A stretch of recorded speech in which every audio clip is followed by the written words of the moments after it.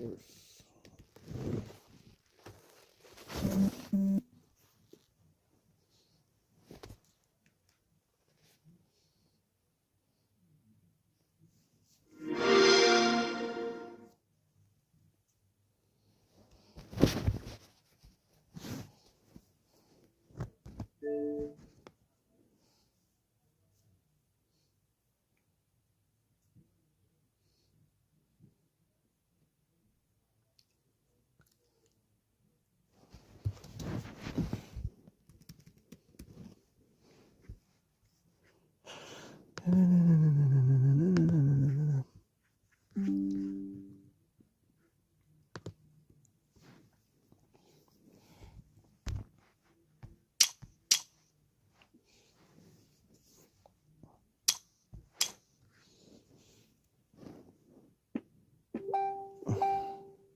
Mm.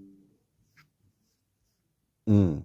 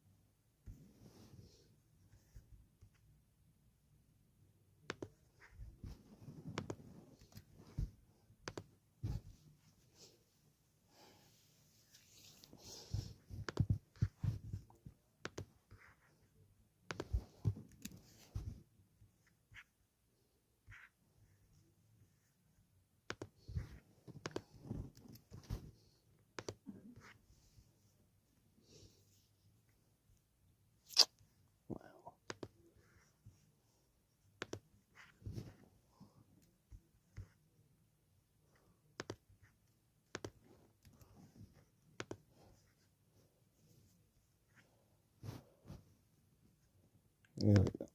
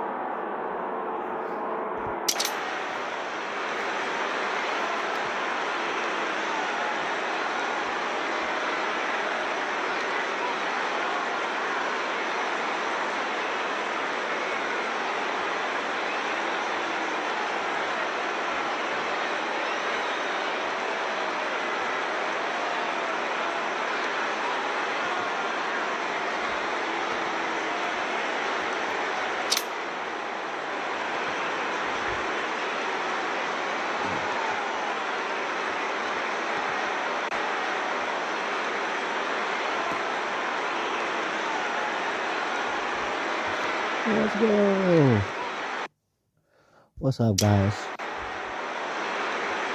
How y'all doing tonight or this morning?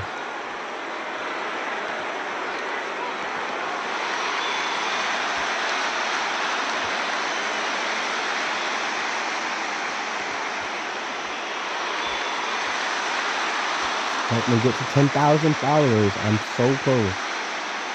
So close.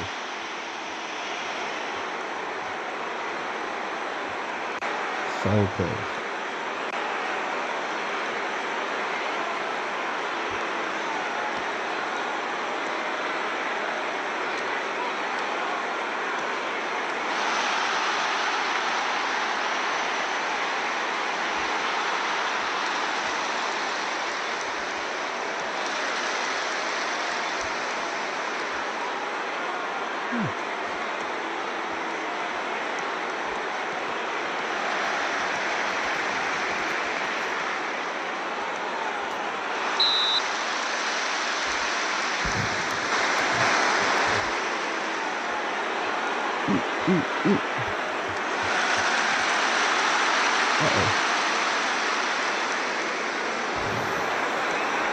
Come on now.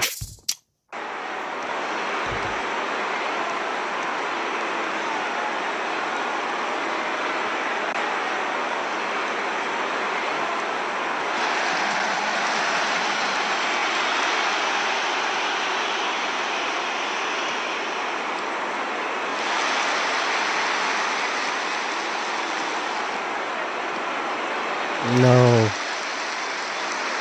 Bangora. That's a cool name.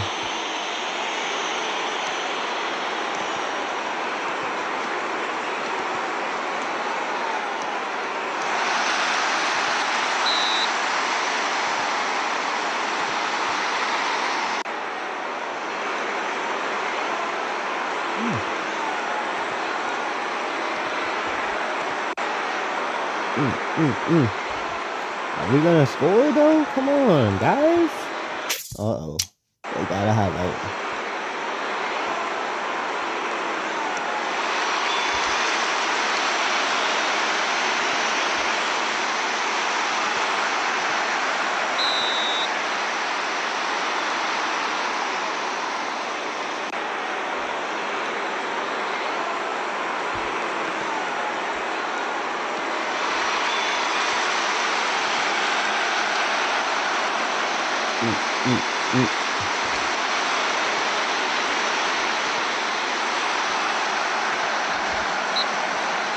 Bro.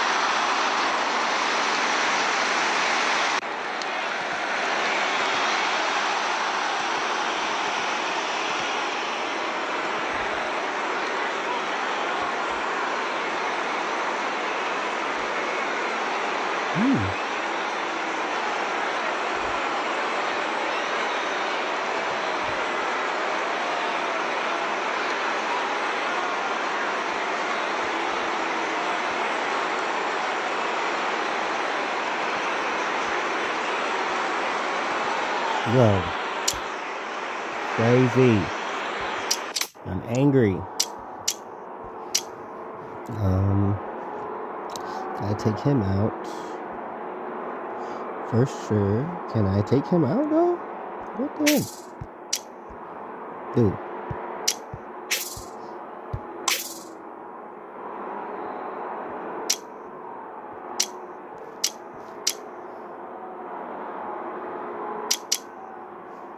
That was crazy.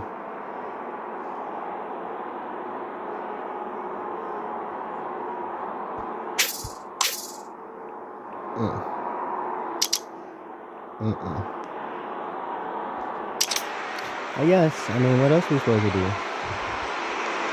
What else are we supposed to do?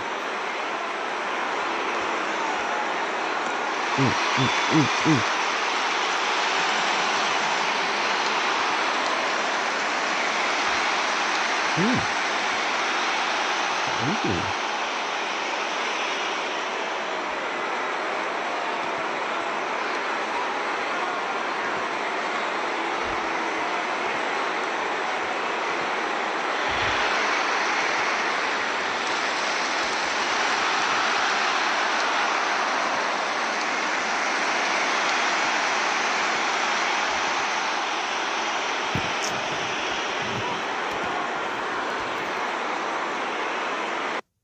Uh-oh. Yes, that's me.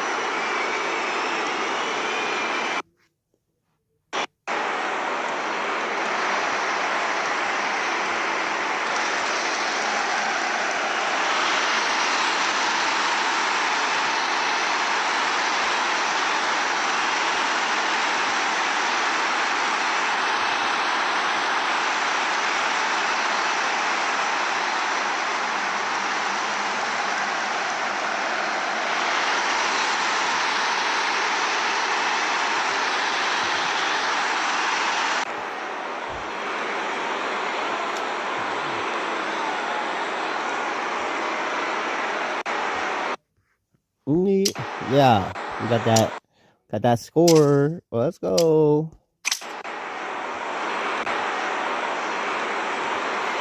Whew.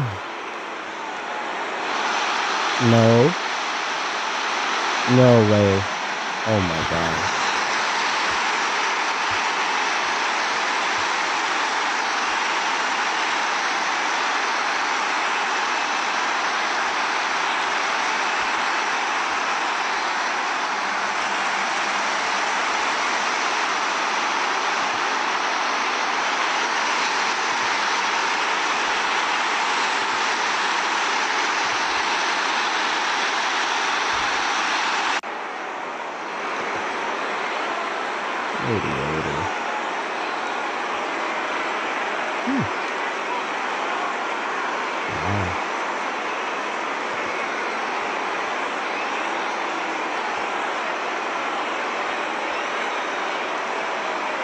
Oh snap.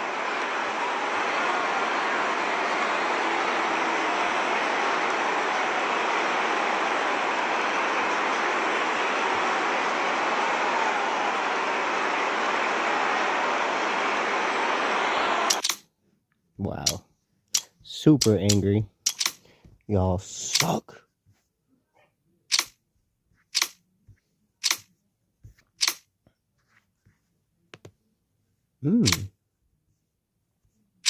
Wow. Wowzers. Wowzers.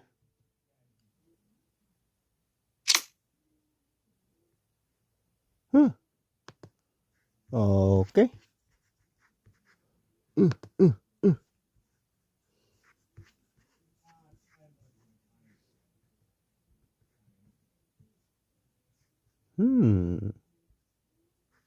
Yes. Yes.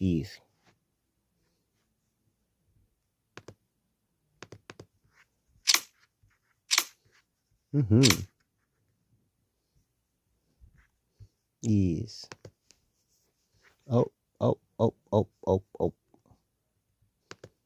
No. There we go.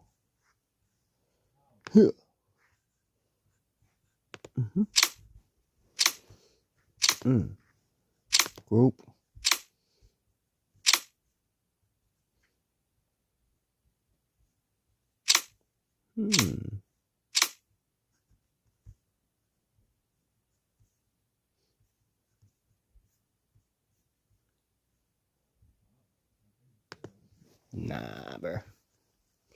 Nah, bro. Damn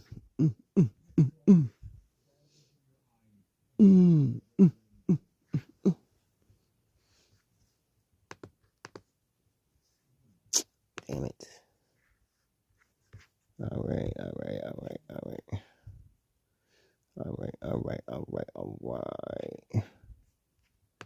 Inbox is popping. My inbox is cool. Yes. Thank you. Can we get this dub, though? Can we get this dub?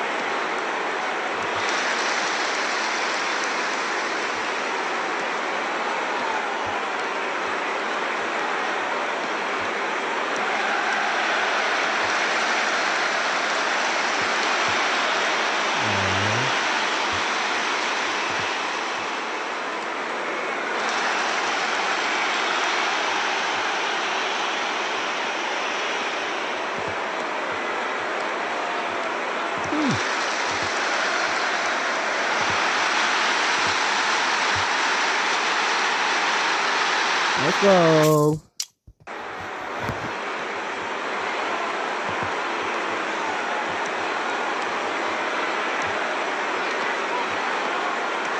Hi everyone, this is Daniel Masolia from First Defense Legal Aid.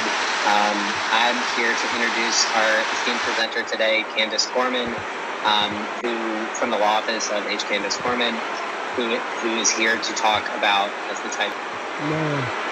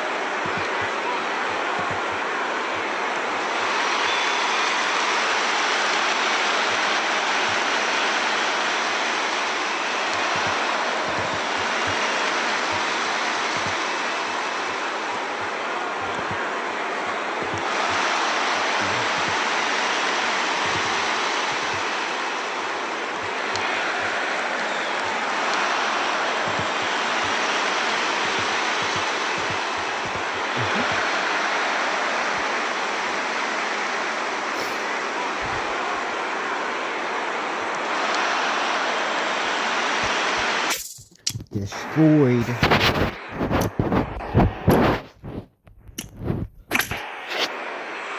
We're second in the league. I am proud of you guys. I'm proud. I am proud. Look at this pass map. Yes. You guys are passing great. Great.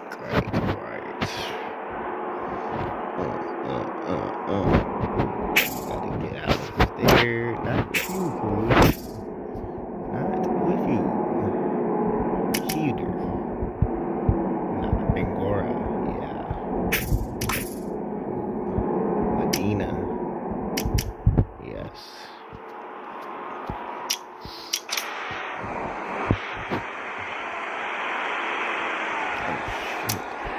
How'd y'all get cards already? What the fuck? Got to.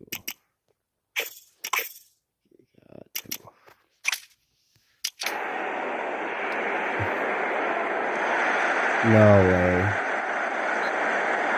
What a crazy heading. That was a wild header right there. Yeah?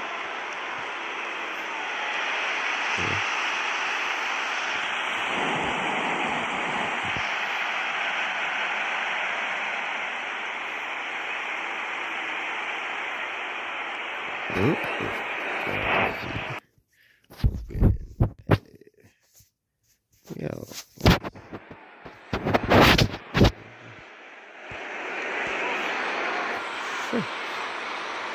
Sure.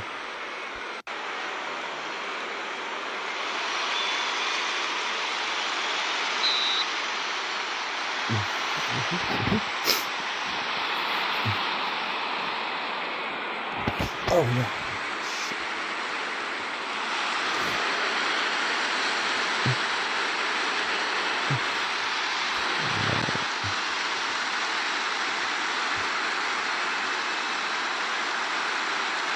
Hi everyone, this is Daniel Masolia from First Defense Legal Aid.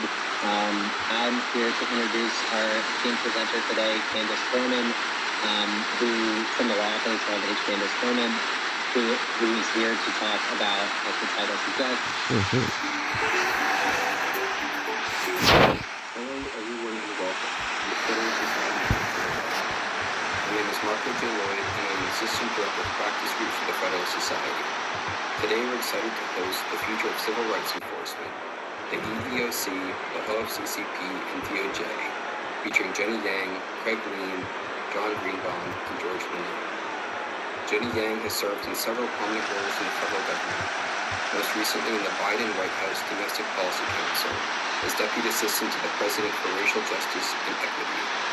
She's also served as Director for the FCCP, Chair, Vice Chair, and Commissioner at the EEOC, and a Senior Trial Attorney with the DOJ Civil Rights Division. She's currently teaching employment law at New York University School of Law. Craig Lean served as Director for OFCCP during the first Trump administration. He's currently a partner in the Washington, D.C. office of K&L Gates, and Professor of Government Law and Professorial Lecturer in Law at the George Washington University Law School. He's also Vice Chair of the District of Columbia Advisory Committee to the Commission on Civil Rights and Chair of the Civil and Human Rights Committee of the Bar Association of the District of Columbia. John Greenbaum is the founder of Justice Legal Strategies. Considered one of the top civil and voting rights lawyers in the country, he has worked for over 25 years in key positions at the Lawyers Committee for Civil Rights under Law and the Civil Rights Division of the Department of Justice, where he litigated numerous important and complex civil rights cases. George Lanier is Professor Emeritus of Political Science and Professor Emeritus of Public Policy at the University of Maryland, Baltimore County. He has also taught at the American University, Columbia University, the University of Chicago, and the University of Miami. He's the author of 5 books and dozens of articles. For 30 years, he was director of the Project on Civil Rights and Public Contracts at UMBC. Our moderator for this program is Bob Gaglione. Bob is an arbiter for the American Arbitration Association. He also teaches law and politics courses at several universities in Southern California. From 2019 to 2021, he was Deputy Director of OFCCP. He has over 30 years of legal experience, previously working for Gaglione Law Group and McInnes Fitzgerald, Reeves & Sharkey. If you'd like to learn more about today's speakers, their full bios can be viewed on our website, fedsoc.org. If you have a question at any point in today's program, please enter it into the Q&A function at the bottom of your Zoom window. We will do our best to get to as many as we can. Finally, I'll note that, as always, the Federalist Society takes no position on particular legal or public policy issues, and all expressions of opinion are those of the speakers. With that, Mr. Gaglione, thank you for joining us today. The floor is yours. Thank you, Marco, and I want to extend a warm welcome to everyone joining the program today, live on December 18th, 2024, and to all of you who watch this or listen to it in the future. A very special thank you to our colleagues and friends around the country who are with us for this important discussion on the future of civil rights enforcement at the EEOC, OFCCP, and DOJ. We have a lot to talk about with our outstanding panel today, so let's get right to it. I'm going to ask each of our panelists to tell us a little bit more about their experience and background in the field of civil rights and equal employment opportunity, or EEO, enforcement, and also some of our panelists will be asked to discuss a little bit about one of the agencies that they worked at in the past. We'll start first with Jenny Yang, who's worked at all 3 of the agencies. Please tell us a little bit about your experience with civil rights enforcement, and also a little bit about the EEOC and how it enforces civil rights. Well, thanks so much, Bob, for having me join you, and to Craig for inviting me today. I do care deeply about these 3 agencies, having had the chance to serve first at DOJ, then EEOC, and most recently at the Department of Labor as the director of OFCCP. And I wanted to start, I will tell you some more about EEOC and its structure, but I wanted to share briefly why I've made advancing equal opportunity my life's work. I grew up in suburban New Jersey in the 70s as one of very few people of color in our community, and that has shaped my experience. My parents immigrated from China. My father was a professor who came to America for graduate school. My mother came to the country in 2nd grade when my grandfather came to teach aeronautical engineering nearby here at the University of Maryland. And my mother was a dietitian originally, but as a young child, when I was a young child, she shared with me experience of discrimination that she faced at work.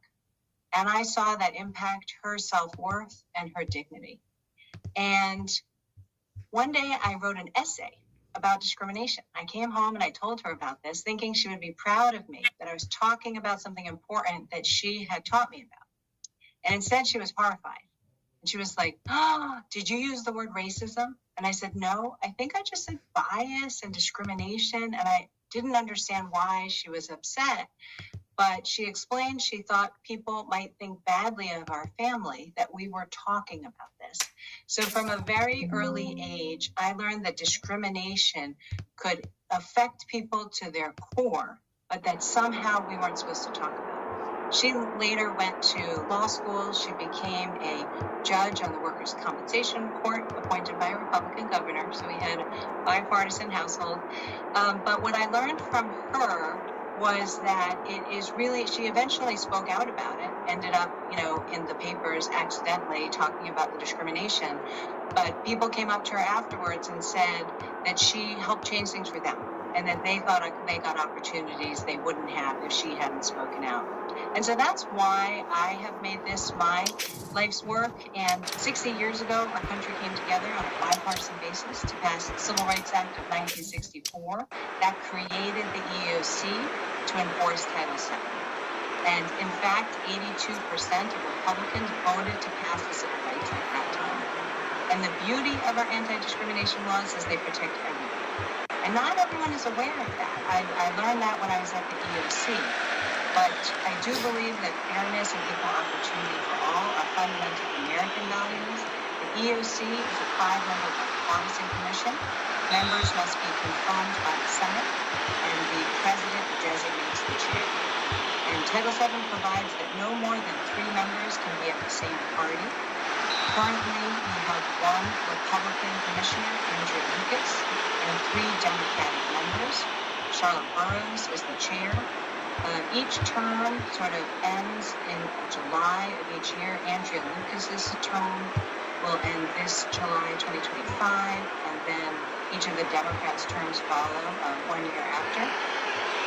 Keith Sonderling finished up his service. He was the other Republican. His term ended this past July. One thing that has changed under the Trump administration, under the chair Janet Dillon, was that now any litigation requires a commission vote by the Senate-confirmed commissioners, so you would need at least 3 votes for any litigation.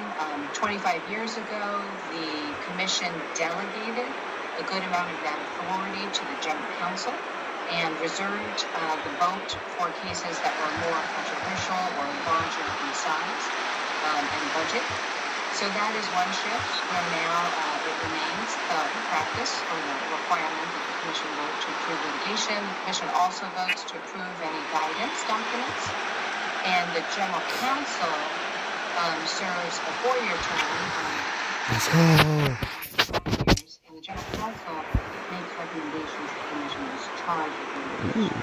Typically with the new administration, the general counsel will change. The president has not in the past asked members to leave the other party, and is the way the tradition and practice has always been in the EEOC. And we can talk about another couple of some of the transition issues, but those are the big instructions. The agency itself has tended to be more independent of the administration changes, because that is no instructions on a bipartisan basis.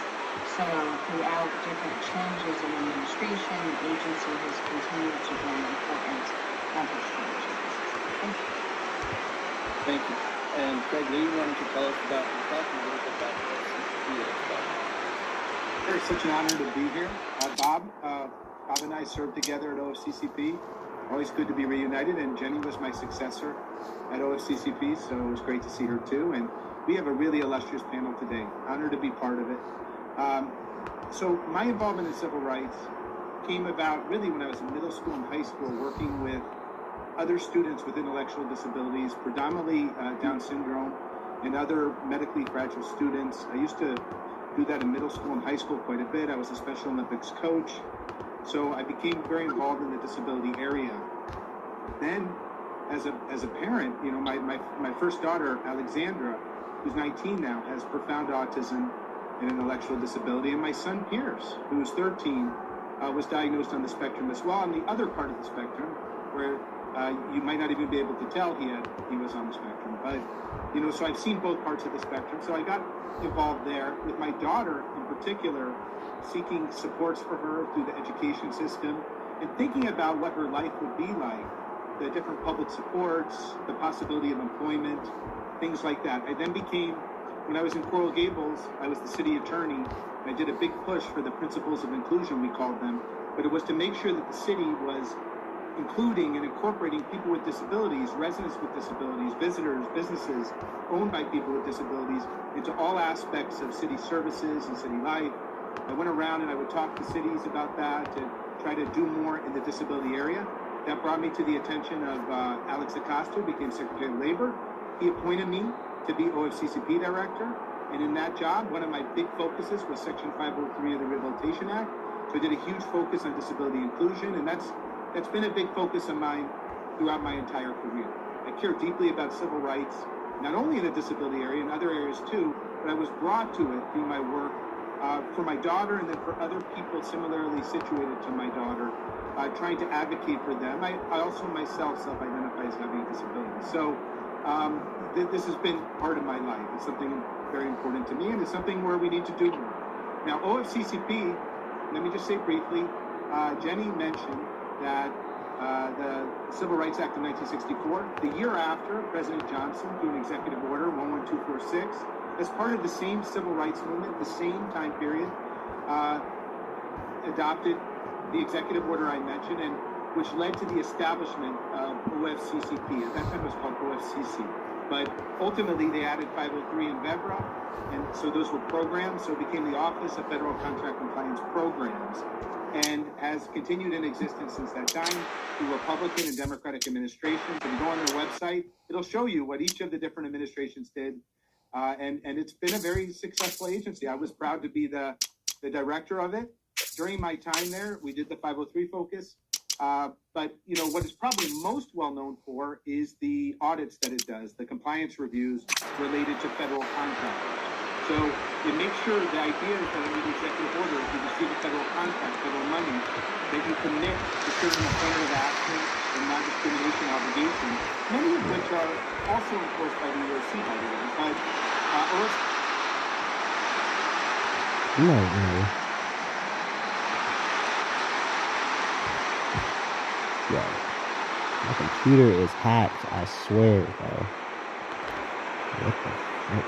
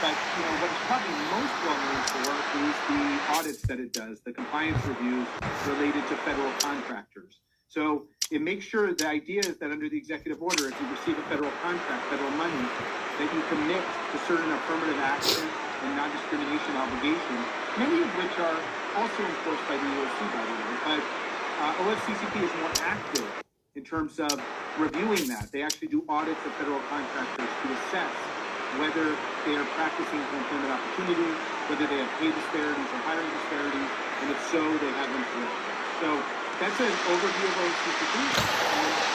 That was beautiful. Thank you. John Greenbaum, can you tell us a little bit about your background and your Department of Justice Civil Rights Division? Thanks, Bob, for having me. Thanks, Craig, for being the one who invited me. And like you, I am a parent of a child on the autism spectrum, and that's a big part of my life. Is now I'm trying to navigate the education system. Is a junior in high school. Yeah, we should talk sometime. My interest in civil rights actually comes beginning with my parents' experience. So my mom, Japanese American, grew up in Hawaii. My dad, Jewish, white, grew up in Florida, and they met in California in 1966. At a time in which interracial marriage bans, you had some states that had bans on interracial marriage until the Supreme Court's decision in 11 next year. And I have to say, a lot of members on both sides of the family were not wild about my parents getting married. But me being racial, having also mixed background mixed religious background, I've always been a believer in people being able to fully exercise their rights and their opportunities in society. And so from the time I was very young, I wanted to be a civil rights lawyer. I had the fortunate opportunity when I was in my third year of practice to get a job with the Civil Rights Division at DOJ in 1997. And I did that for 7 years. And then I was at the Lawyers Committee for Civil Rights Under Law for 20 years, mostly as its chief counsel. And then in April, I began Justice Legal Strategies, which is a legal consulting firm that its goal is to advance the progressive community. So I'm going to talk about DOJ, where, as I mentioned before, I worked for 7 years. Much of that time overlapped with Jenny. DOJ is the nation's law firm, and it has primary responsibility in most areas for litigating cases on behalf of the United States. And there are instances in which other agencies have that responsibility, including involving employment issues, where there are areas in which DOJ and the EOC share responsibility for litigation, and feel there's certain things happening at the EOC and not at the DOJ, and then DOJ has exclusive jurisdiction over some other things, particularly if it's a case involving alleged discrimination, employment discrimination by a governmental, state or local governmental entity. And then DOJ also works with OFCCP, and including occasionally the OFCC referring the case to DOJ. DOJ, like with the upcoming presidency, there's going to be some changes at the top of DOJ, but the primary, almost all the employees at DOJ are career employees who serve in one of the divisions at Main Justice in DC, or they also can serve in one of the 94 U.S. Attorney's offices across the country. DOJ, on the affirmative side, when the government is the plaintiff, will, primarily through the Civil Rights Division, will litigate civil rights cases. DOJ will also serve to defend the government in this area. So, for example, if there's a challenge to minority contracting program, DOJ would be representing the government on the defensive side. Thank you very much. Professor George Lanu, you want to tell us a little bit about yourself and your experience in the civil rights space? Well, thank you. I'm really privileged to be a part of this panel with so many different types of experiences and listening to you. There was, at the beginning, a comment about family history, and I'll be very brief. My father graduated from college during the Depression and became eventually the president of the union at Weaver Brothers, and then we switched to administration side and integrated the Weaver Brothers family in Los Angeles. So we took some chances for the right causes, and I always admired him for that. My own career, I'm Professor Emeritus now. I taught constitutional law for 45 years at various places. I was assistant to the executive director of the EEOC, particularly when EOC became responsible for the application of Title VII to higher education. There were some issues there that they needed some help in thinking through. I was the Department of Labor's first expert witness on equal pay cases in universities. And I have been an expert witness in over 30 cases involving discrimination in public procurement. I have done audits on public employment and procurement systems, but perhaps the thing that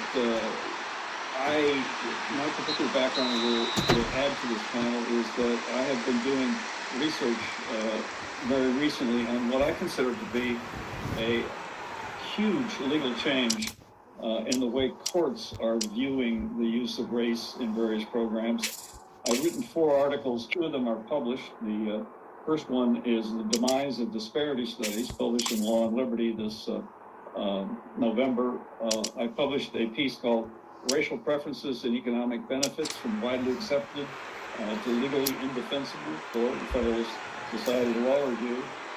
I have a new Federal Society Law Review piece coming out called The Widening Impact of SFFA, and then another piece which will be coming out titled, Did the Biden-Harris Administration Inadvertently Kill Racial Preferences?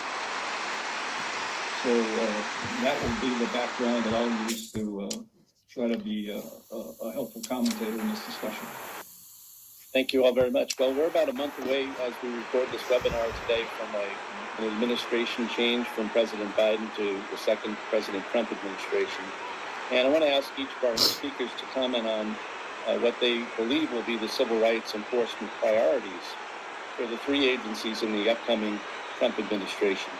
And also with an eye towards the impact of the Students for Fair Admissions case on what those priorities might be going forward. And so let's go back to Professor George Lanu. We'll start with you on this question. Well, thank you. It's not easy to predict. We will have some new leadership, and some of them are not identified yet, and none of them are confirmed.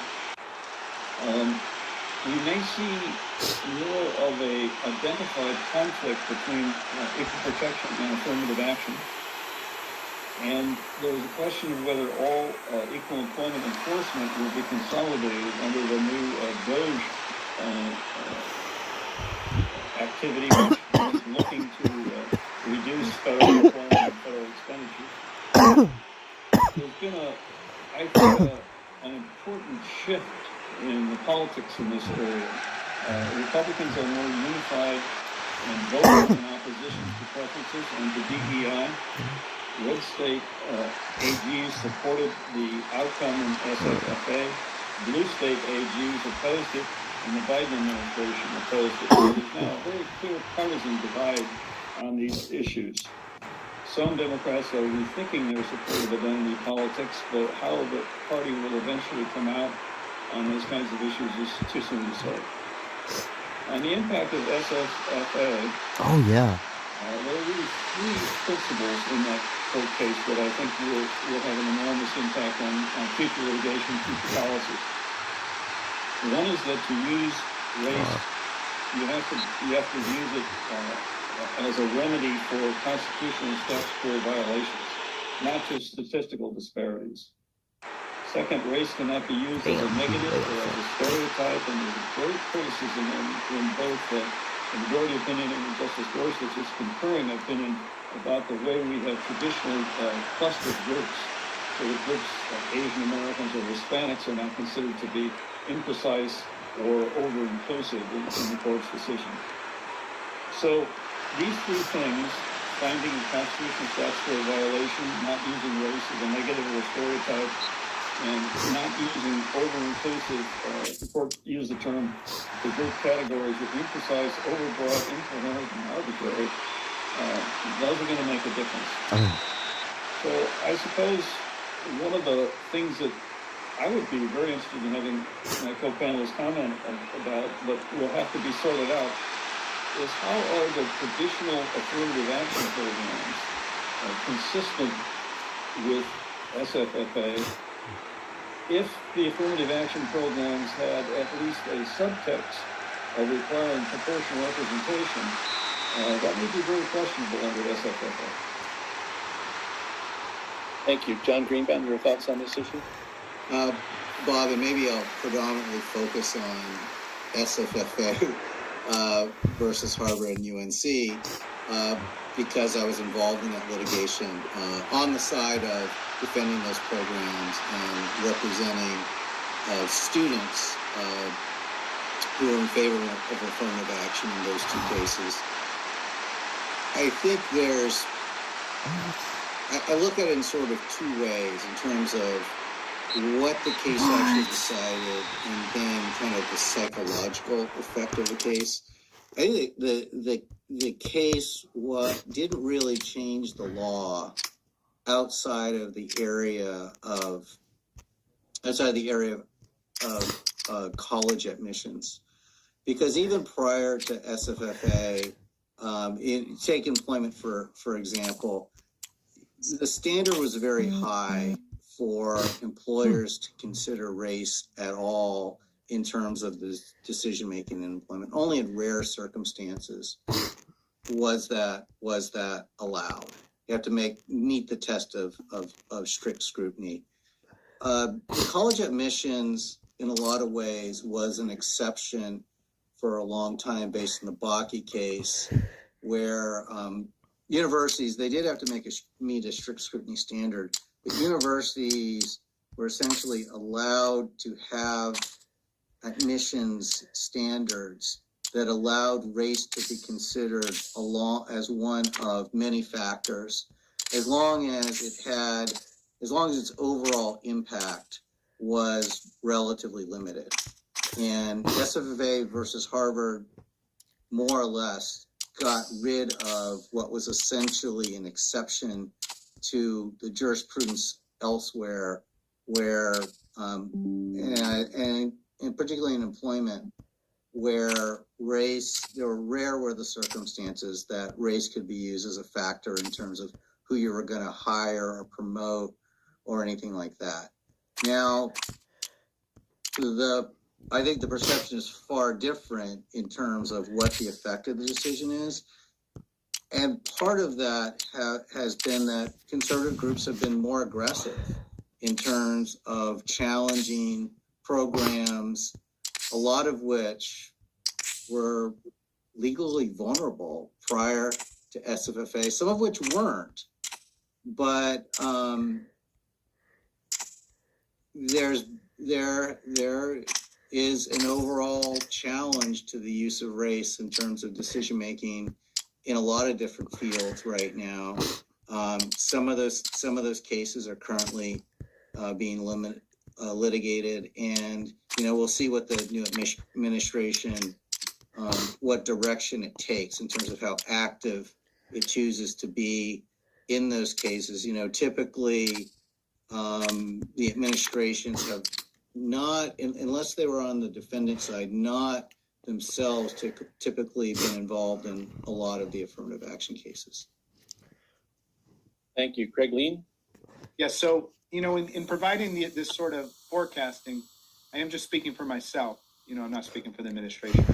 So, but I do have some thoughts. I think, one, you're going to see a much bigger focus, to some extent, again, on religion, fighting religious discrimination, anti-Semitism, combating that, Islamophobia. So I think you're going to see a focus on religion. Also, religious liberty for organizations. I think that's probably going to come back as well. And religious accommodation for employees. So religion. A second area where I think you'll see a focus in civil rights is veterans. So veterans employment, veterans non-discrimination, veterans healthcare. I think that's going to be a big focus again. Third area is disability. I think you're going to see a big focus on 503 again, big focus on people with disabilities, on employing people with disabilities, non-discrimination as to disability, trying to get more resources put toward disability. EOC's been pretty good at that. The number one complaint that's been made every year for a number of years, other than retaliation, is disability discrimination. The EOC always reports that. But on the OFCCP side, it's been more of a challenge, getting OFCCP to devote more resources to disability. Each of us here that have been involved with OFCCP have done our own efforts to try to change that. That needs to continue to change. There does need to be more of a focus on disability. So I think you'll see those three areas. I also think with OFCCP in particular, you may see a movement away from affirmative action, at least to the extent that it involves what was talked about earlier that might be inconsistent with SFFA, anything that could be viewed as a preference or a quota. Now, OFCCP has said that preferences and quotas are illegal for many years, and Title VII says they're illegal too, and the EOC says they're illegal. But there has been a concern that sometimes when you set these goals, that companies may put their thumb down on the scale a little bit, like a plus factor or something, to try to achieve those. So, the only time really you should have a goal is when you have a statistically significant underrepresentation that's indicative of discrimination. That essentially there's a barrier to employment for those individuals, and then the only thing you can do is outreach and recruitment and eliminate that barrier. So I think that'll be a focus. The last area I've mentioned is DEIA, DEI, or whatever it's called, because different companies use different names for it. I do think that will be a focus to some extent, particularly where it relates, where there's anything that could be viewed as an exclusion. What do I mean by that?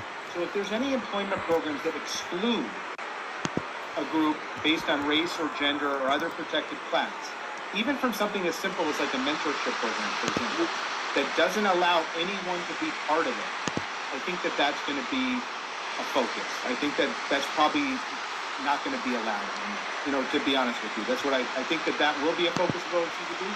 I do think equal employment opportunity programs and trainings will continue to be required, and companies should do this. But so if you ask me, I would say that those are the areas where I think you'll see OFCCP and the other agencies focus. Thank you, Craig. Jenny Lane? Well, thanks so much. I do agree, Craig, with areas that you have identified for focus. I think my primary worry is the politicization of the work of equal opportunity. I think that the work that these agencies are charged with enforcing is very consistent with American values of fairness and freedom from bias and equal opportunity for all that I think most people on this call agree with and most of America agrees with. So I really hope the federal government will continue to play an important role in standing up to support individuals who have faced discrimination. One area where we may see a difference is in the use of the disparate impact theory.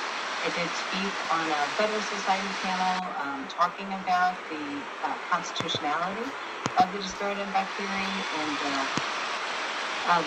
first Trump administration, we did see regulations proposed that were attempting to walk back from disparate impact. But at the same time, the Justice Department under Trump did bring a disparate impact case challenging a tech company and alleged discriminatory algorithms. So I think there is somewhat of a debate going on about the utility of an important theory that Congress approved for Title VII that recognizes that where you may be systematically excluding an individual or a group based on race or other protected bases for reasons that aren't job-related, and there are other better ways to do this that don't discriminate, that companies really shouldn't be doing that. So I think there is probably some internal debate about when the use of that theory is effective. I think that has been an important part of the Title VII jurisprudence for a very long time, and I think it remains an important tool to root out a wide variety of practices that can operate to exclude people for reasons that aren't job-related. I think, on the SFFA question, that decision has caused a lot of confusion in the employment space because it has already been the law that employers are not to consider race, gender, or other protected bases as a factor in making an employment decision. There's a limited ability to use race-based affirmative action under an older line of the Weber-Johnson cases as a remedy for past discrimination or for a manifest imbalance. But the large majority of what employers do to promote equal opportunity that may fall under the umbrella of diversity, equity, inclusion is fully lawful and does not consider race in decision-making. So I really, really hope, but I am concerned about the way in which this issue has been politicized, because the work of removing barriers so everyone has an equal opportunity remains core to the work of all these agencies, and I think it's important that organizations have the freedom to use their judgment on what has worked best to fully utilize the talent across America. Thank you. Thank you all. Just a reminder, I see there are questions coming in. We'll get to as many as we can at the end of the program, but if you have a specific speaker you want to address your question to, just mention them in your question in the Q&A box for those of you participating in the live webinar today. The next topic we want to talk about is the coordination of activities between the three agencies. And the EEOC, OFCCP, and Department of Justice have been coordinating more frequently their civil rights enforcement activities during the Biden administration and the prior Trump administration, as illustrated by the Memorandum of Understanding, which was entered into between the three agencies, as well as the Hire initiative between EEOC and OFCCP.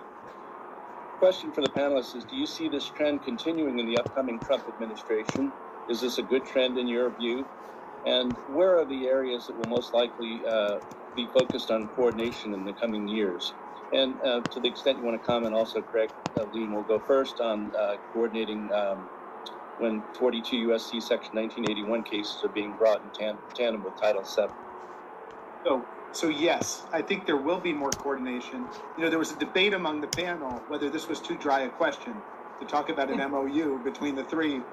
I was a little biased because I negotiated that MOU when I was there, and so I wanted to include it, but I think there's a good reason to include it. So I just wanted, it's going to get more interesting, and that is, I think because of the Jarchese case, there's going to have to be more coordination between the three. I think OFCCP, for example, there's a real question whether they can bring administrative law judge cases anymore related to the executive order, or even the the two statutes. That anything that sounds a lot like Title VII or that involves a large monetary award, which a lot of OFCCP's cases do, may need to be in front of a jury, may need to go to federal court because of Jarchese. And even if those cases don't happen, because OFCCP has historically taken the position that those cases sound in equity, essentially, and that they're make-whole relief. But even if that's true,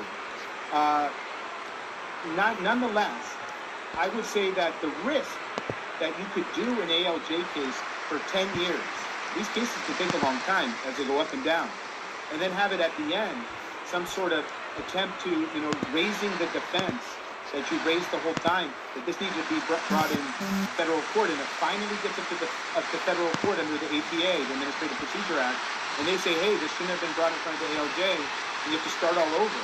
I think that risk is a big one for the agency. So there's going to be a strong argument that OFCCP should start bringing these cases in federal court.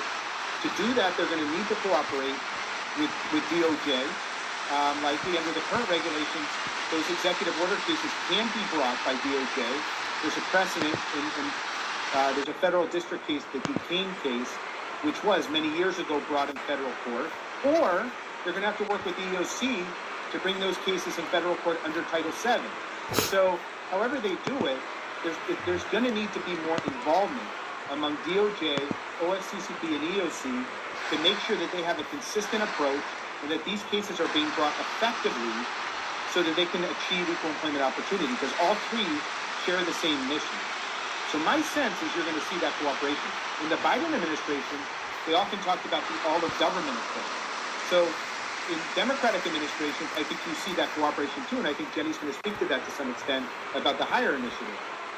From the Republican administration, so the Trump administration, I think there was this focus that, hey, we want DOJ and the federal courts who have the most experience with a lot of these issues, or the EOC, which has the most experience with Title VII, to weigh in on what OFCCP is doing. So we want all three of them to cooperate. And there's a lot to be said for that. So I think you are going to see more cooperation. I should also just, so you all know, most of the complaints OFCCP receives, they refer to the EOC. So they already have that cooperation. They keep some cases, particularly sometimes in the veterans or disability area, but they refer a lot of cases. So that cooperation already exists, but I think you're going to see more of it. I predict that. Thank you, Jenny. Well, thanks, Craig. So I was the one, this is too weedy for folks, but I'll try to make it interesting, sharing some of my insights on the cooperation and coordination. So I tend to be a very collaborative person. So for me, as a coordination is always a good thing. And I did see, serving in government, why silos happen. They happen for a reason, because you can move faster if people aren't blocking you with things that in your view are ancillary or oppositional. So it happens a lot in government, because the more people know, the more they can mount, and if they have a different view, they can sort of mount some opposition that could undermine you from getting it out. But fortunately for me, when I was chair of EOC, this was second term in the Obama administration, and the Obama administration really had set the tone of agency coordination. So some on my team at EOC said, we have been coordinating more with OFCCP over the last 4 years than we ever did in his 30 years with the agency, or maybe it was even more than 30 years. And so what had happened before was ad hoc coordination. So in one of our field offices, there happened to be one spouse at EOC, the other at OFCCP. And so that office worked very well together, but then they got a divorce, right? And so then it didn't. And we realized you can't rely on these ad hoc. Some offices, OFCCP and EOC were in the same building. People go to the gym together. They'd hear about, actually, we have an overlapping case, the same exact defendant on the same issues, right? And we didn't actually realize that until later down the road, right? So we have worked a lot more closely to deconflict, to make sure that we know when we have a similar issue and where it makes sense. We may do joint investigations. I still say we, but the agencies may do a joint investigation. One might take the lead where one has language access capability. They might help the other. So I think that has been really important, because there is a very shared mission between the agencies, but they have different authorities and powers. EOC has, when I was there, 90,000 charges a year. OFCCP has the audit power and gets large data sets to understand trends. So I do think coordination helps everyone, including the employers. And EOC tends to issue guidance on how to interpret Title VII. They've been charged by Congress to do that. When I was director of OFCCP, we tended to follow the EOC's guidance and interpretation of law. We thought that was better for all concerned, including the regulated community, so that under the law, the employers had one standard to look towards. When I was at EOC, we were doing much more coordination with DOJ, because one of the things that I saw when I was at DOJ, I was a trial attorney for 5 years, early into my career, there was a long delay, because DOJ only has authority over state and local government, but EOC has the authority to investigate the charge. Where the EOC finds reasonable cause, it refers it to EOC. And what we were doing at that time is we would reinvestigate the whole case. We would interview the same people and maybe some others. We'd go out there. And so by the time we were ready to make a decision on whether to litigate, the evidence was stale. Sometimes courts would get upset. People would pass away. So it wasn't helping anybody.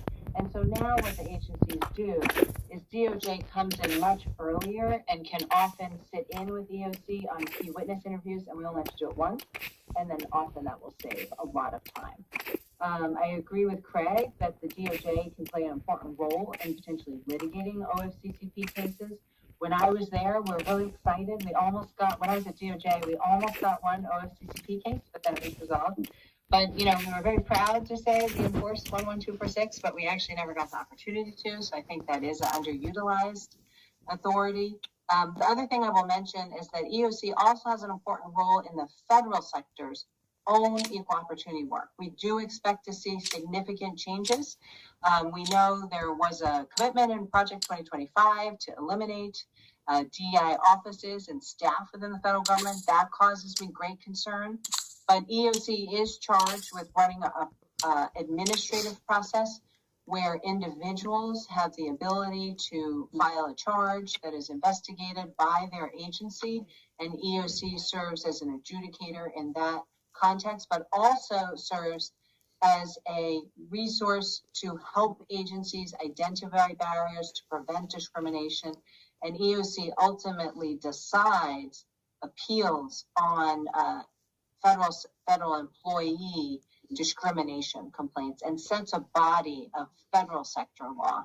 So that's also important. There are some occasions where DOJ and EOC differ in the sort of Bostock litigation and litigation related to Title VII's coverage of discrimination based on sexual orientation and gender identity. There have been occasions where EOC had a different position than the Department of Justice. And I like to say we have generally pulled the rest of the government along, both with disability as well as other areas, in establishing that across the circuits and the Supreme Court. So I do think sometimes you see some differences of opinion because DOJ is also defending the federal government when it is sued. And so there can be different concerns from DOJ's perspective than EOC. Thank you. Thank you very much. Professor George Lanoux, your thoughts on this topic? Well, I really appreciate my colleagues, my panelists, who know so much about how the interagency cooperation works, and I think that's fine. I want to add a rather different perspective. In the last 4 years, the real action, the center for the development of civil rights law, has not been within the federal government. The equity agenda that the Biden administration promoted has lost 9 different cases in federal courts, and DOJ did not choose to appeal. Even in a case that seemed to me as extraordinary in terms of just public relations, where the USDA denied white farmers eligibility for disaster relief, and it was just struck down in 2024 in the Strickland case. So what has happened is not that the federal agencies are developing new civil rights law. The energy has come from a series of conservative litigating foundations that have had great success in courts. They represent clients pro bono. They have national memberships and litigate almost anywhere in the country. And after SFFA, they are challenging preferences. They have active cases now regarding scholarships, employment, public contracting, economic benefits, land distribution, housing, and professional licensing boards. So one of the questions that I wonder about is, will the Trump administration choose to let these conservative litigating agencies carry out what is now a sympathetic agenda for Republicans? Or will the administration seek to support some of these challenges that the conservative foundations are bringing? In other words, are they going to watch this development or will they support it? But it is clear that in this new raft of cases, really energized by SFFA and touching so many areas in our society and our economy, that there are really going to be big changes. Thank you very much. John Greenbaum, your turn. Yeah, I'm probably like the professor where I'm not as equipped to talk about the interagency coordination as Jenny and Craig are.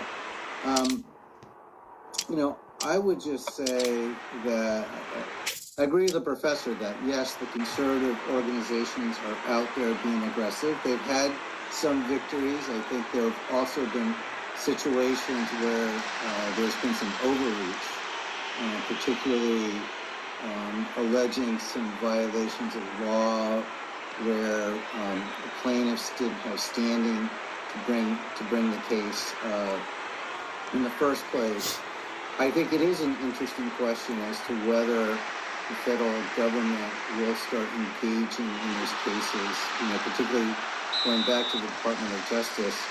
DOJ has typically exercised its jurisdiction in a pretty conservative way in terms of if there was a statute saying that the Attorney General had authorization to bring suit, DOJ would bring suit, but largely staying out of litigating cases where that's not the case. And I'll give you a quick example from when I worked in the voting section of DOJ, is that we could bring intentional voting discrimination cases under Section 2 of the Voting Rights Act, but we could not bring them under the 14th Amendment.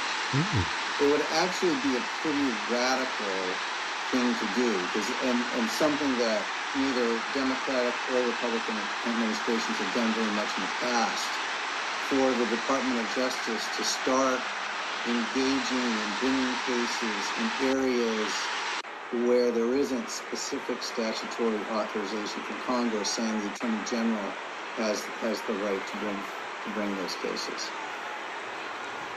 Thank you very much.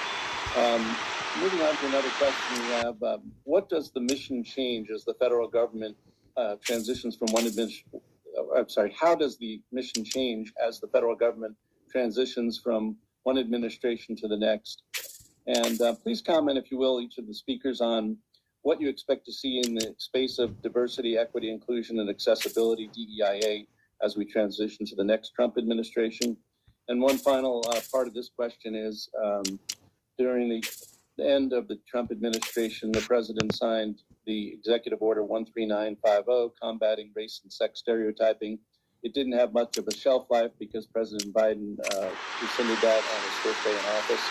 Do you expect to see some form of EO 13950 back on the table again when the new administration resumes in January? I'll start with John Greenbaum. Thanks, Bob. Elections have consequences, and DEIA is one of those areas in which the presidential election and who's in the White House probably does have some consequences in terms of diversity, equity, inclusion, and accessibility, which generally I think of in those areas if we're no longer talking about particular programs that are geared toward, for example, hiring. I differentiate affirmative action where you're considering race in decision making from what I consider to be DEIA, which is more we're trying to make opportunity more available to people. And a good example of that is what Craig was talking about when he was talking about his personal experiences in terms of making City Coral Gables more accessible to people with disabilities and special needs. I think those are two distinct things. And as you mentioned, Bob, near the end of the Trump administration, they issued this executive order, often called the Divisive Concepts Executive Order, saying that federal agencies and grantees from the federal government could not teach divisive concepts in training or in any other way.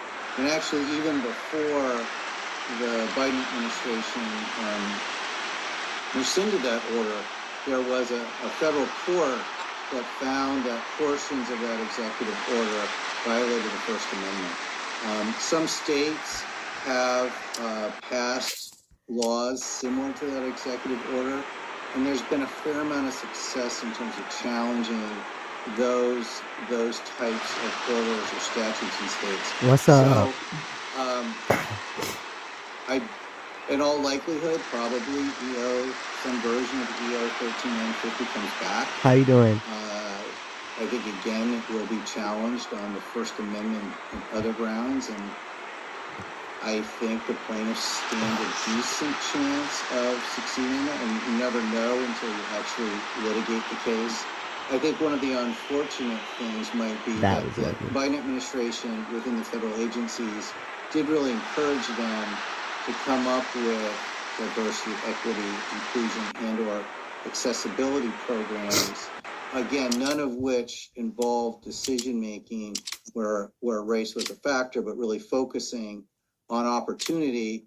I think it would be a shame, but it would not be surprising if the Trump administration dismantled those efforts either in part or entirely. Thank you, Professor George Lanoux. I think the question is one of how diversity, equity, and inclusion are actually defined in practice. I know more about it in higher education than anywhere else. And in higher education, diversity oftentimes means counting heads, faculty, staff, students by race or ethnicity.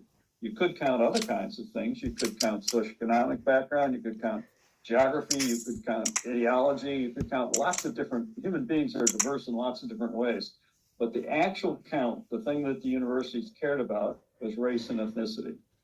And so when candidates for jobs were asked whether they would affirm DEI, what they were actually being asked to would you affirm considering race to have proportional representation in a particular area of the university? Now, DEI doesn't have to be defined that way, but in practice it was. And I think what is going to happen is that many places will see DEI as a signal that will get them into political trouble. They'll keep doing what they're doing, but they won't use that language anymore.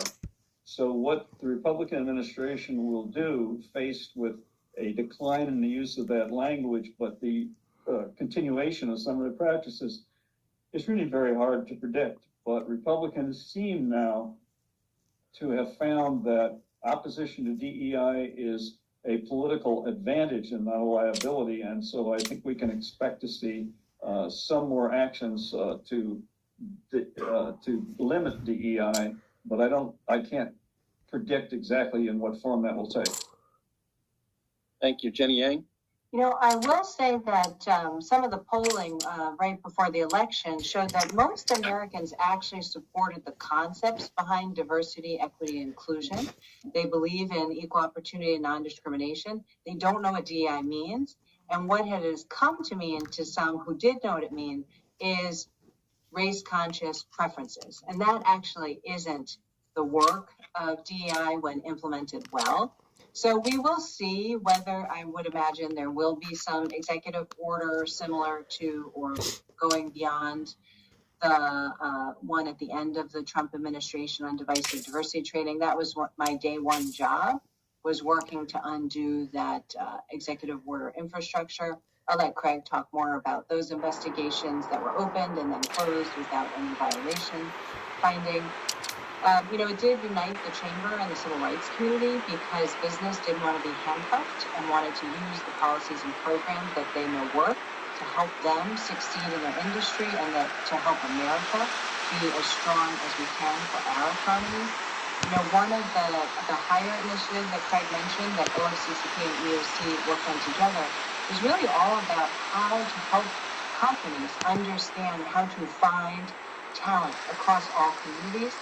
And I had read a study by the American Enterprise Institute and Harvard Business School that didn't talk about equal opportunity at all, but it reached many of the same conclusions, that companies were missing talent because they were excluding them for reasons that weren't job-related, like if you had a break in service, and some of the algorithms were doing that. So I think a lot of the practices at their core that are helpful to all companies in advancing equal opportunity, they're more fair to everyone. Like a good pay practice, job-related criteria for hiring helps everyone, and I do hope that work will remain. The issues around minority contracting programs are also interesting because they've typically been a Republican strong point. Many minority business owners are Republicans and have looked to Republicans to support minority contracting programs. So it'll be interesting to see how that shakes out. And I will say there have been a lot of attention to EOC commissioner charges and requests for commissioner charges by American First Legal and others. And, what I will say is that, in fiscal year 23, there were 35 commissioner charges filed. That's still relatively small compared to 80-some thousand charges. And those individual charges or systemic charges that are filed, the EOC is required to investigate those by statute. It is required to. Commissioner charges are optional whether to open one, and so that's why there historically have not been that many investigations opened on behalf of commissioner charges. So I know we're almost out of time, so I will turn it to Craig. Thanks very much. Thank you. Greg, you have the last word. Well, thank you. What I would say is merit-based hiring. I think that's going to be the focus of the Trump administration. That's probably the best defense for Executive Order 11246, ultimately, in terms of economy and efficiency, in that anything that's not merit-based, but is instead affinity bias or a form of discrimination or prejudice, that's impacting the federal contractor. That's making them less efficient. That's a problem. That hurts their employees too. I do think you're going to see more pro-worker agenda than maybe people think. That's what I'm sensing. A big part of President Trump's coalition were workers. So I do think you're going to see a bigger focus on workers. But my sense is the focus is going to be on discrimination itself, less so on affirmative action or DEI. I think with DEI, I could see the administration perhaps using the contractor portal, for example, to ask companies to certify whether they have programs that exclude based on race or gender. My recommendation to companies is don't exclude. Have equal opportunity programs. Have a pay equity program. Make sure you're eliminating discrimination. Do barrier analysis. Do adverse impact analysis. But in doing that, if you find discrimination against men or against white employees, just as if you find discrimination against women or black employees or Hispanic employees or Asian employees or Native American employees, take action. Correct it. 25% of OFCCP's recoveries over the past two administrations, Democratic one and a Republican one, have been in favor of white men, whites and men, believe it or not. Now, 75% are still in favor of women and minorities, and you're still more likely to see discrimination against women and minorities. But any discrimination is wrong, and I think that's the focus you're going to see in the incoming administration. No discrimination against any group. Discrimination that occurs is not merit-based hiring or merit-based hiring. Any discrimination is wrong. I think you're going to see a very similar message to what we've talked about today, but anything that even sounds like, even a little bit, a preference or a quota or an exclusion, I think they're going to come down strongly on that. So if I were you, I would move away from that. So, but in the end, it's still going to be, I believe, again, I'm speaking for myself here, but I believe it will be an equal opportunity agenda, and it will be pro-worker. Well, thank you all very much. I'm very sorry we didn't have time for more questions. I want to thank you to our outstanding panel for a very interesting discussion today. I'm going to turn it back over to Marco Lloyd, but again, thanks to the Federalist Society for bringing it together today, and I wish you all success in the future. Thanks, Marco. I want to second the thank you for your fantastic discussion and the benefit of your time and expertise today. On behalf of the Federalist Society, I would also like to thank you, our audience, for joining us. We greatly appreciate your participation. For information on more upcoming events, please visit our website or all major social media platforms at FedSoc. On that note, we are adjourned. Thank you.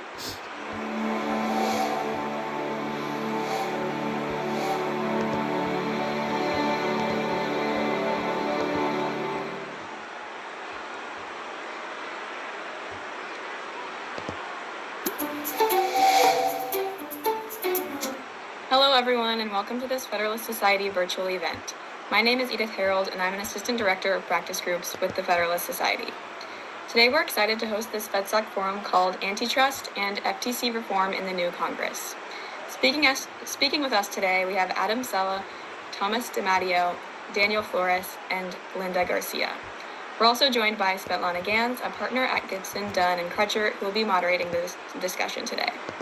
If you'd like to learn more about today's moderator or speakers, their full bios can be viewed on our website, fedsoc.org. At the end of the program, we may turn to the audience for questions. If you have a question, please enter it into the Q&A function at the bottom of your Zoom window, and we will do our best to answer as many as we can. And finally, I'll note that, as always, all of the expressions of opinion today are those of our guest speakers and not the Federalist Society. With that, Svetlana, thanks so much for joining us today, and I'll hand things over to you. Great. Thank you so much, Edie, and thanks to Nate and the entire Federalist Society team for helping with this panel. As Edie said, my name is Svetlana. I'm the co-chair of the Antitrust Committee, and we are pleased today to be joined by superstars on Capitol Hill concerning FTC and antitrust reform measures that we could potentially see in this Congress. I'll be giving a brief bios of our speakers, and then we'll dive right into Q&A. As Edie mentioned, we will have a Q&A at the end of the session, so if you have questions, please put them in the chat feature in your screen. So first, we have Adam Sella. He's the Chief Counsel for the Administrative State, Regulatory Reform, and Antitrust at the House Committee on the Judiciary.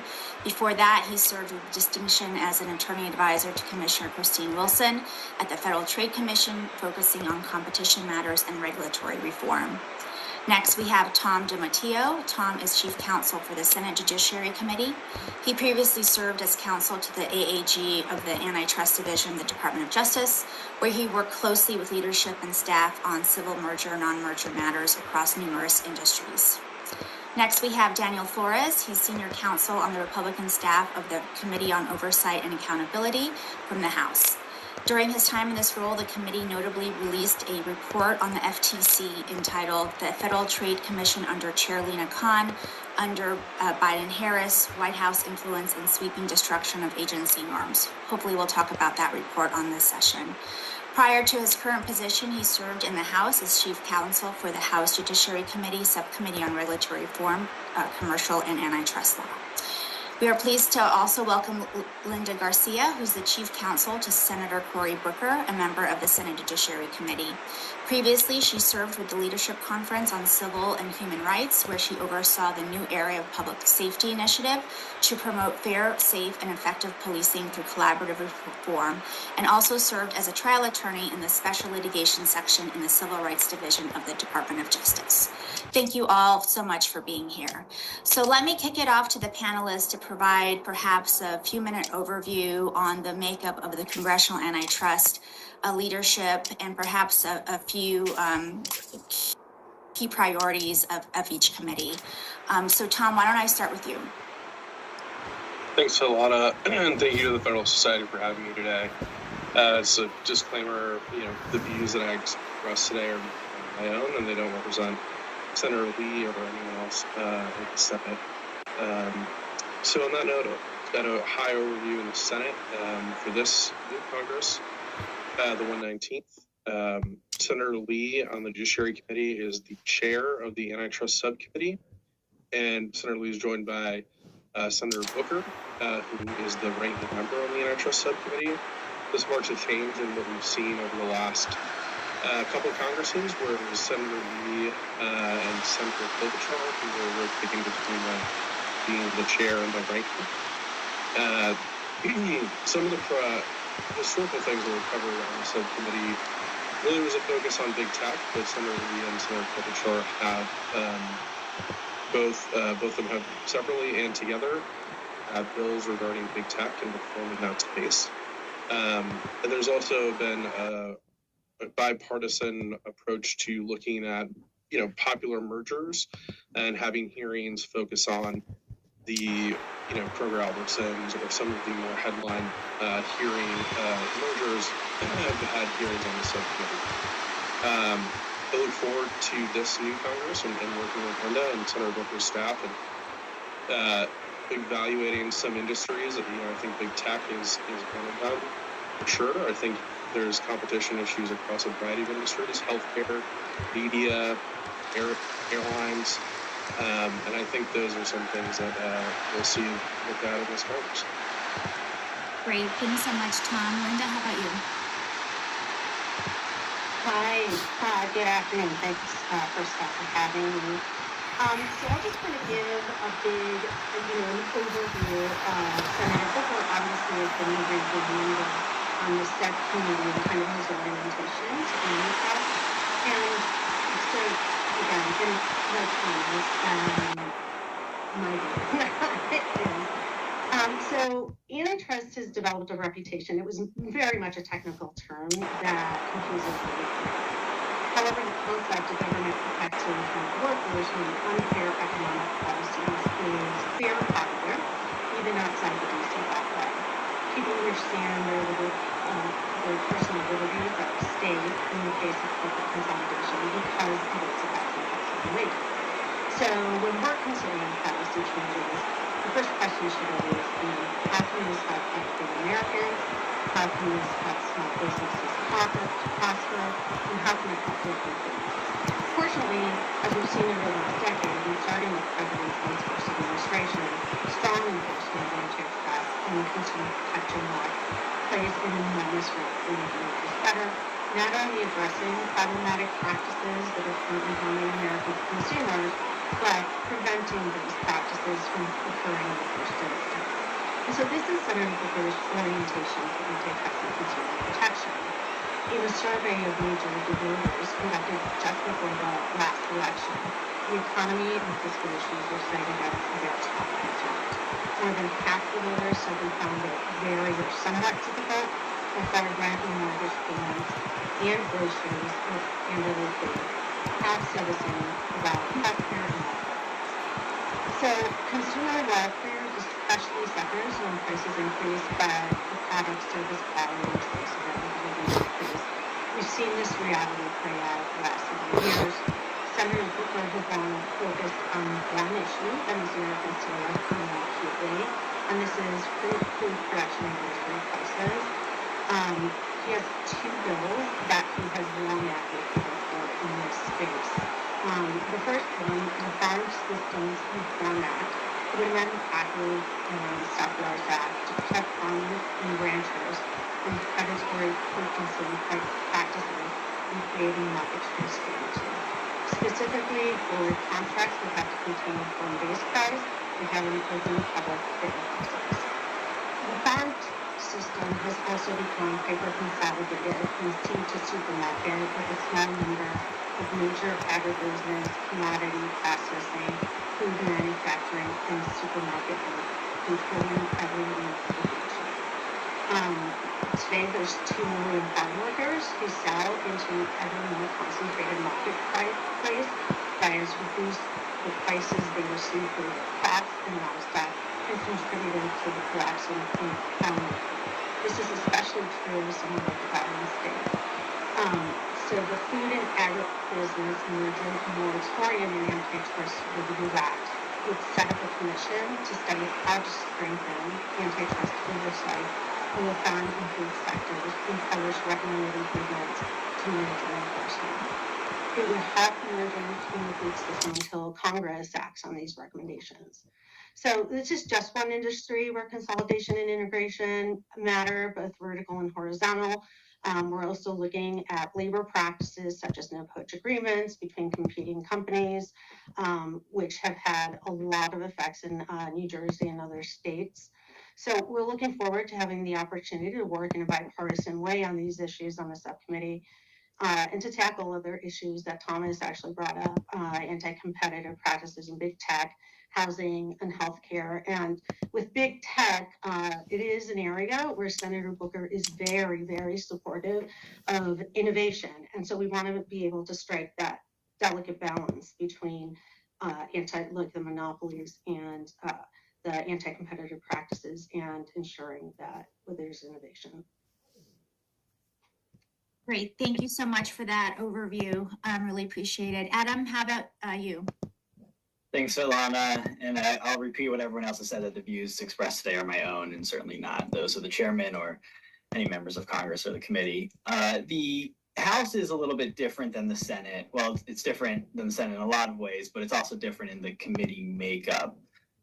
Chairman Jordan leads the Judiciary Committee, and most of the work happens at the committee level.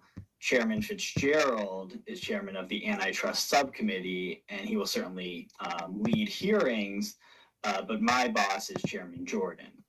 And then there's Ranking Member Raskin, who is also the Judiciary ranker, and then Ranker Nadler for the antitrust level. Last Congress at the Judiciary Committee, we did a lot of oversight of the FTC, some of the DOJ antitrust division as well when it was warranted. We also looked into some private actors in the ESG space, specifically with oil and gas regarding the asset managers, and in the advertising and group boycott space. This Congress, the 119th, there will be additional oversight of the executive branch and new issues that will emerge in the private sector as well. I'll just highlight one issue right now that's already emerging is how the European Commission's regulations, especially in the tech and antitrust space, are affecting Americans. But I'm sure we'll have more of that to discuss as this panel goes on. Great, thank you so much. Adam and Tom, you both worked in the previous Trump administration or as a Republican in the Biden administration. Can you perhaps look in your crystal ball and tell us what your expectations are for antitrust enforcement in Trump 2 and how they may differ from what President Biden pursued and perhaps what President Trump pursued initially in his first term? Sure, I can start. I think there were big advancements in both the Trump 1 and Biden administrations in antitrust. And antitrust is not supposed to be static. The Supreme Court has said as much in Kimball v. Marvel. So it's certainly good that antitrust has not been static. Not everything that enforcers try to do is going to be a victory. But you can examine the administrations and what they did. Trump obviously kicked off the large big tech investigations and ultimately brought 2 cases. The Facebook case is still ongoing, headed to trial, but has survived all the way and will be at trial shortly. And then obviously the first Google case that was a success. The Biden administration changed antitrust in many ways, and I'm sure we're going to touch on a lot of that. I don't think the Trump administration, Trump 2, is going to change much in terms of just trying to undo everything the Biden administration did. I think they're just going to try to do things differently where appropriate. I think the Trump administration is certainly going to be very aggressive. I mentioned the ESG and GARM work that the committee did last Congress. Both Commissioner Holyoke, Chairman Ferguson, as well as nominee Gail Slater have all talked about our GARM work specifically as an area where cartels can be examined in a new, novel, and aggressive way. I think there'll also be things that are different, but there are some ways in which the Biden administration did things differently even between the 2 agencies, and the Trump administration is going to chart its own path. For example, in consent agreements, there was a difference between the FTC and the DOJ. The FTC was very aggressive with its consent agreements. You can look at specific ones like the Amgen agreement and the Pioneer and Hess agreements. Those are 3 different agreements where most commentators said that the cases, if they were litigated, they were maybe fairly weak. The parties would have had a strong case, but the FTC was able to get consents. And why? If you examine the consent in Amgen, it looks largely like the consent was just don't do illegal bundling. I'm overly simplifying that. And then Pioneer and Hess, it was to take certain people off the board, but allowing mergers worth billions and billions, tens of billions of dollars to go through. And obviously the press releases in those cases were very, very strong. But a question how much was actually achieved by these. Now then you can look at the Biden DOJ where they largely abandoned consents and said it's not my job to try to regulate you into a consent. You're going to bring cases or you're going to fix your issues on your own.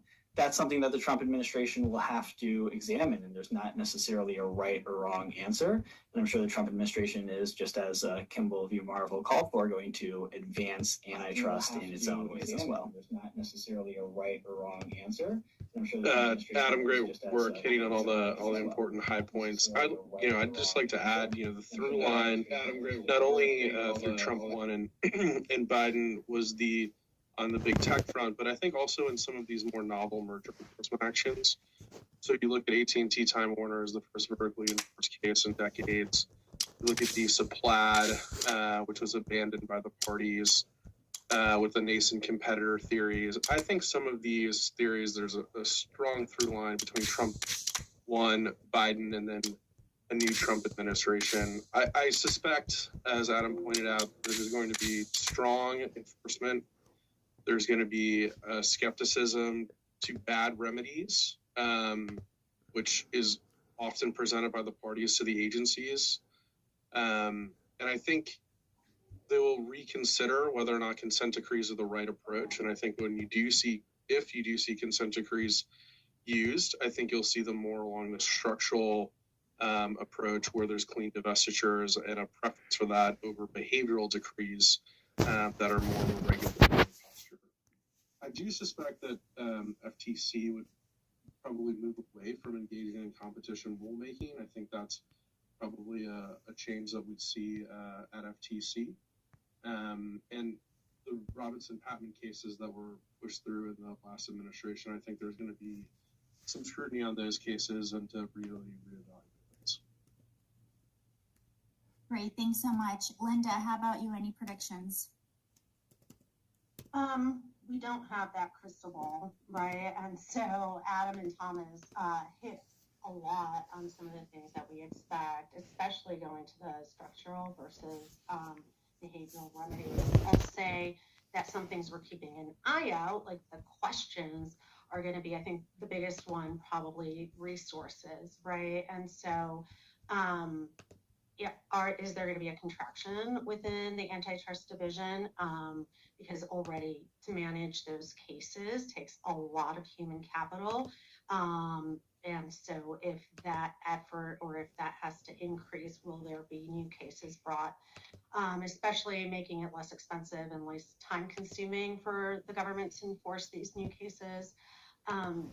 And also full access to the merger filing fees. And so that would really help, I think, support the antitrust division work in a way that would minimize having to use taxpayer funds. Great, thanks so much. So turning back to congressional reforms, there have been several reforms introduced in the last Congress and talked about, including, for example, the Smarter Act, the One Agency Act, the Teams Act, the America Act. And I'm curious just what the panel's expectations are for specific reforms in the new Congress. So, Adam, why don't I turn to you first? Sure. So the Judiciary Committee in the House moved the One Agency Act last Congress. I believe that was the first time it's been moved out of committee, although the bill, I believe, was originally introduced by Senator Lee.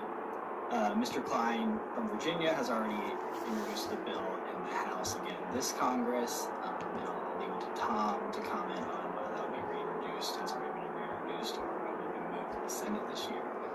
Another reform we hear about a lot is 13B. A lot of people want to use what they call 13B fix for the FTC, and just as a reminder, the FTC lost a lot of its 13B power to the Supreme Court in a 9-0 decision. The Supreme Court found that the FTC does not have the power to seek or court to award equitable monetary relief. A fix is actually not that simple, however, because it might require other changes, including possibly changing the administrative court process or the appeals process or even the rulemaking process. The reason is the FTC only has injunctive power in the statute because the FTC was set up with other unique powers. But as the FTC increasingly acts as an executive law enforcement agency, reforms will be needed to address this new normal that's really existed for decades at this point. And it's important, I want to note that reform is necessary. Reform does not necessarily mean weakening the FTC, but it's necessary because of statutory and constitutional issues facing the agency. Just look at the Axon case, which is another case the FTC lost 9-0 at the Supreme Court. The FTC there challenged a consummated merger, and the investigation began during the first Trump administration. And the FTC fought Axon all the way to the Supreme Court, and all Axon wanted was the right to bring its constitutional challenges in federal court. And then when Axon won, the FTC dropped the case. They stopped going after it. That is a sign of problems. You can also look at the company's executive. The Trump administration and the chairman of the FTC do not support its executive. They're calling on the firing of commissioners around shortly.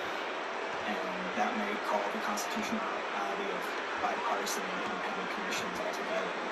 And there's others, but the point is that if these are not addressed, there will be more Supreme Court cases. In the cases the FTC handles, we're already seeing respondents in the FTC in these cases going forward. Great. Tom, why don't I turn to you and then turn to Linda? Sure. So the One Agency Act, as Adam mentioned, really addresses what I think is government overlap and efficiencies. Which, if you take a step back, you asked me two antitrust agencies. You're building an antitrust regime from the ground up and starting at step zero, and then the path to be government on the competition. It's plain efficient for those of you who worked at the agency. The merger clearance process, it can be really challenging, especially those reviewing HSRs on a 15-day cash tender offer or a 30-day typical window. Each agency for clearance, that window shrinks. It's harder to actually get good eyes on the merger review and after the parties have to prepare the file, and it creates delays that shouldn't. The industries are allocated to DOJ and FTC in a non-public way, and then often you have the heads of the FTC and DOJ negotiating with one another and what cases they get on the conduct side. So none of this really is transparent. None of it is efficient. It doesn't make sense. So the One Agency Act would fold the FTC's work to DOJ to create one federal agency that does antitrust enforcement. DOJ already has the criminal enforcement piece, so bringing in FTC's civil side of antitrust enforcement into DOJ. Again, we've advocated internationally for other countries to do this. When we go out internationally, currently we have two different voices, the FTC and DOJ speaking the United States abroad. It just doesn't make sense from any way you really look at it to have two federal agencies doing the exact same thing. So the One Agency Act would recognize that. So Lana, you mentioned the Smarter Act. The Smarter Act is kind of an incremental step. It doesn't fold in FTC to DOJ. What it does is it actually levels the playing field across DOJ and FTC for them to be held to the same standard. So it would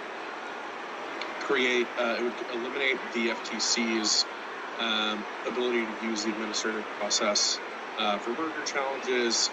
It would increase consistency in preliminary injunctions, and it would force FTC to go to a federal court instead of their administration, the ALJ, so that process.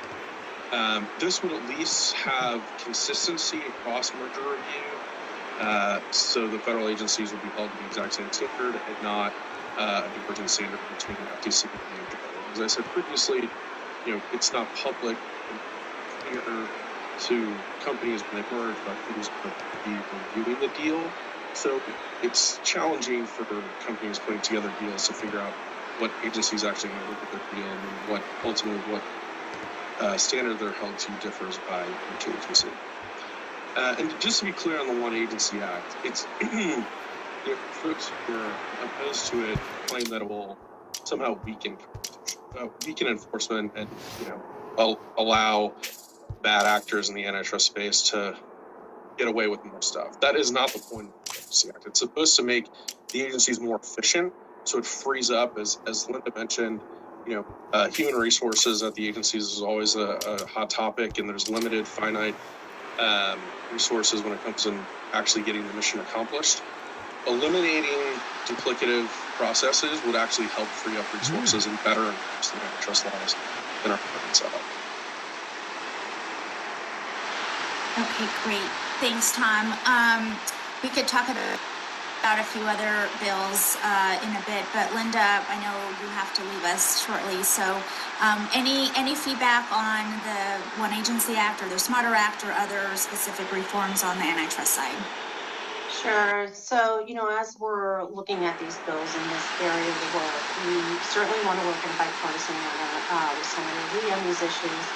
There are concerns with any attempts to curtail the effectiveness of current and proven antitrust enforcement, especially as we're kind of like looking at it all through the government efficiency lens. So, things that we are thinking about is the fact that each agency has developed expertise in their particular industry or market that they have jurisdiction over.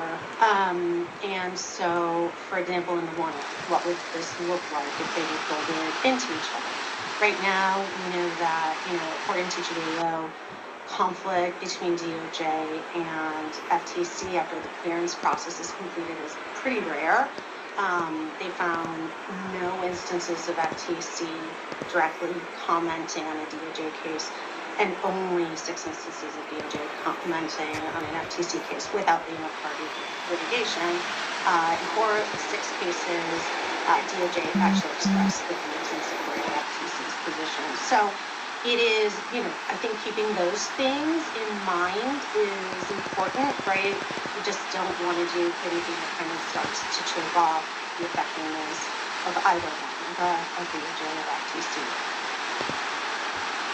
Great, thanks so much. So let's turn over to Daniel and get him in this discussion.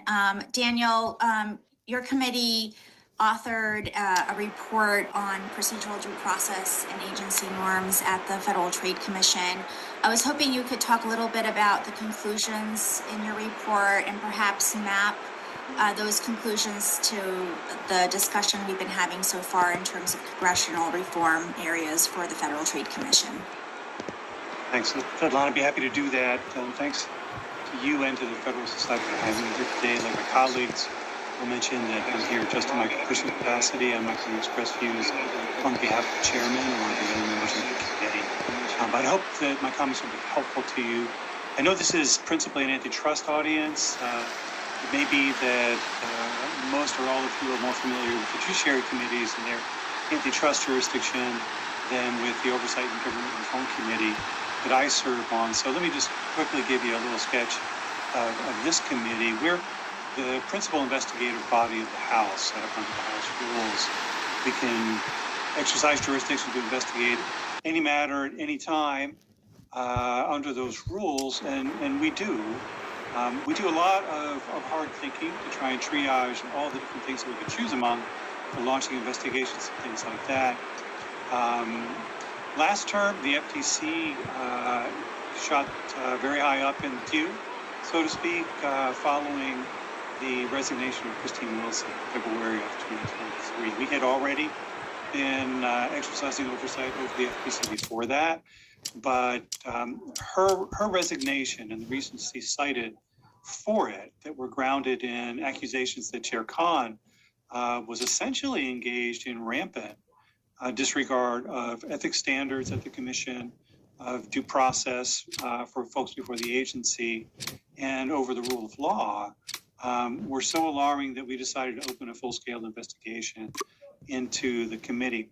We also were concerned with what we saw because, in addition to our investigative jurisdiction, we have a pretty substantial amount of jurisdiction legislatively over government operations and regulatory issues across the various federal regulatory agencies. And we also have the legislative jurisdiction over ethics in the federal government. So what we were hearing from the circumstances of Commissioner Wilson's resignation very much got our attention. We began our investigation in June of 23. And we at the core of our investigation, we focused on those 3 issues I mentioned earlier: ethics, due process, rule of law.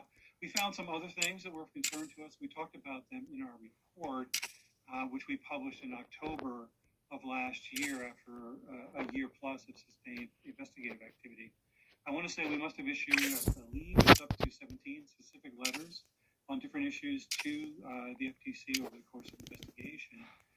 And what we found in a nutshell was that based on everything that we had seen, Commissioner Wilson was right. I mean, Chair Khan really did preside over what we regarded as a historic and breathtaking departure from FTC norms, past FTC practices, disregard for the rule of law. We were very concerned, especially at the heart of things, over violations of what we could either call like formal due process or small d due process, small p due process, in terms of standards of practice at the agency for agencies being investigated and challenged, etc.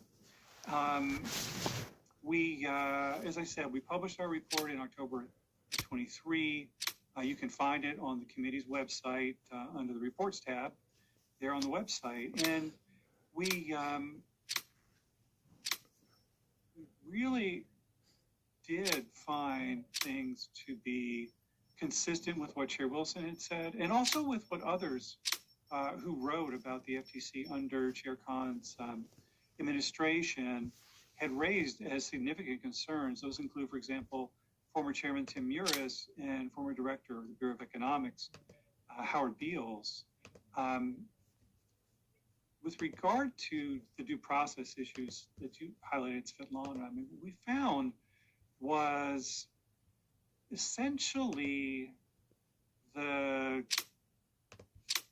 weakening of respect for process, for parties being investigated and challenged,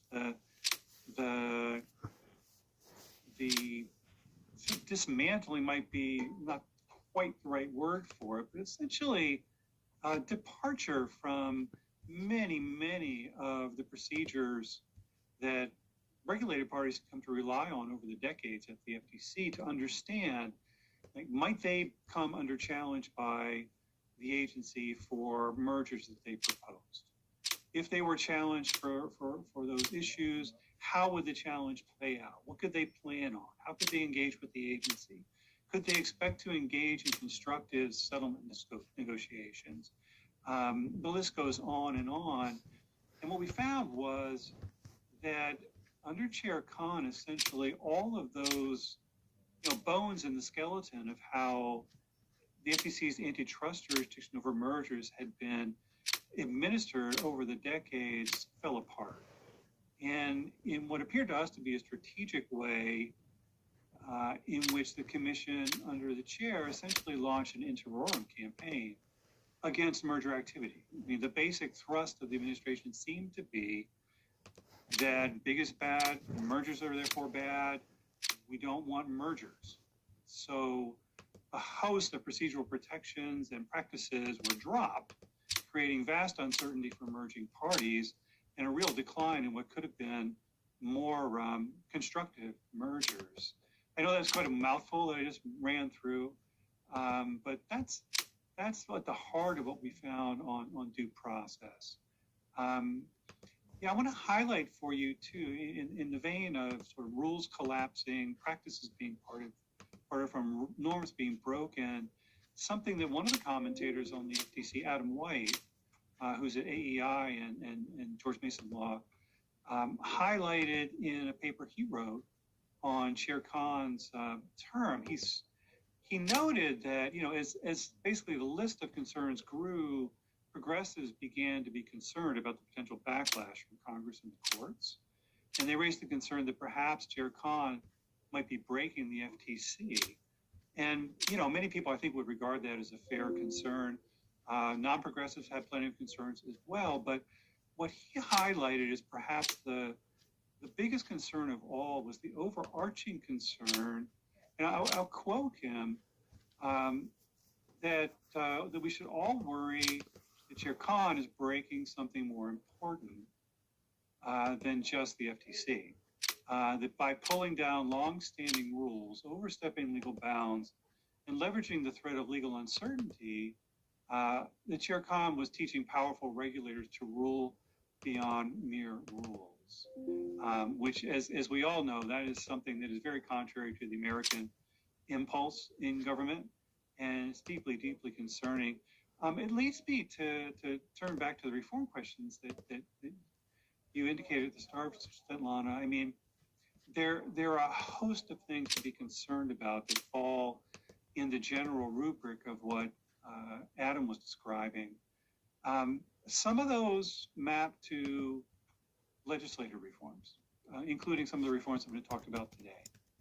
Some of those, I think, map to, I won't necessarily call it reform, but heightened congressional oversight is probably the best way to put it, so that The Article 1 branch exercises more active oversight, both honestly during the nominations process, in the wake of the experience we just had with this particular chair, and after confirmation, to try and police more actively things that might be going off the rails in the commission. But then there are also possibilities for important internal reforms. For example, very early in her tenure, Chair Khan led the commission to sweep aside a host of procedural guardrails on the exercise of the commission's rulemaking authority. Those had existed for a long time and were very protective against overreach, but they were swept away. Those could be restored by the agency if it sought to do that. There could be a restoration, voluntarily so, at the commission, of adherence to what had been traditional sustained commission norms in investigations and in other activities over many decades. And there could be a lot done to try and restore morale of the staff. That was essentially beaten into the ground under Chair Khan's administration. And then there's the issue of independence as this independent commission. That's something that lawmakers can extort itself to the standards it formerly held in that vein. I guess I went on for a while there. I'll hold it at that point, but I hope that was all helpful. Yeah, that was super helpful. Tom and Adam, as you hear Daniel's discussion about the conclusions in the report, does that inform on any congressional measures as to FTC process and procedure that may not be included in the Smarter Act, for example, and not the One Agency Act, which would solve some of it, but not all of the things that Daniel was talking about. Adam, let me start with you since you worked with Commissioner Wilson when she was at the FTC, and then Tom, I'll turn it to you. I did work with Commissioner Wilson. There certainly were substantive agreements, disagreements, and agreements, I should say, but certainly substantive disagreements, a lot of which Daniel raised there. I think in terms of thinking about Congress acting, we know it's going to have to be bipartisan to get through the Senate. And if we really want to fix these problems, I think we really need to think about the FTC as an institution and what its weaknesses are, what its constitutional problems are, what its statutory problems are, because there's always going to be disagreements between whether Chair Khan was effective or not. Certainly my boss and other comments and other panels I've had certain thoughts about where Chair Khan did a bad job and where Chair Khan did a good job. But ultimately, the FTC is seriously in peril as all bipartisan independent commissions draw. And we need to take a look at that. And then obviously, when we're thinking about the FTC, think about what Tom said. Why do we have, if we're going to fix this, and we're going to look at it from a constitutional and statutory perspective, why do we have two agencies basically at this point doing the exact same thing? Great, thanks, Tom. Daniel's comments struck me in that we're also doing duplicative oversight. So there's another efficiency there that can free up resources on the Hill to ensure that there's other things that we can do. Like we have two agencies, there's two oversight responsibilities, and again, another inefficiency of DC. I think Adam kind of touched on the reforms side of things with his experience at FTC specifically. But yeah, I think now is a moment where these ideas need to be fully considered and kind of advanced. I think this is a unique time and a window to accomplish any type of move. All right, so we have a lot of questions in the Q&A, so be mindful that we'll hopefully get to some of those questions. But before we do, I wanted to ask Adam and Tom and Daniel about any CRA measures on the antitrust side. There's obviously the non-compete rule, the HSR rules, and so forth, and just wondering your take on potential CRA measures focusing on antitrust issues. So Tom, I'll start it with you, or Adam, whoever wants to go first. Happy to go first. I think really at this point, it's probably unlikely that this episode is having this inertia behind CRA related to the antitrust reforms. I think, the new HSR form was put in place. I think we saw both Commissioner Ferguson and Acting Assistant Attorney General Lena Seffi both endorsed the new HSR form, and I think that probably put this to bed.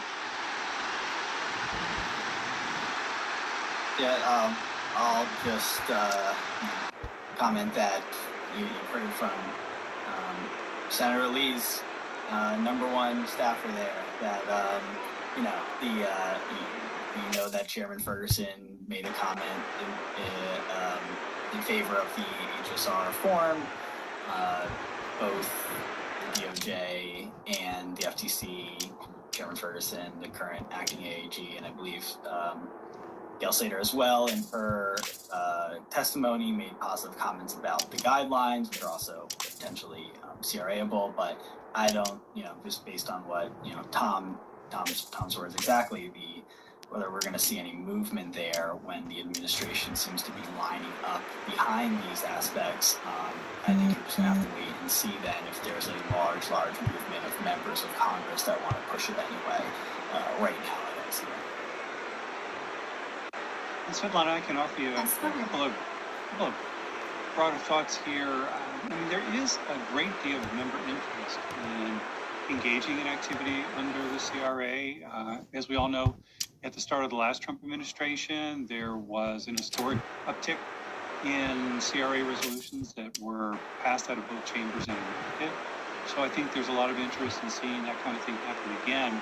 One difference between now and 2017, hard to say, it seems so long ago, but is that the Biden administration gained very heavily the possibility they had of getting their priority rules out well in advance of the time at which the so-called carryover window under the CRA would subject rules of theirs to review. In the end, that deadline ended up being around August 1st. I think there was some thought it might extend well before that in the year, even into May. So most of the big Biden administration rules came out by the end of May in 2024. And what that means is there are far fewer targets on the landscape right now. What you might see is that might increase the pressure on there being a CRA on some of the FTC rules that fall within that post-August 1 window, because the number of other candidates that might otherwise top them beat the window's opening. I myself, I'm not aware of any CRA yet being introduced on FTC rule. I want to say I might have seen one on the HSR rule, but I'm not recalling clearly. But we'll see how things unfold. Okay, and what about the non-compete rulemaking, or just competition rulemaking in general? I don't think anything's been filed on that. I'm pretty sure nothing's been filed yet on that one. Okay, so I'm going to go to audience questions, and as a reminder, audience, if you have questions, please type it in your Q&A button on the bottom, and we'll try to get to it. I think, Tom, this question is for you. Is Senator Lee going to reintroduce the America Act? That's a good question, Svetlana. As unlike the House, here in the Senate, we've been busy doing nominees. So as we work through the nominees and focus on subcommittee work, I think that bill has received, the America Act has received bipartisan support across the board. And and just a reminder to folks, I forgot about this. Every new Congress, you have to reintroduce every bill. So we're getting a lot of incoming requests for co-sponsors, and we're looking at that as one of the other main pieces to introduce. Okay. Adam, I have a question in terms of FTC Part 3 litigation. What's the future? I think the future is likely in the Supreme Court's hands unless Congress can come together, and again, it would have to be bipartisan, to address any possible constitutional issues. What you see here is that this FTC and the DOJ split up jurisdiction somewhat arbitrarily over companies and industry, and then the FTC has the power to largely enforce the same laws or similar laws, or a law that is interpreted within the confines of the Sherman Act within their own court. And within their own court, the commissioners decide that what cases to prosecute, and they vote it out. And then they put up an imaginary wall between them and the court and the staff prosecuting the case. An ALJ makes a decision, and then the commissioners step back in and act as appellate judges, where they can do de novo review of the facts and the law. And then ultimately, after all of that, parties can appeal to a circuit court, but a circuit court doesn't do de novo review of facts. So there is a serious issue about prosecutor and judges wearing the same hat. Most members of Congress, when they realize this, find it very, very troubling. And we have seen the Supreme Court be very concerned about the administrative state. We know some of the newer justices certainly have hostile views towards the administrative state. So I think that there's going to be major changes. The question for Congress simply is, do we let the Supreme Court change it, or do we fix it first? Okay. That sounds good. So, Tom, it's like a lightning round. So sorry about that. So here's another question. Tom, will Senator Lee hold hearings on his version of the One Agency Act? Thank you for the question. Similar to the America Act, it's an important piece of legislation that certainly is introduced before, and the America Act has had hearings. One Agency Act, it could be interesting to have a hearing to discuss reforms and kind of highlight the important pieces of the One Agency Act. So it's certainly something that I'll take a look at.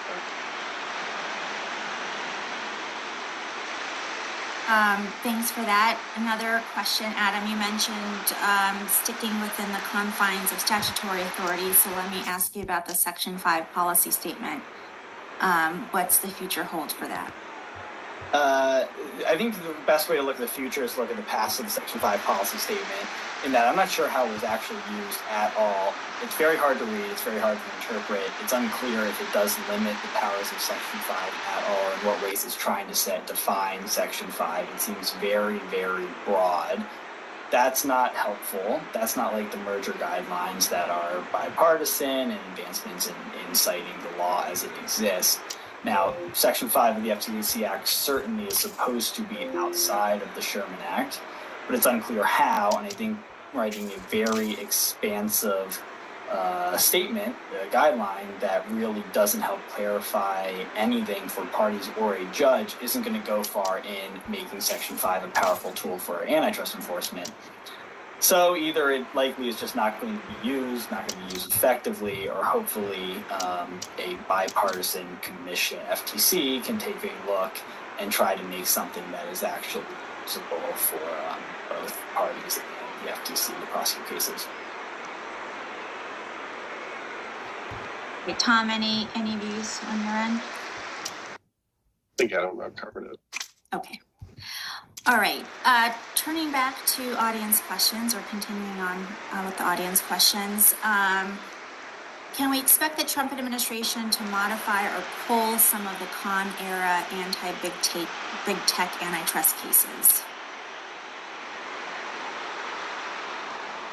I do not know the answer to this, but I think at this stage, the way the cases are progressing, you would need to have a settlement that largely wins the case for you. Otherwise, it seems that Chair Ferguson and Gail Slater are going to march forward. I don't think any of those cases raise to some level of clearly erroneous or embarrassment. In fact, in some ways, they're all strong and could win on certain counts. So I do not see any inclination that they're just going to withdraw them as bad cases. Tom, any sense from you? Yeah, no, I think that's right, Adam.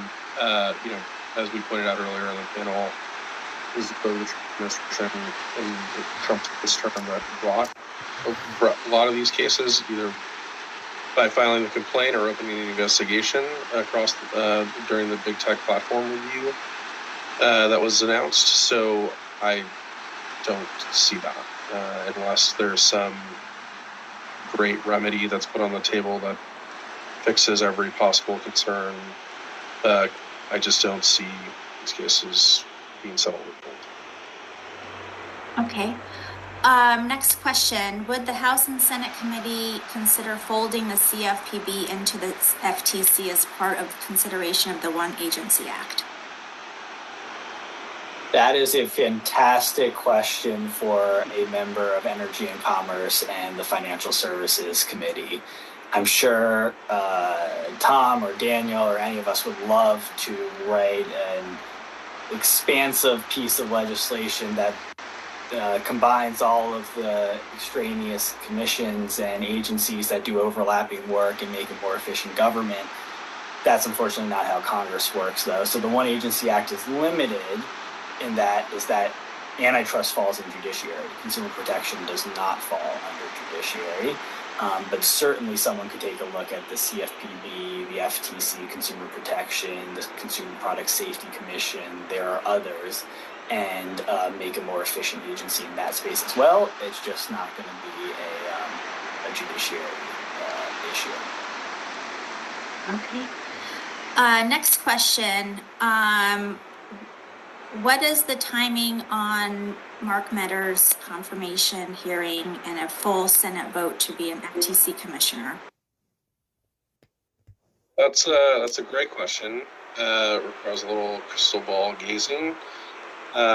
Look, I think just at the outset, the Trump administration has really done a good job of selecting highly qualified nominees early on in order to get them through the Senate and nominated to the Senate and confirmed and put in place. I think as you saw at Gail Slater, she did really well in her hearing, and we're moving as judiciously as possible and trying to get her through as quickly as we possibly can. And I think that same applies to Mark. Mark is, of course, Senator Lee's staffer and an incredible antitrust lawyer in mind. So I suspect it will hopefully go as quickly as possible, and hopefully in the next weeks, at least for a committee hearing. Okay. Go ahead, Adam. I'll just say hi to Mark. Thanks for listening to the panel. Sorry, Tom didn't have a better answer for you. I don't know if it was Mark, but it was anonymous attendee. Rare, just kidding. Okay, so I want to ask a question in terms of the cases or the investigations that were opened, kind of the midnight dash leaving the commission. What is your sense in terms of what the agencies might do with those types of cases that were kind of rushed out the door? Investigations were rushed out the door immediately before the transition. I can go first. I think at some extent we're all guessing here, but obviously there were things that rushed out the door. The activity that we saw at the FTC over the last few weeks, last 3 weeks, or even post-election was just a lot. I think the best place to look for this is what Chair Ferguson wrote about each one of those cases, or how he voted on each one of those cases, and whether he had enough time to evaluate it. But ultimately, the real issue is that, unlike a traditional executive branch enforcement agency, the chairman of the FTC cannot just redo a case.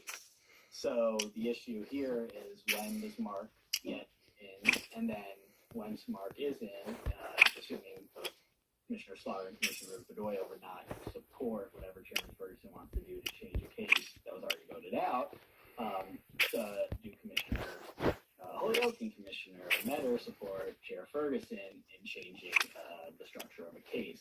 Those are really complicated questions. It's going to take time. It takes effort just to figure this all out, and then you have to examine where each case is at that point. So unlike a case that was just going through DOJ, the FTC operates differently. It's one of the unique attributes of an independent bipartisan commission. So Daniel, what would be kind of your top 3 list of congressional reforms that Adam and Tom should consider this Congress based on your report or otherwise?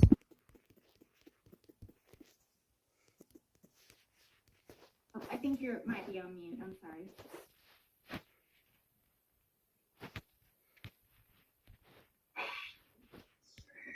You're off mute, so we can hear you. Oh. I think we're having problems with your microphone. I'm sorry. Can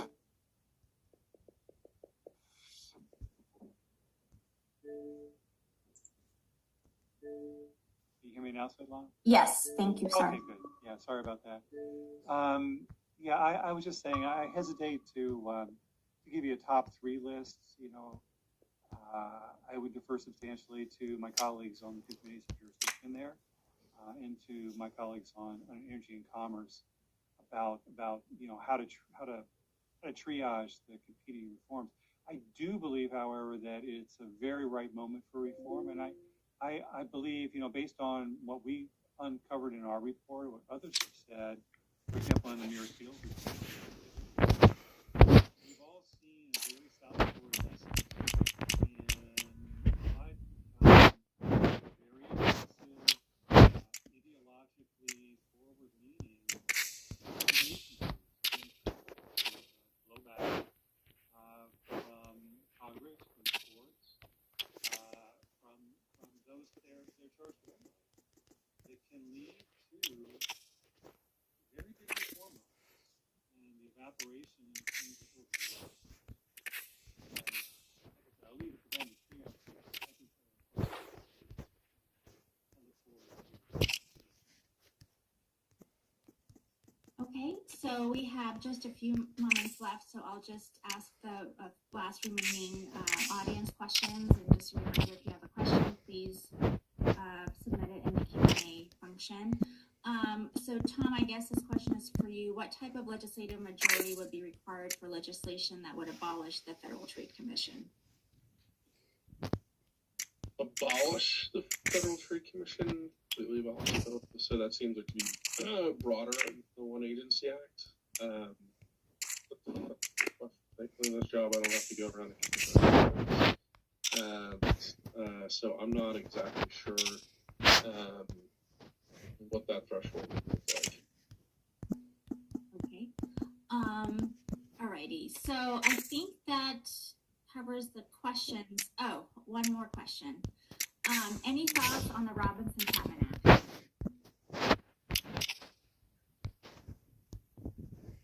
I mean, I think look at what Chair Ferguson wrote in the case that was filed at the very end of the Biden administration. You know, that may ultimately be the future of the Robinson-Patman Act. I think there was bipartisan interest in it. It ultimately didn't seem bipartisan. Chair Ferguson and Commissioner Holyoke had very, very bad things to say about that fact and the law of that case. So that ultimately will probably go through litigation, but if Chair Ferguson is correct in his assessment of the case, it won't last very long. Okay. Apparently I missed one audience question, and I'm just going to read it quickly, and then I know we're at time.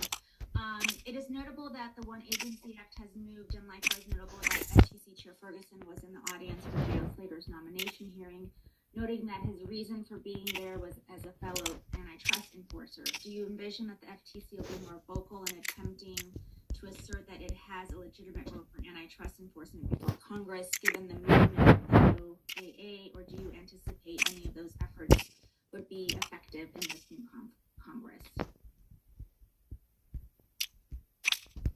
Happy to take that. In that question is built in more vocal. I think it's hard for them to be more vocal than it has been the last couple of years on enforcement efforts.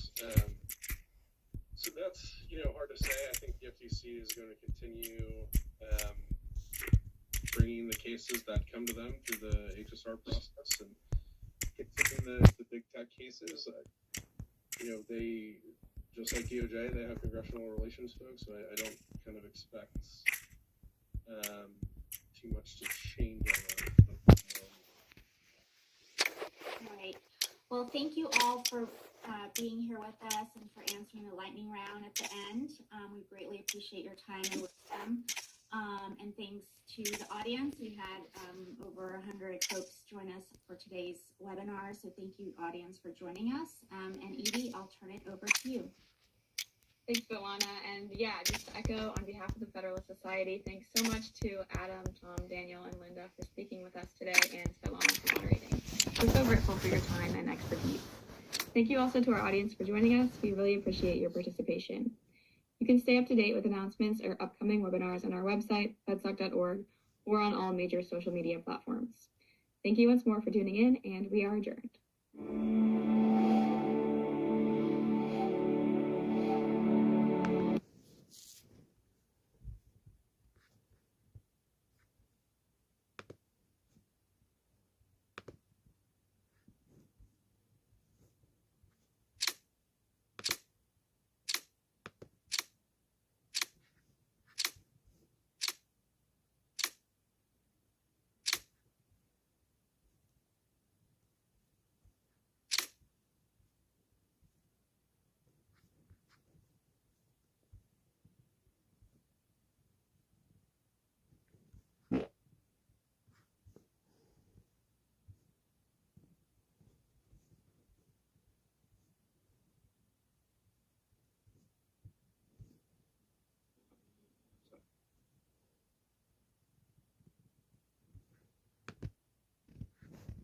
Some of them have seen it before, and they're still in awe just as much as they were when they saw it in a video or a post. And maybe even more so when they get on site, they get to go inside, they get to feel what the space feels like. It's taller. The ceiling is taller than normal, so it makes the whole area feel larger. You've got...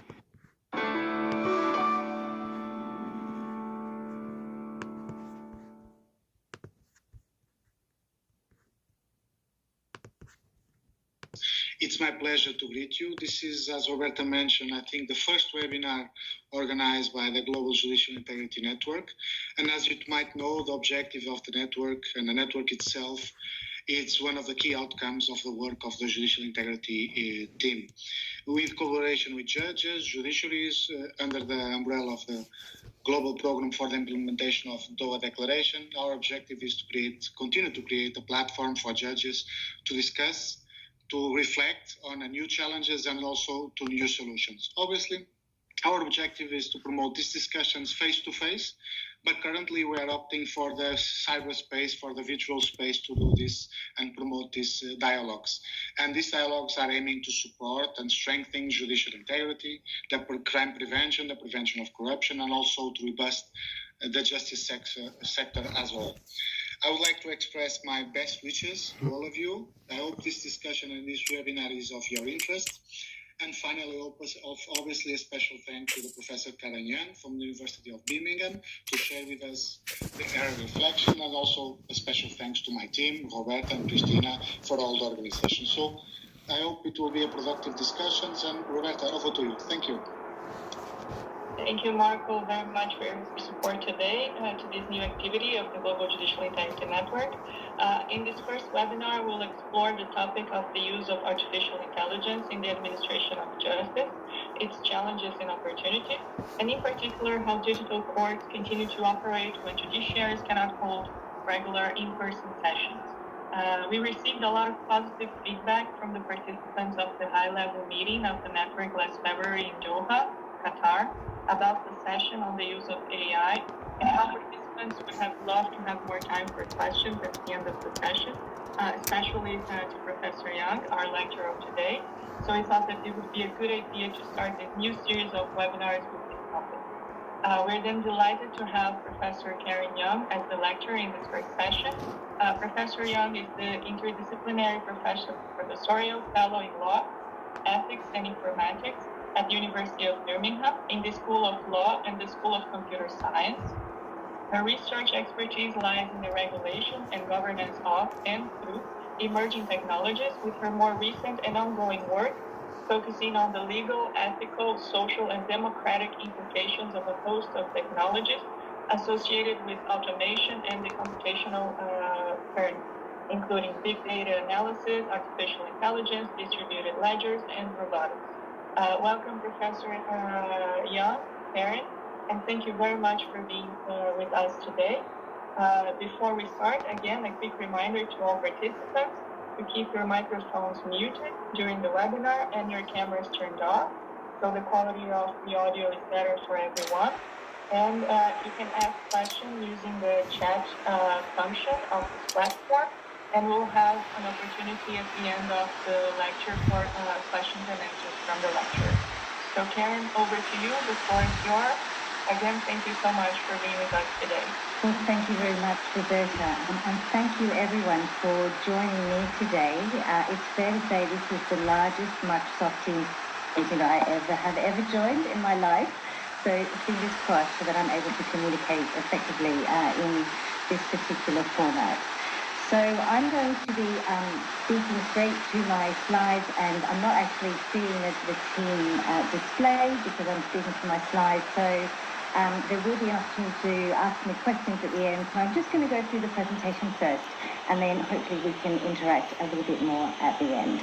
So as Roberta's already mentioned, at the Doha meeting earlier this year, I had an opportunity to share with you some of the findings and insights from some of the ongoing work that I have been doing on the use of AI in the criminal justice context, and it's a real privilege for me to have an opportunity to recap some of those points today and to expand and elaborate on them further. So my aim is to talk for around about 20 minutes.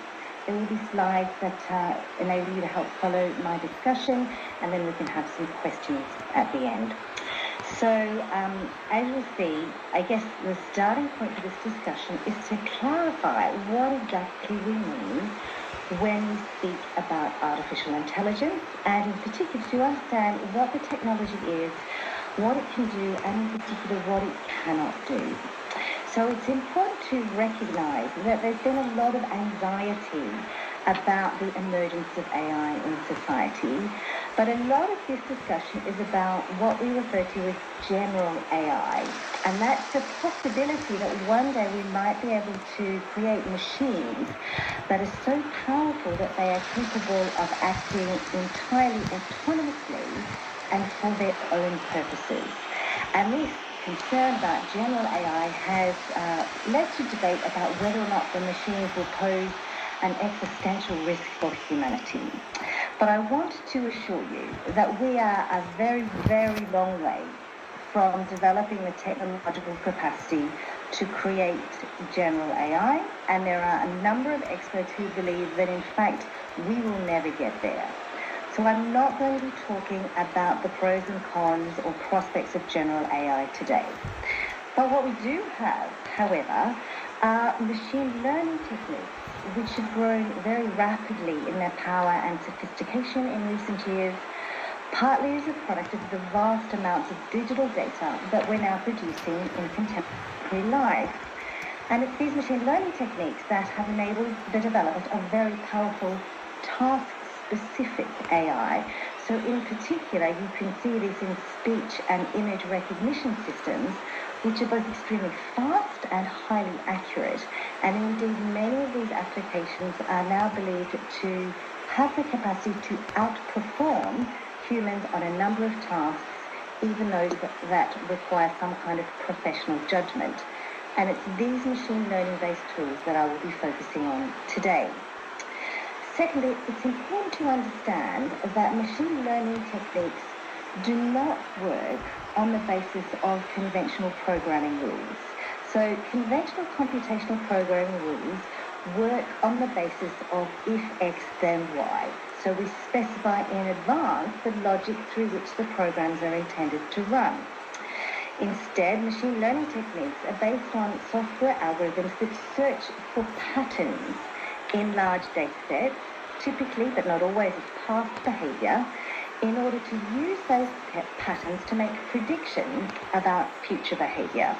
So these predictions are generated from passing large volumes of data through software algorithms that are capable of learning from feedback, that can identify patterns that the algorithms developers use to create a prediction model of the relevant thing that the machine is trying to predict.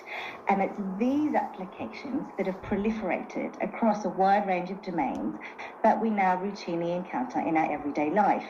So to give an example that most of you, in fact probably all of you, are familiar with, is your Amazon product recommendation system.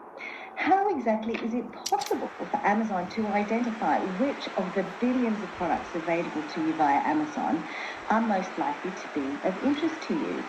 Well, in fact, it's not that sophisticated. What Amazon does is simply closely track all of your digital patterns when you're on the Amazon website, which products that you look at, how long do you look at them for, which ones you actually buy and when. And it does that for every other person who's using Amazon. And so then it aggregates all of that data to search for similarities and differences between your spending and browsing pattern and that of all the other users on Amazon in order to identify which products are most likely to be of interest to you based on similarities found in the profiles of other users. Thirdly, it's important to recognize that these techniques are now basically everywhere. They're being used in the private sector in many different sectors and applications in different ways, but it's also important to recognize that governments everywhere are increasingly turning to machine learning-based tools in the delivery of public services, and the administration of justice is but one. At the same time, it's important to recognise that when the government is employing these tools, including in the administration of justice, which, as you know, is one of the state's most central functions, often it's the case that the software tools they're using have been built by private developers rather than being developed in-house by the state. And that has particular implications for general principles concerned with judicial integrity. So before I get on to looking at the criminal justice system more specifically, I just want to say a couple of words about increasing discussions about the ethical dimensions of AI applications. And I'm sure you will have heard some of these debates in various forums where people have expressed a range of worries or anxieties about the increasing use of AI systems in many sectors. And these discussions have given rise to a rapidly growing field of academic inquiry that's now often referred to as AI ethics. So this term, AI ethics, is really a very broad umbrella term that's being used to refer to any kind of concern about the non-technical dimensions and implications of using AI systems. And within these debates, two particular concerns are often highlighted: the problem of bias and discrimination, and the lack of transparency associated with their applications. Unfortunately, I don't have time to speak about these concerns today, even though they've been very prominent in ongoing debates, and even though they are very important, and I don't want to downplay their importance. But given the limited time available, I want instead to address a number of other concerns, which in my view are of vital importance, yet have been overlooked in ongoing discussions about AI, particularly when AI techniques are used in the administration of justice, and it's these overlooked concerns that I want to focus on in the remainder of my presentation. So how then is AI being deployed in the administration of justice and in the administration of criminal justice in particular? Well, firstly, for the purposes of elaborating on these questions today, I guess it's helpful to recognise that we've used digital technologies in the criminal justice context for quite a long time.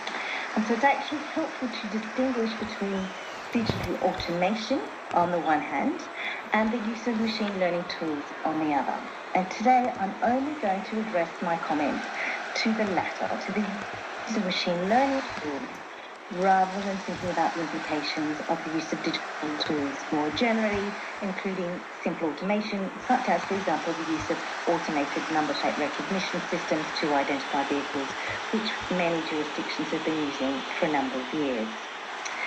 Secondly, it's important to recognise that I'm not portraying here some kind of future scenario.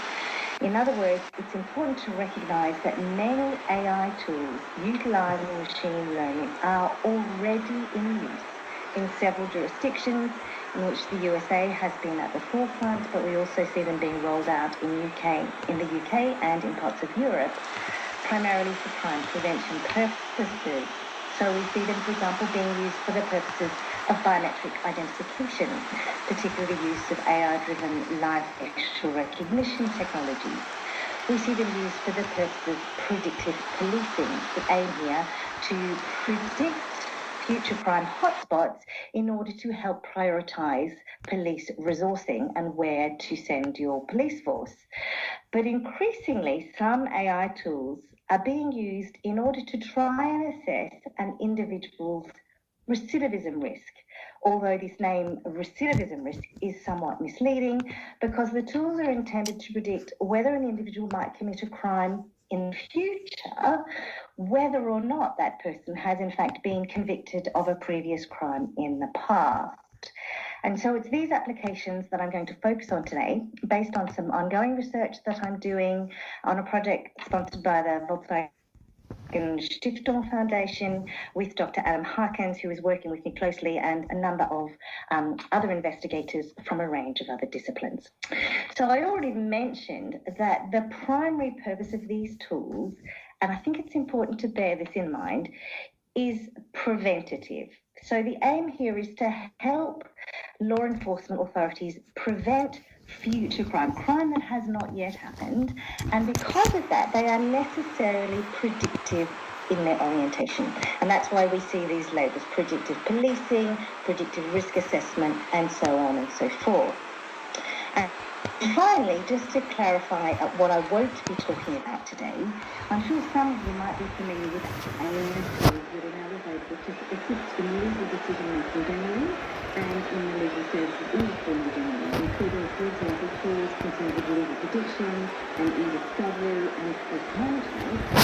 I'm not going to be discussing these today. Instead, my focus is entirely on the use of AI tools in the criminal justice context. So, turning then to this context and the threats which these tools might pose to judicial integrity, my basic argument is to demonstrate to you how the use of AI-driven risk assessment tools that are already in use threaten several basic constitutional principles, and principles which I suspect you will agree are of vital importance to judicial integrity, but have largely been overlooked in ongoing debates, notably the principle of open justice, basic rights to due process, and respect for the rule of law and the need for legal authorization. So let me turn first to the principle of open justice.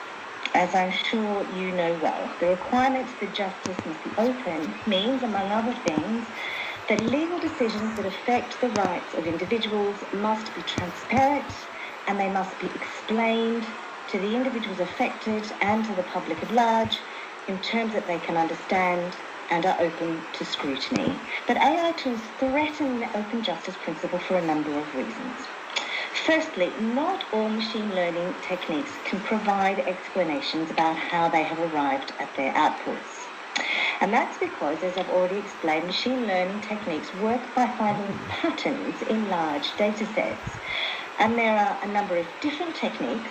Some of these are capable of providing an explanation of their underlying logic in terms that humans can understand. But for others, such as deep neural networks, for example, the underlying logic by which they arrive at their outputs cannot be explained in comprehensible human terms. And it seems to me that if we cannot explain how the output of an algorithmic tool that makes a recommendation or even automates how an individual should be treated by the legal system, then we should not be using them. So consider, for example, an AI tool that recommends that an offender seeking release on probation should not be released. And that person is informed that they won't be released, and he or she wants to know why. I don't think it's adequate to reply to this person that the computer says no. If we cannot explain and justify that decision, then the decision may as well be arbitrary and therefore completely at odds with our core understanding of what a fair and a just decision requires. Secondly, when these tools have been built by private software developers, as they often are, we have seen already that typically they seek to invoke intellectual property right protections in order to keep the algorithms secret. And US courts have upheld this claim.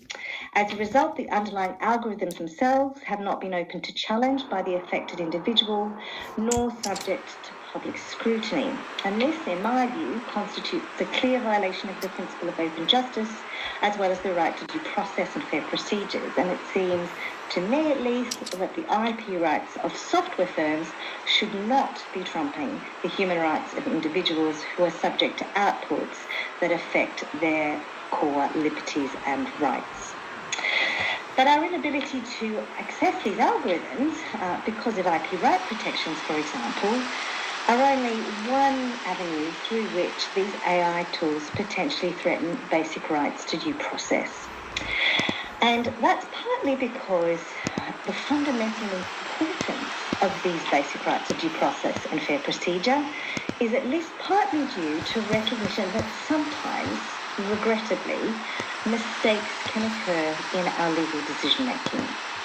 So as the principle of due process has emerged over time, at least in Anglo-Commonwealth law, the more serious the consequences of a mistake, the more demanding the procedural safeguards. And so if we're going to follow this principle, then we must identify the necessary safeguards to accompany the use of our decision-making tools, or indeed whether they should be used at all. But to do this, we need to attend to the consequences that flow from an AI-generated decision, particularly its impact on individual rights and interests. But one of the things that worries me is that in current academic and policy discussion, there is a strong tendency to decouple the assessment of the AI tool, on the one hand, from the intervention that follows any given assessment, tending instead to focus solely on the AI tool itself. Now, in my view, this is fundamentally mistaken and dangerous, because we must, I think, consider the tool and the intervention together in the context in which it's applied, in other words, as part of a whole, single and entire socio-technical system. And it's only by considering these together that we can meaningfully evaluate the consequences of mistaken predictions. Well, a moment's reflection indicates why this is, in fact, obvious. So consider, for example, your Amazon product recommendation system. Let's say Amazon recommends to you a product, a pair of slippers or some book that is of no interest to you whatsoever. In other words, it's given you a mistaken prediction. Is it important that we have legal safeguards to ensure that mistakes of this kind do not happen? The answer obviously is no, because the outcome and the effect is pretty trivial. Although Amazon might not think so, at least from the perspective of the shopper, it's not really a big deal. But in contrast, do we need legal safeguards if an AI tool is used in the criminal justice system to make a recommendation that any individual rated as high risk should be retained in state custody and thus deprived of their liberty? The answer is obviously yes, because the consequences of getting it wrong are serious indeed. So we see then that procedural safeguards are absolutely essential. And yet, at the same time, we see this failure to carefully consider the consequences of mistakes in thinking about these tools and safeguards to guard against the problem of mistakes and to ensure the availability of redress. But at the same time, in ongoing discussions, there seems to me a failure to properly scrutinize claims about their performance and accuracy. So to give you one common example, many of these existing tools are developed on the basis of arrest data. But as you know, just because someone's been arrested is not a conclusive indicator that they have committed a crime. And that's because not all arrested individuals are actually charged with a crime, that not all charged individuals are convicted of having committed a crime, And perhaps most importantly, there are many, many crimes which occur for which no arrests are made. So if an AI tool is built on the basis of arrest data, it won't be predicting future crime, as it's often claimed, but it will merely be predicting the likelihood that a particular person might be arrested in the future. So we need to be very careful when we use these tools, and effective legal safeguards are essential in order to ensure that due process rights are respected, including the practical capacity of affected individuals to challenge, contest, and appeal against decisions that are made on the basis of their outputs. Well, the final principle that I want to mention in my talk today, and I think has been sorely overlooked in current discussions about the use of AI in the criminal justice system, is the basic principle of legality as a critical requirement of the rule of law. So as you know, within contemporary democratic legal systems, it's a key requirement of the rule of law that all actions by governmental bodies must be authorised by law. Yet despite this, and until recently, there has been a significant failure to attend to the need to ensure that the use of AI tools in the criminal justice context has been authorised by law. Instead, it's commonly claimed, that we've always assessed the risks of individuals in criminal justice contexts, so we don't need further or express legal authorisation for the use of AI-driven risk assessment tools. But my own view is that this kind of claim doesn't withstand critical scrutiny. Just because we've always sought to achieve a specified objective, it doesn't follow that we can use any means whatsoever to achieve it. In other words, the means by which we use to achieve our legitimate objectives matters. Consider, for example, the policy objective of seeking to reduce or prevent teenage pregnancy. Now, many of you may think this is valid and worthwhile policy objectives, and we might agree, or at least largely accept, that the state could appropriately offer new parent classes to teenagers so that they can understand better just how demanding it is to be a parent and to discourage them from falling pregnant and having children. But just because the policy objective is legitimate, it does not follow that the state could simply introduce a law prohibiting teenagers from having children unless they are given a license as a fit and proper set of people to do so.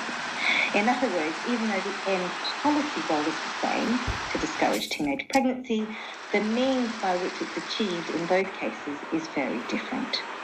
So when it comes to AI tools to inform decisions about the treatment of individuals in the criminal justice system, my suggestion is that due to their complexity, their opacity, their inability to give clear reasons for their outputs, the inevitability of mistakes, and the seriousness of their consequences, we should insist on explicit legal authorization for these tools and impose limits and safeguards to ensure that they are used appropriately. Moreover, if it turns out that the outputs of these tools are not sufficiently accurate and reliable, then we really can't justify using them at all, even if they have been subject to express legal authorization. Well, I'm getting to the end now, but there's one final point that I wanted to draw attention to before concluding. So, I've been focusing on a number of well-known constitutional principles that I think have been threatened by the use of existing AI tools. But there's a further constitutional concern, which again I think has been largely overlooked in discussion about these tools, and this stems from the basic aim of these tools to prevent future harm. And this means that the systems being built are generating predictions about future danger, including the future dangerousness of individuals.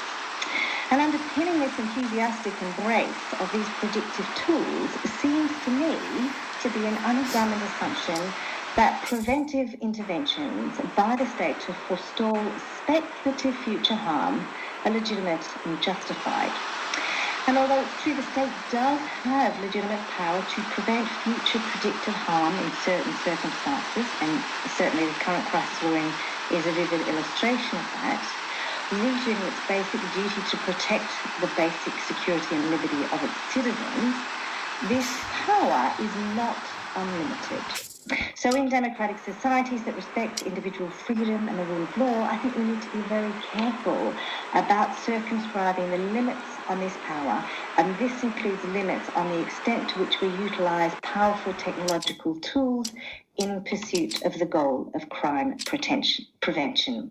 At the same time, I think we should be especially wary about the dangers of automation bias, the common tendency of humans to believe that machine outputs are both objective and necessarily correct. They are not. If we use them, we need to do so with great care and be mindful of the circumstances in which we should not be using them at all. So to conclude then, to understand the implication of these tools for judicial integrity, I think it's really important that we evaluate their consistency with fundamental constitutional principles. And yet these questions have been almost completely neglected in policy and academic discussion, with a tendency instead to focus on issues of bias and discrimination and transparency. And whilst these are important, I think we must ask even more critical, foundational questions about whether they are constitutionally acceptable at all. And if they are not, then we should not be using them, or at the very least, we must reconfigure and constrain their use so that they are built and used in ways that are consistent with basic constitutional principles, including those of open justice, due process, and the rule of law. So then, to conclude and summing up, we should only be using these tools in criminal justice contexts if they've been carefully, rigorously and independently evaluated, if they've been explicitly authorised by law, subject to regular review, and that proper safeguards are in place to ensure the protection of democracy, judicial integrity and basic human rights. And yet, despite the importance, awareness of the threats to constitutional principles appears to be lacking in current discussion. So we need to raise awareness about these concerns. We should draft and publicise guidance about their use in the criminal justice system, and we need to develop and insist on legal safeguards against uses that unacceptably threaten constitutional principles. Thank you. It's time for questions. Thank you so much, Karen. Again, a very interesting presentation, very thought-provoking, and with a lot of information for us to discuss in terms particularly of the challenges of judicial integrity to ethics that the use of AI tools might pose in the judiciary. So again, I remind everyone that if you would like to ask questions, please use the chat function on the side. If you don't know exactly how to find it, you can hover the cursor here on the screen, and you see a bar with many options. For example, the option to unmute your microphone, turn off your camera, and right to almost to the end of on the right side, you see the option for the chat. So please feel free to ask your questions using that function. So I think we have here already two. Maybe Karen, would you like to start with the second question? I would like to have a word on declaring cases from inmates using AI. Would that be acceptable or not? Okay, thank you. So I'm actually not aware of any software application in which AI is being used to take, I presume, evidential statements from inmates. Is that the proposal? Perhaps the person asking this question could just give me a little bit more background. That would be helpful for me to think about it, because I'm afraid I'm not familiar with this particular proposal. Thank you. And, yes, we have maybe another question. And well, we have one here that might be a very good one, especially for the work of the Global Judicial Integrity Network, which is who informs the policy in relation to using AI tools in the administration of justice? Is there a role for the judiciary? We hope so, and we hope that's what we're doing here. Okay, this is a very important question, and I think that it's been really overlooked in at least the policy discussions that I have been seeing. And this is partly because the technologies are really quite sophisticated and difficult to understand. And as a result, often it's the technical experts that are making the key design decisions and implementation decisions without, in my view, sufficient input from judges and frontline workers who actually have to interact with and make decisions that work with this technology. So actually, I think this point is very important, and in many ways it underlines the importance of lawyers generally and including judges, but particularly criminal justice officials, to become better acquainted with how these basic tools work, so that you demystify the apparent magic with which they seem to make decisions. So I think it's absolutely critical that we have legal experts involved, but not just legal experts, those who are actually involved in making these decisions in conjunction with or on the recommendation of these tools, so that the overall design decisions can be properly informed by these key constitutional values, as well as the practical operational needs of decision making in specific contexts.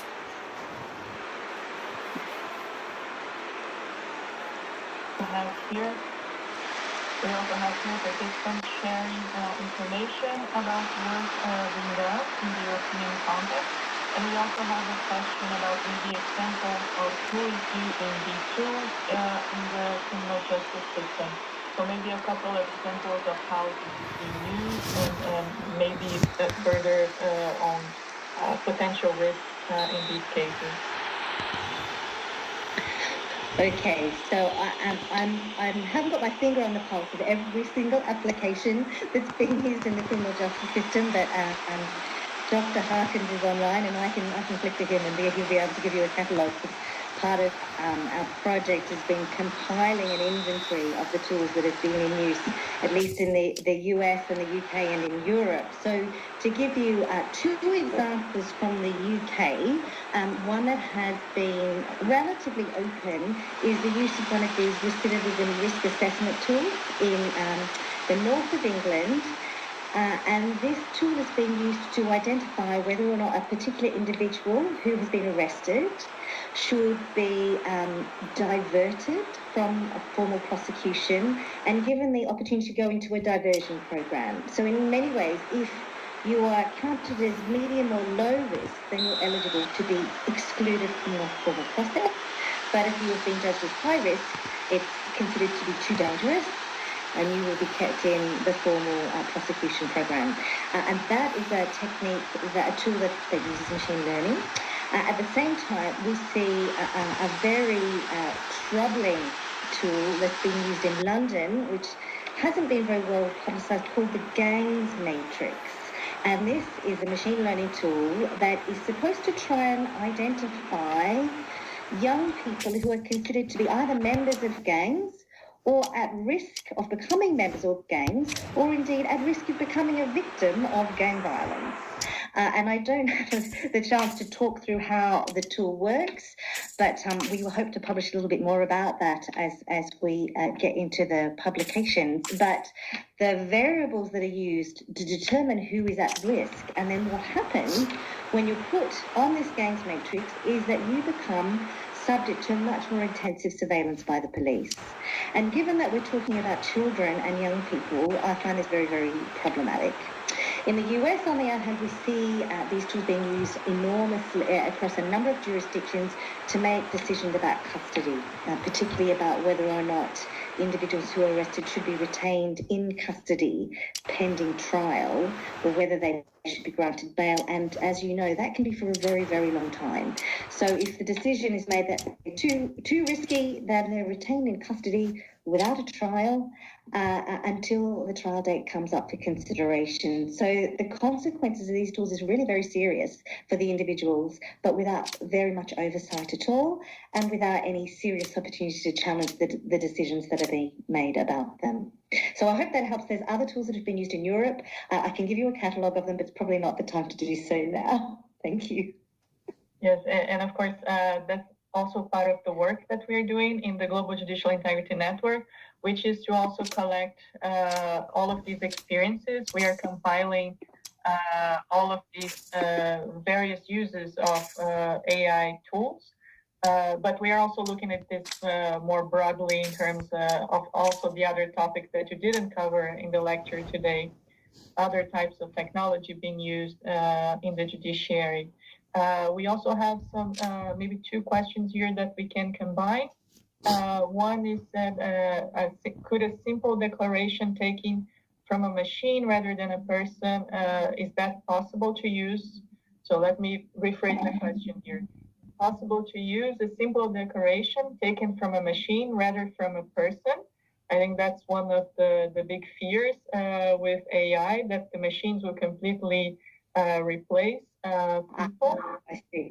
And constitutional decisions as well.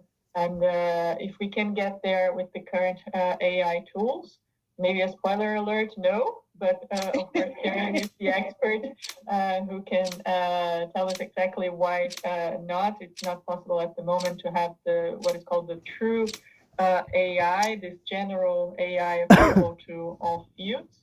And also, if there are already any laws regulating AI in the judiciary. From our research, no.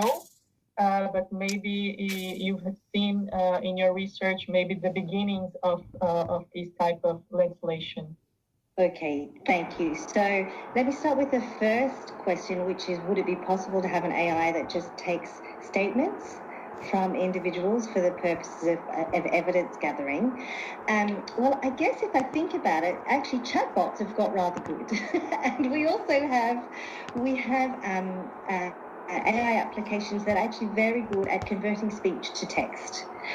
So as far as it's possible, we could have an AI that is simply capturing our conversation, for example, today, that we'd be producing the text or transcript, if you like, of our conversation. And there's no reason why that wouldn't be possible already on existing technology. But there's a different question about whether or not it's suitable to use those kinds of applications for the purposes of regarding them as evidence in legal proceedings. And that, I think, raises a different set of questions about the integrity, veracity, and hackability and error rates associated with those techniques. So I think it might well be possible, but then I think it's necessary to really scrutinize whether or not they would meet acceptable thresholds that we require of evidence giving in the analog world. And I don't see why we should lower the threshold for robots any more than we should for machines, if that was the case. Roberta, so the second question, can you remind me what the second one was? That about general AI? It was about legislation. If there's any legislation already in place, we think not. But if there's already the beginnings of something in that direction.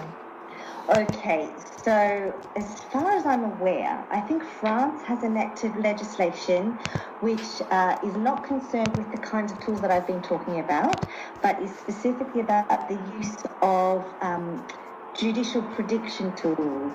Okay, so it is possible to use these to develop tools which some software companies have developed to try and predict what a particular judge will decide in a particular case.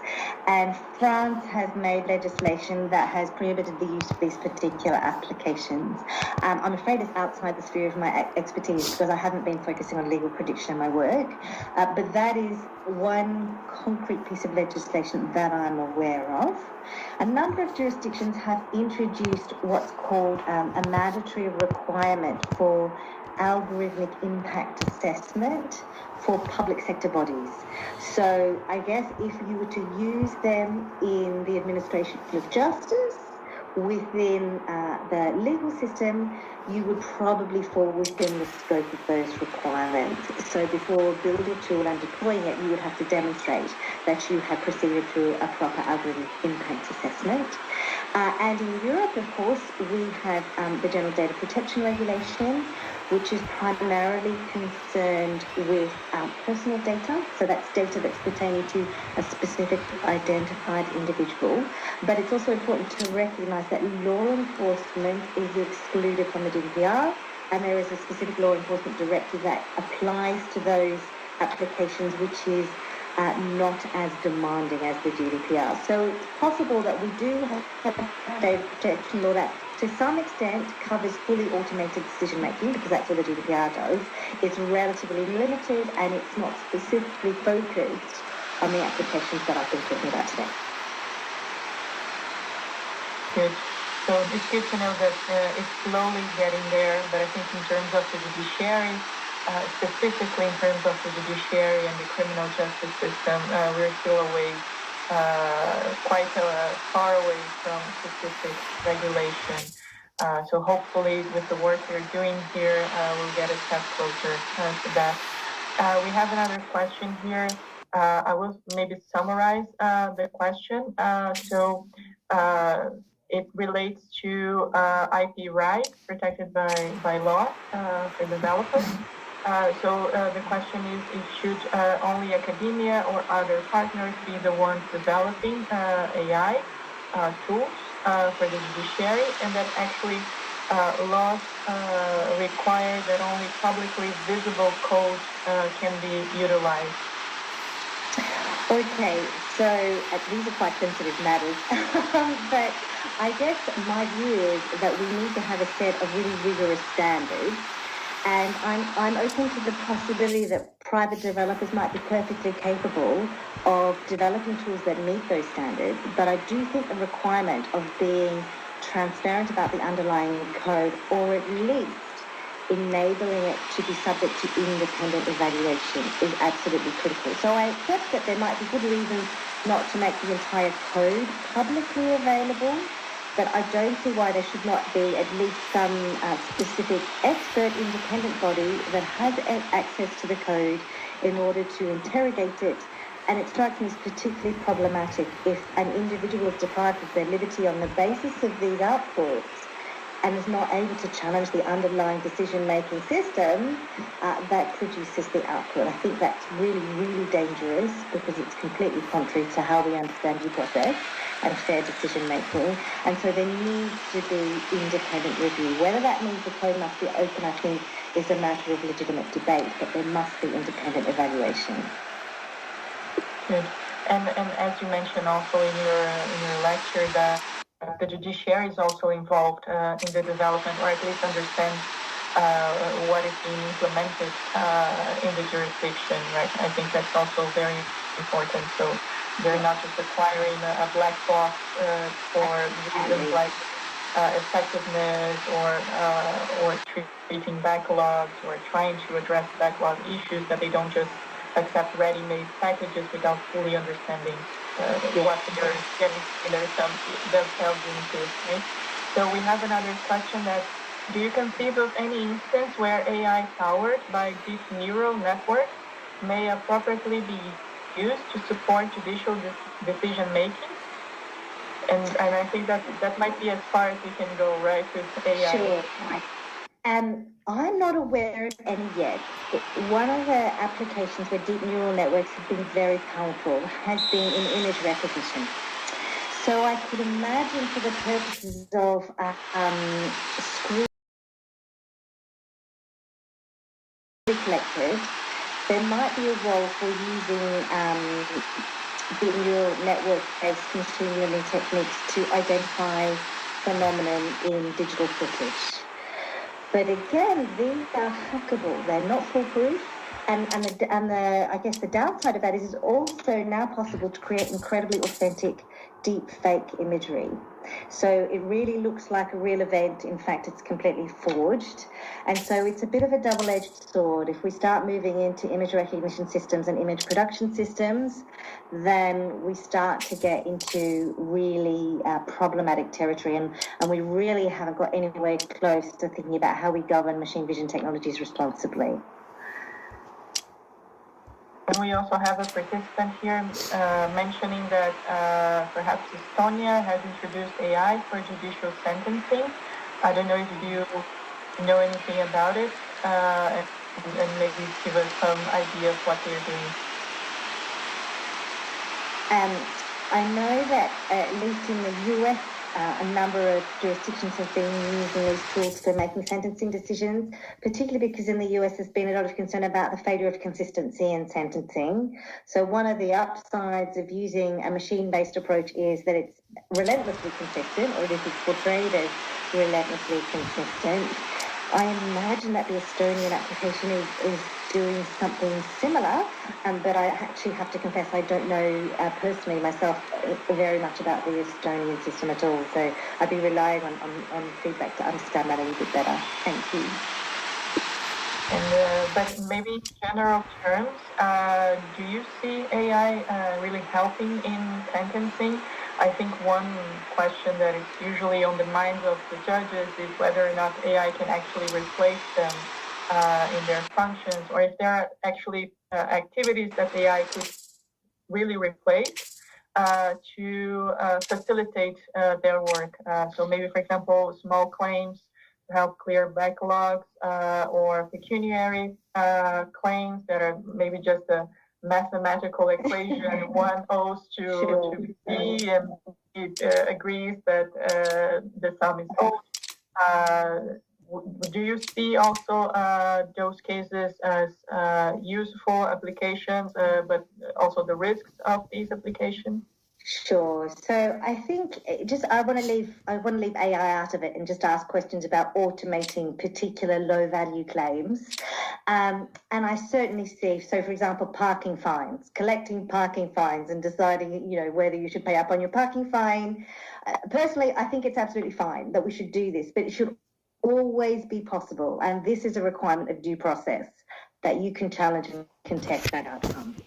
And this is the thing that worries me, that if you build in safeguards that enable people to exercise their full-blown rights to due process, then we are undermining judicial integrity. So in the first instance, because it's efficiency enhancing and fast, etc., it seems like a good idea, and why not, so long as we do it carefully, but we must ensure that there are remedies available to challenge an outcome that you think is wrong or is preventable. And if that's in place, then I think if we do it carefully and responsibly, there are definitely opportunities to do that.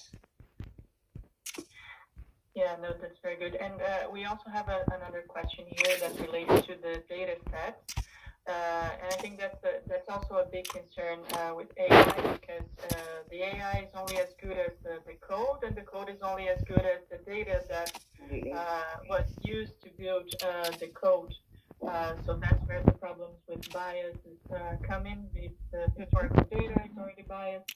But we have a question here that about the size of the data. So the use of AI tools requires a data set of the society, of the country, in which the software application is being applied.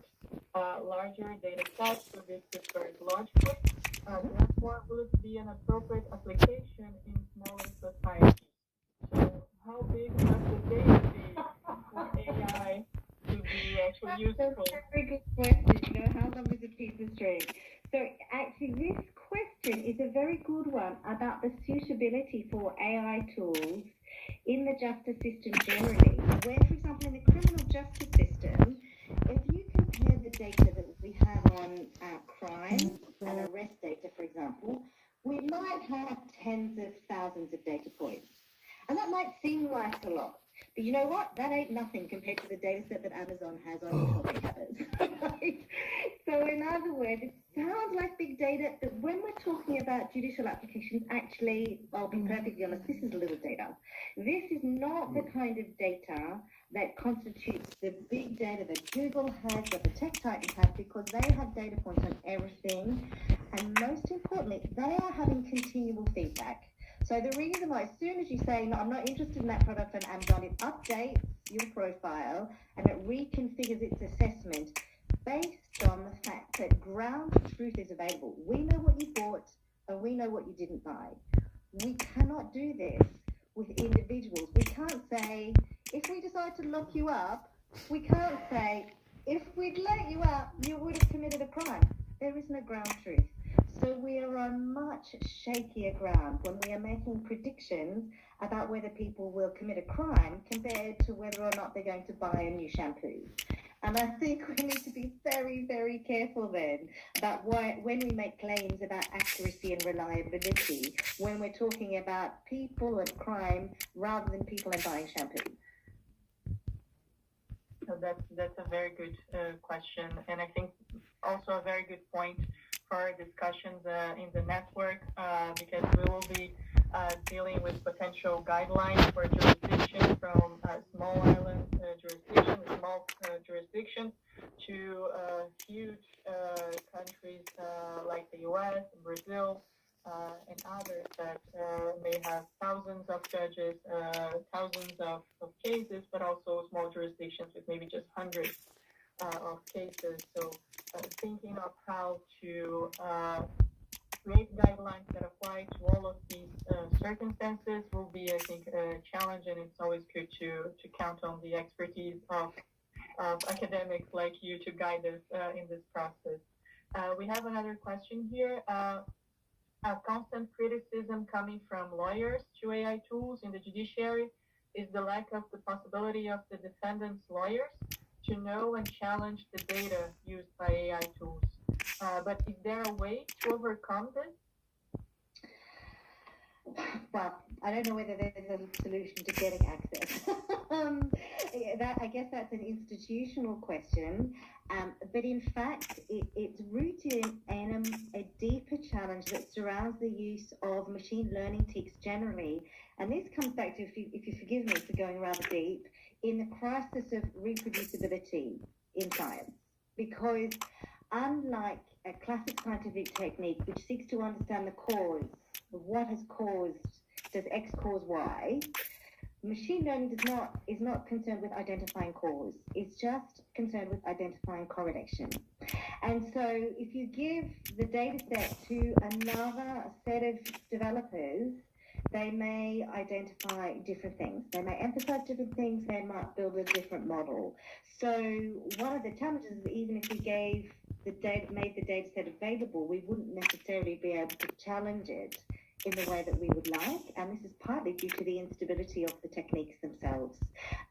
So it's another reason to be all the more cautious about using them for applications that are what I refer to as human rights critical. We need to be very careful about what it is that these tools are doing before we decide we can roll them out to make decisions about basic human rights. Good, and I think this also connects with the next question we have, which is how can judicial ethics help provide solutions to these type of challenges? I think we are facing here two sides of the situation. That first we have to understand what are the applications, and then we can discuss how to find the solutions. But in your opinion, how could judicial ethics help overcome these challenges? Well, I guess one of the things, even if we aren't able to really fully grasp the technical basis of these tools, I think it's really important in the judicial context that we understand the importance of the principle of individual justice. Okay, so all of these tools are based on kind of classification systems, if you like, that groups that do this also do that.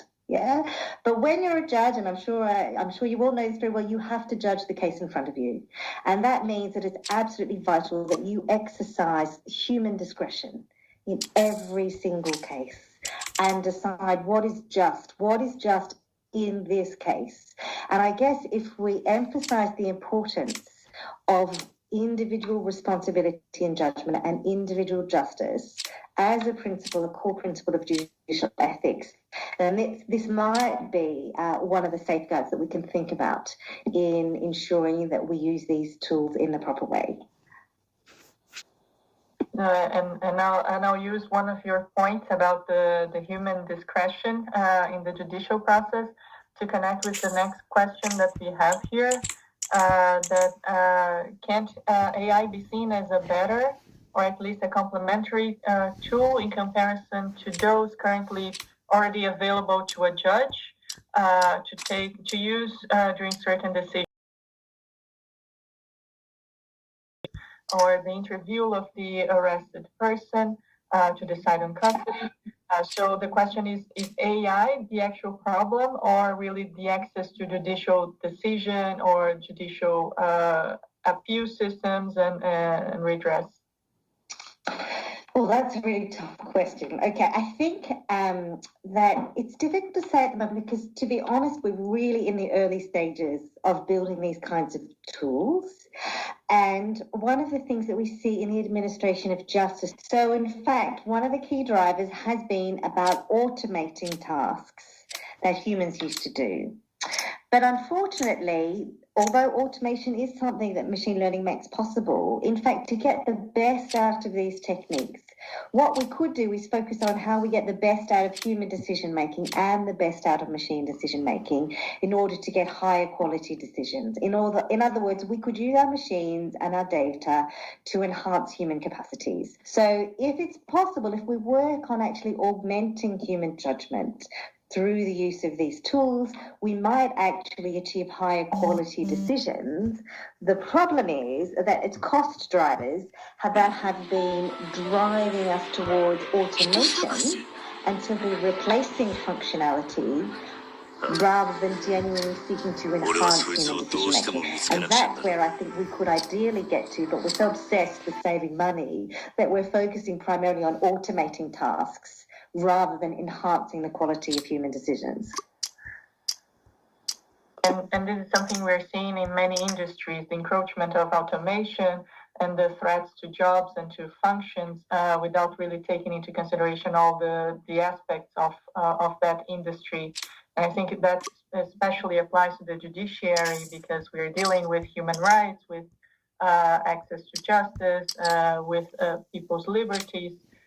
So I think it's even more important that we carefully consider really using these tools to enhance the judicial process, to really make the decision process better, more effective, but not just thinking of effectiveness for itself, for its face value. So we also have a comment here from the participants. It's not really a question, but a comment that I think it also it also links up to everything that you've been talking about. So I'll just read it. We do need to be very careful with the use of AI in the administration of justice, with the inbuilt bias and discrimination, the lack of transparency, as well as consistency of sentencing, taking away the decision-making role of the judge. I think that's a very big question, an issue when we're talking about judiciary and AI. Absolutely. And I guess one of the things for me that's really critical, and especially because these decisions have profound effects on the individuals that the decisions are being made about, is that, a human has a conscience. We take responsibility for the consequences of our decisions, or at least we should, and that's something a machine simply can't do. At least not the machines that we have at the moment. And I think, personally, this is part of what judicial integrity requires. It's our accountability to each other as a human community that I think we mustn't sacrifice in the race to embrace these fancy new tools. I think that's the key point for our work and how we can make sure that those developing these tools follow the same principles of accountability, of judicial conduct, of ethics that judges already have to follow in the judicial process. So I think we have maybe one last question because, Sharon, I think our time might be running up with you. So maybe one last question. How can we prevent that AI will transform from a tool to become to take over a decisive role? So how can we prevent AI from being turning from a tool to really deciding the judicial process? Well, this is where the judge's role is really important because, of course, judges have an enormous amount of tacit knowledge of how what is actually at stake and how they go about the task of evaluation. But much of this is simply not coded. Yeah, and it's also very difficult to articulate. And so I think it's really important for judges to be involved in the discussions about the development of these tools and their design to emphasize the red lines that we should insist upon in bringing these technologies into the courtroom, into the administration of justice, and say these particular domains are the preserve of judicial excellence, and they must always be if our system is to retain its integrity as a judicial system that we currently understand. And so we have to fight for these. Otherwise, there's a real tendency to say, well, if there's nothing special, we'll just let a machine do it. And so we need to be able to articulate precisely what it is that matters in order to insist upon those values being preserved. Thank you. Thank you. I think that's precisely what we're trying to achieve in the network and in promoting the discussions among the judiciaries in this topic. So with this, we will conclude this first webinar. Karen, thank you so much for being with us again. As we discussed, your presentation at the last high-level meeting of the network in February in Doha was very well commented on. Everybody wanted to have more time for questions with you. Don't be surprised if we invite you again for another session of our webinar, so we can continue to go into more details as this discussion progresses. But thank you very much, and I thank also everyone who joined us for this first session of the webinar series of the Global Judicial Integrity Network. Stay tuned because we already have other sessions lined up. The next ones will take place in May, next month, and they will deal with the issues of investigating judicial misconduct while balancing judicial independence, and with eliminating bias from the adjudication process, which is something that might also be used in the future. So the data sets are also clean of biases in the future if you're going to. Доброе утро, коллеги. Доброе утро, наши уважаемые гости, наши коллеги из ООН и наших. Итак, здесь двухминутное видео с тем, чтобы вы получили краткое понимание о развитии ICAC. В 60-х и 70-х наш город был охвачен коррупцией, и общественное недовольство достигло точки кипения. Создание ICAC в 74...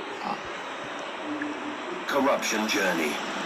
Under Article 57 of the Basic Law of the Hong Kong SAR, the ICAC shall function independently and be accountable to the Chief Executive. Fighting corruption demands a well-crafted strategy. With our three-pronged strategy, we progress steadily. Eradicate graft by law enforcement. Prevent corruption at its source. Educate the public to entrench an integrity culture. Fighting corruption is always tough. Over the years, regardless of case complexity, we have remained impartial and determined in upholding justice without fear or favor. Fighting corruption is an enduring battle. We have been able to rise to our challenges. Thanks to the solid foundation of Hong Kong's rule of law, the unwavering commitment of the government, and the support of the general public who share the same vision and go forward side by side with us. The 21st century is the era of digitalization and globalization. The ICAC is ready to turn new challenges into opportunities. Backed by our country and government, the Commissioner of the ICAC took on the post of President of the International Association of Anti-Corruption Authorities and establishes close connections with anti-corruption partners around the world. With the experience gathered over the past half-century, the Hong Kong International Academy Against Corruption is set up to further promote the anti-corruption cause. On the way forward, the ICAC will leverage the platform of the Academy and collaborate with the IACA to form a powerful trio to advance global anti-graft cooperation, training, and experience sharing. To build a global network with the shared vision of a world without corruption.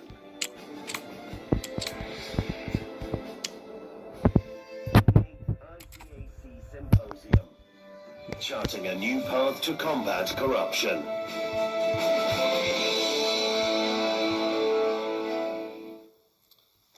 Thank you. This short video is... Этот видеоролик был продемонстрирован на нашем 8-м симпозиуме, который прошел в мае этого года. И наши друзья из Центральной Азии, они также посещали его. И вы видели там русские субтитры на русском. И вчера, когда я пришел сюда, я заметил, что нам лучше здесь иметь субтитры на русском языке. И вчера я попросил моих коллег сделать субтитры.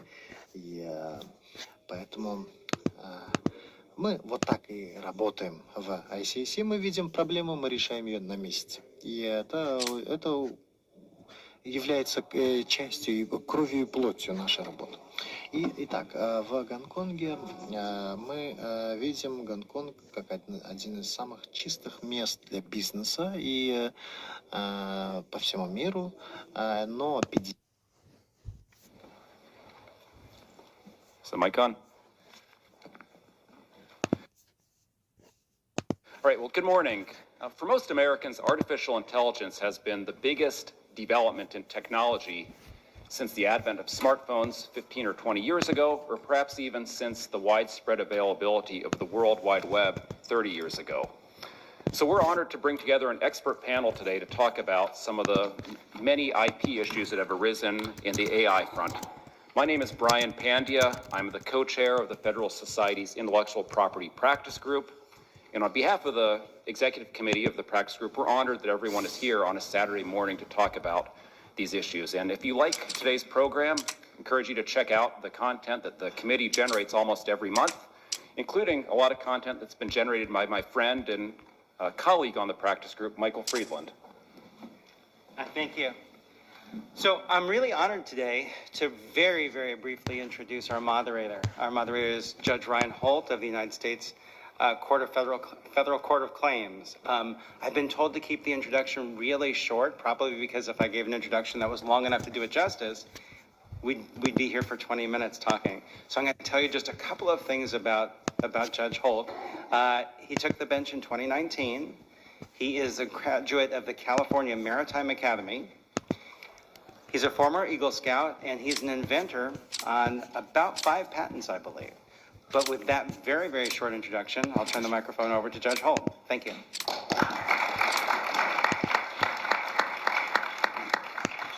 Great. Well, thank you for the introduction, and thank you all for being here to learn about intellectual property and AI issues on a Saturday morning. So this is the Intellectual Property Rights with the Emergence of AI panel, and we have a group of wonderful panelists experience and insights into law and policy considerations on this important issue. So my plan is to read a brief description of what our panel will discuss and then go forward with reading biography intros for each panelist in order that they will speak.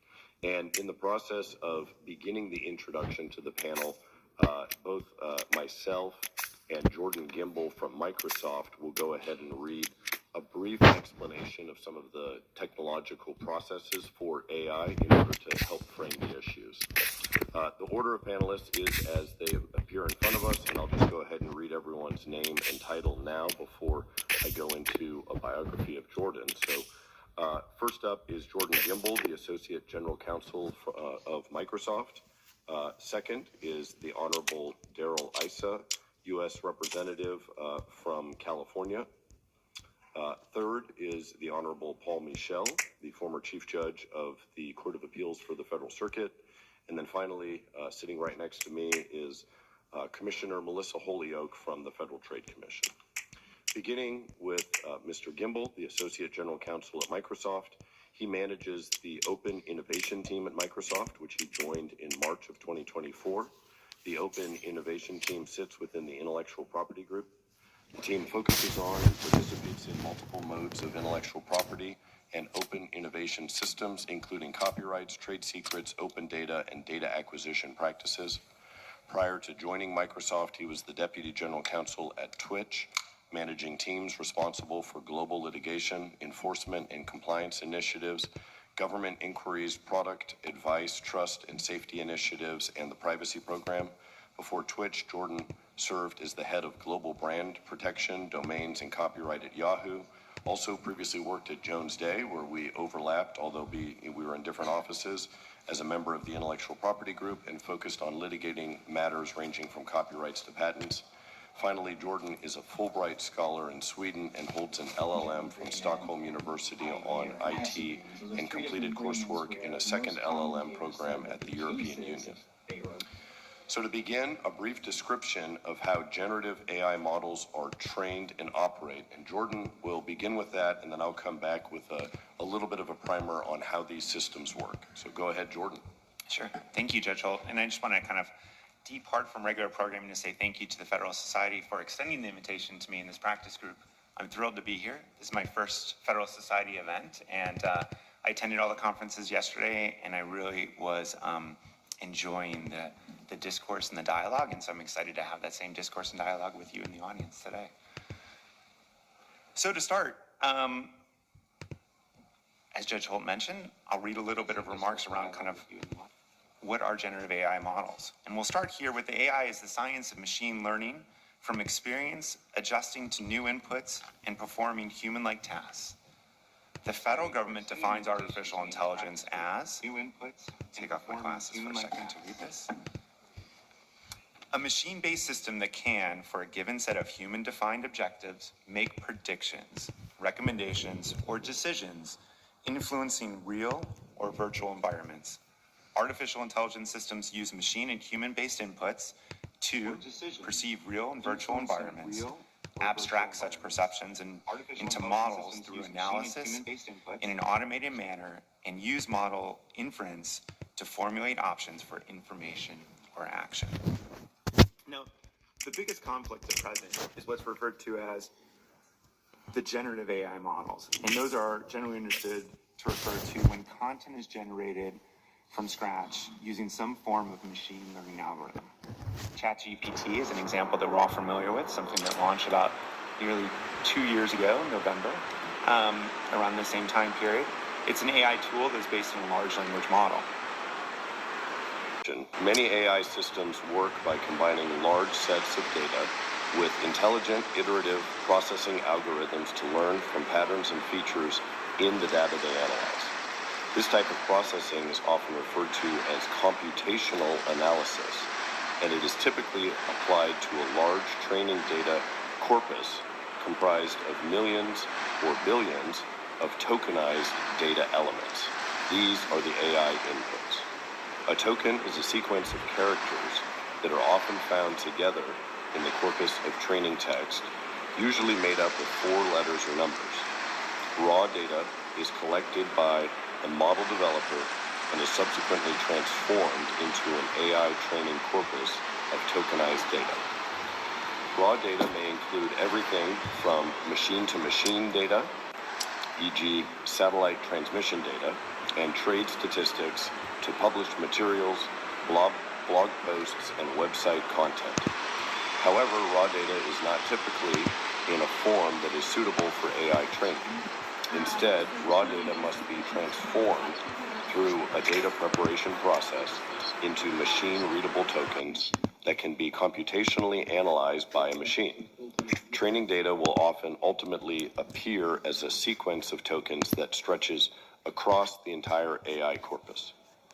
Now with that, we'll hand things back over to Jordan to conclude with the discussion of, does the AI model contain a copy of the entries in the raw data set used for training, and his opening remarks.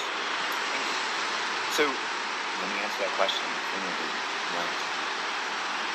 AI trained models do not contain a copy of the raw data that are used in the training process. Instead, the model contains statistics, such as the likelihood of a token following another token, whether that's the understanding of the word dog and bone and that relationship that happens there in the arbitrary text. And once trained, the model does not need the data it was trained on. It can run independently of such data. A trained model consists mostly of the weights, which are the parameters of the neural network that are the result of translating the inputs present in the training data into data points understandable by the specific model.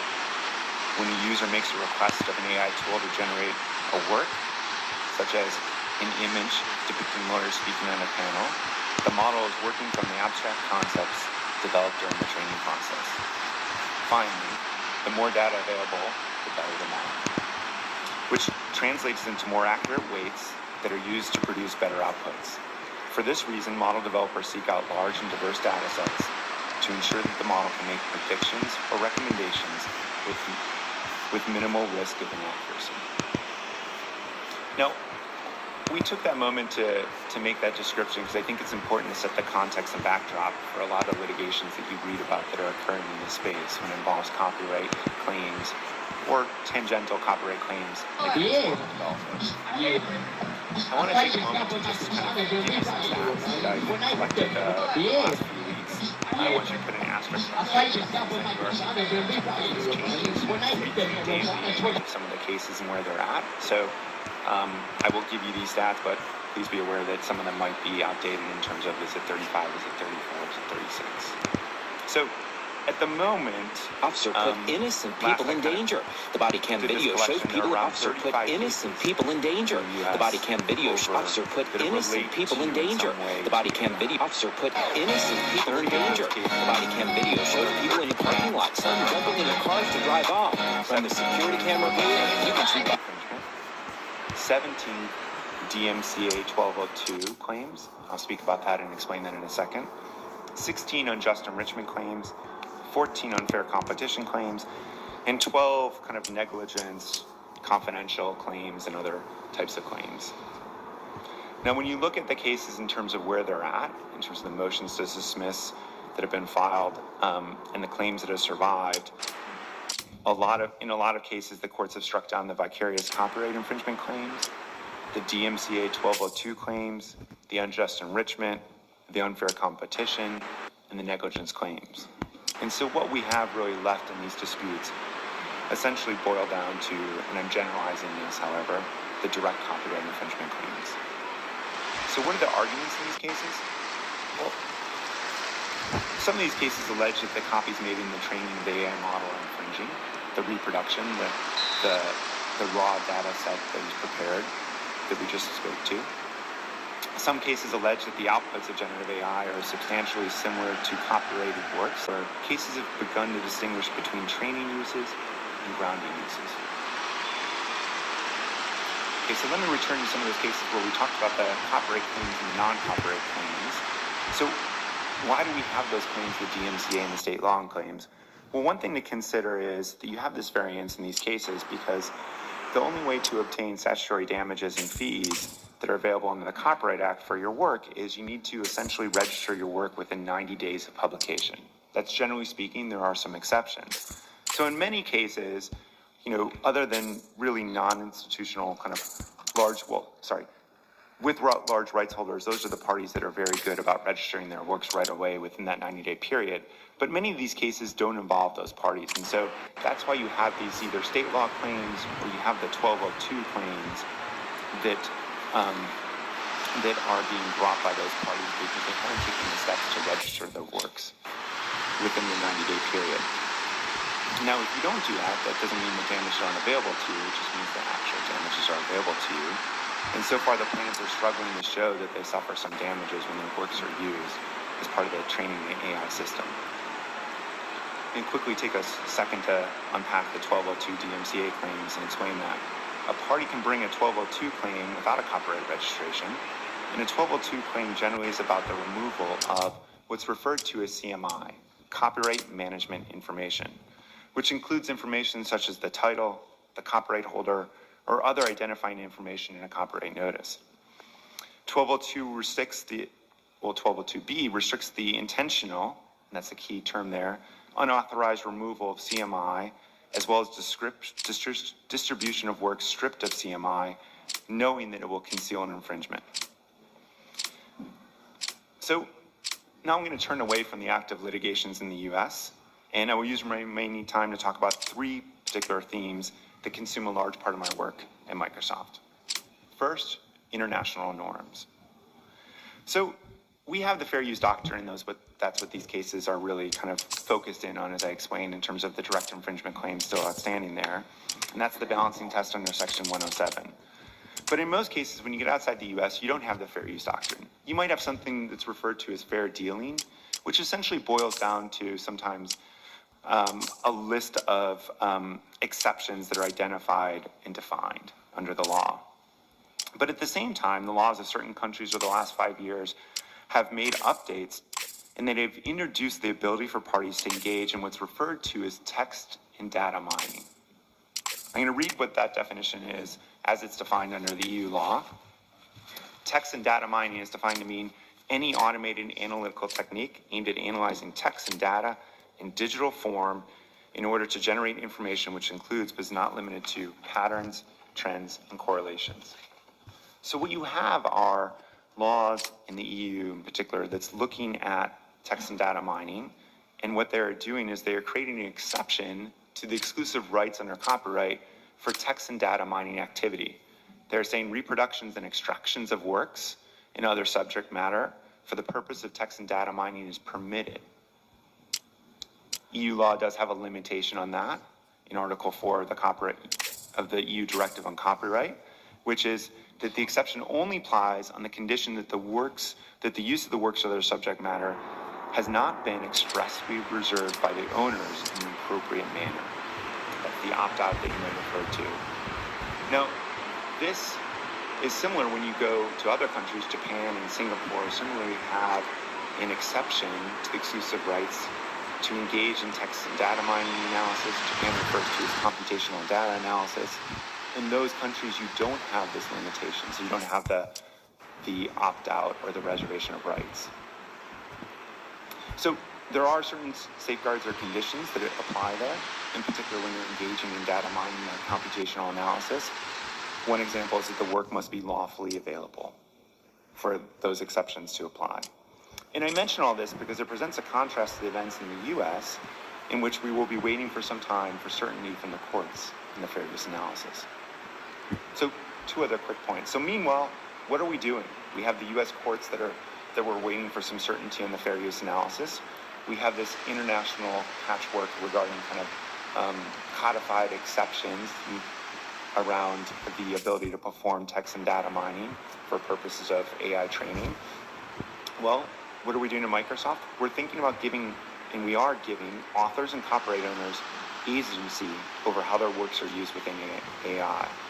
The norms that exist within search provide us inspiration. For decades in the search space, if people are familiar with this, web publishers have relied on a series of machine-readable signals associated with robust text file or the HTML headers to identify whether they want to crawl or to index their site, and even to identify so far as how much information should be included in that search snippet. So that's the inspiration we're looking for in terms of giving copyright owners and authors agency. And that's the norms that we're working from, and we're giving them signals that are specific to AI training so that a publisher or copyright owner, regardless of whether they're based in Japan, the EU, or the US, and we've been doing this since 2023, they can use these specific controls to manage how their works are used in AI. They can use certain predefined signals to tell our crawlers to avoid ingesting information for the purpose of AI training. And these are the voluntary kind of steps that we're taking. Second, I want to quickly mention one other thing that we're doing is we're thinking about the idea of how we can bring data back into the ecosystem. And in one sense, how we're doing that is we have a long history of working through open data campaigns and open data initiatives at Microsoft.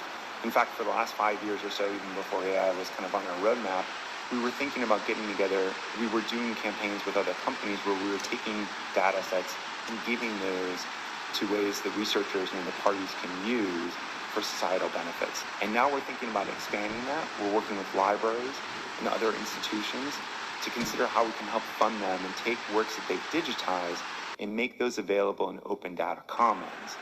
And eventually, what we're moving towards and what I'd like to propose is that the government in this next administration can consider something along the lines of a data moonshot. I can talk about that in a second. But to wrap up, at the end of the day, what we're talking about here is how we're striking the crucial balance to protect innovation and protect expression. And that's it for my remarks. Thank you. Great. Thank you, Jordan.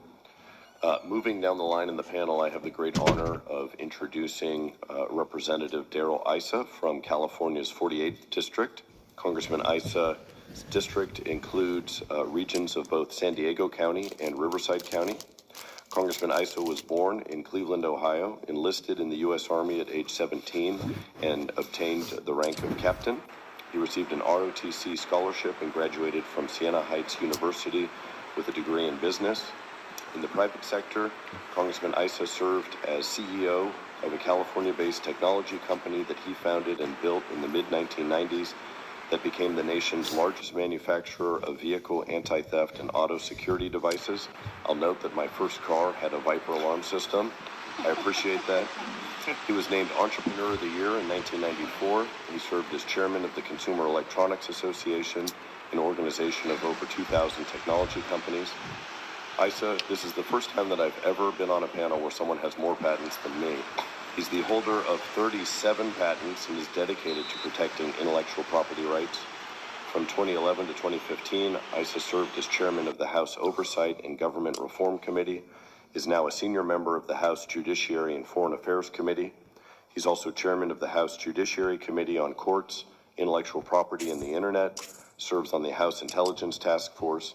This Congress, he's introduced several bills related to intellectual property protections and the federal judiciary, and most recently, Congressman Issa has announced the Preventing Abuse of Digital Replicas Act, or PADRA, which would prevent the voice, image, and likeness of individuals being used in the age of AI. And with that, for your opening remarks, go ahead, Congressman Issa.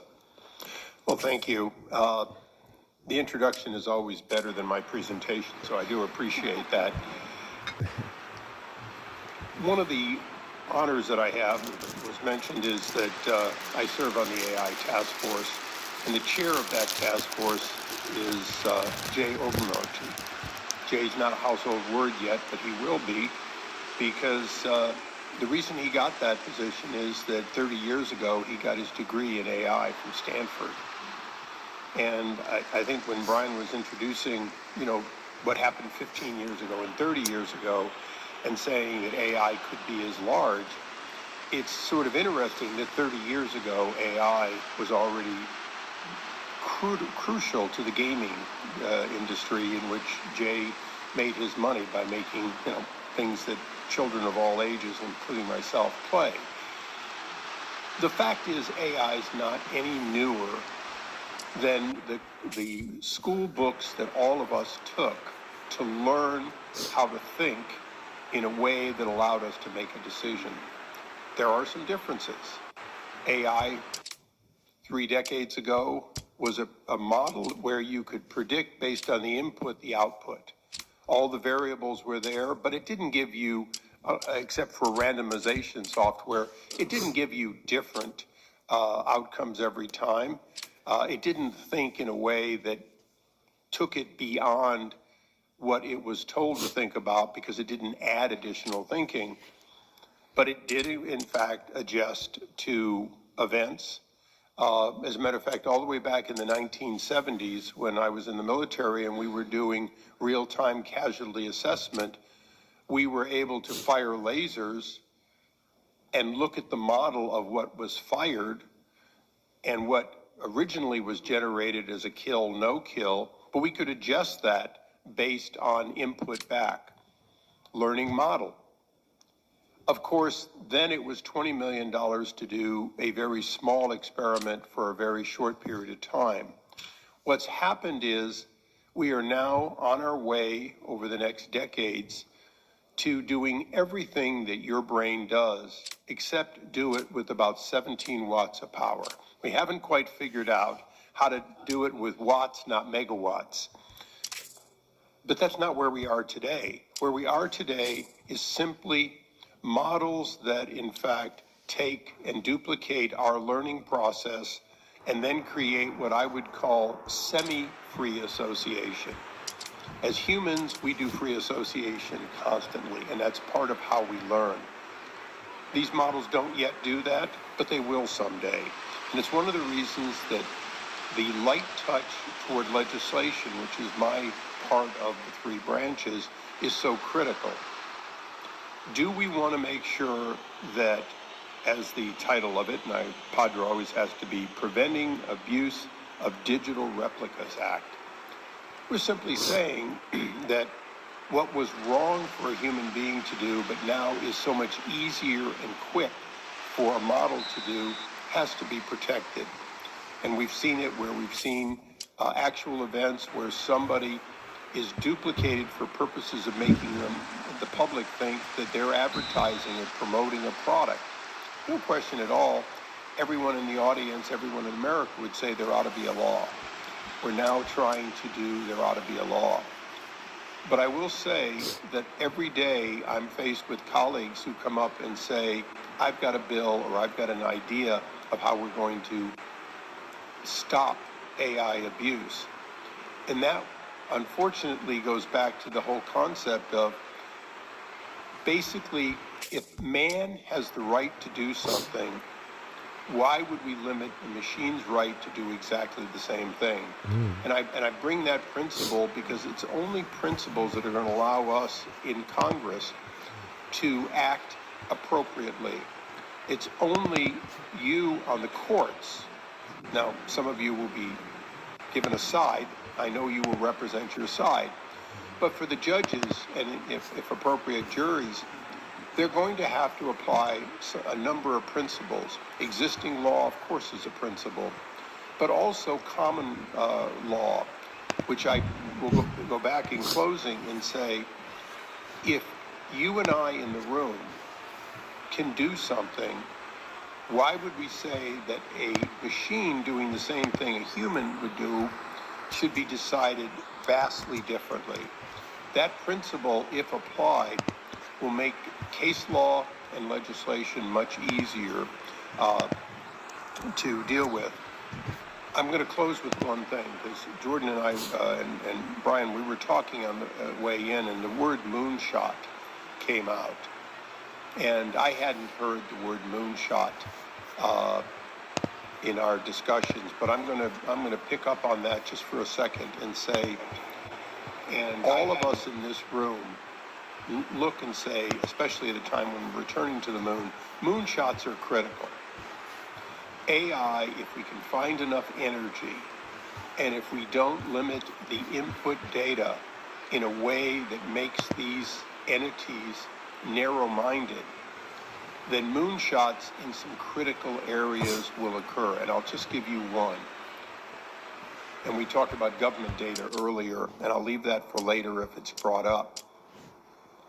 But everyone in this room has a medical record today. Everyone in this room might have a disease, but every one of us has something that could and will eventually attack our body. No doctor in America, no radiologist has looked at every x-ray and every mammogram and every fill-in-the-blank. But it is conceivable in the near future that we could, if allowed, ingest every piece of information about every patient, including every DNA that is associated with that person. Eliminate the who's who, but retain the ability to know outcomes. And in a very short period of time, cause and effect, connections to things that no one doctor could ever see, could allow us to find cures and preventions that we can't even imagine. The ultimate moonshot is our very ability to live better and live longer. That moonshot will not occur if we do not take an open mind toward the idea that the greatest doctor, the greatest scientist ever born, will in fact be born out of AI. Thank you.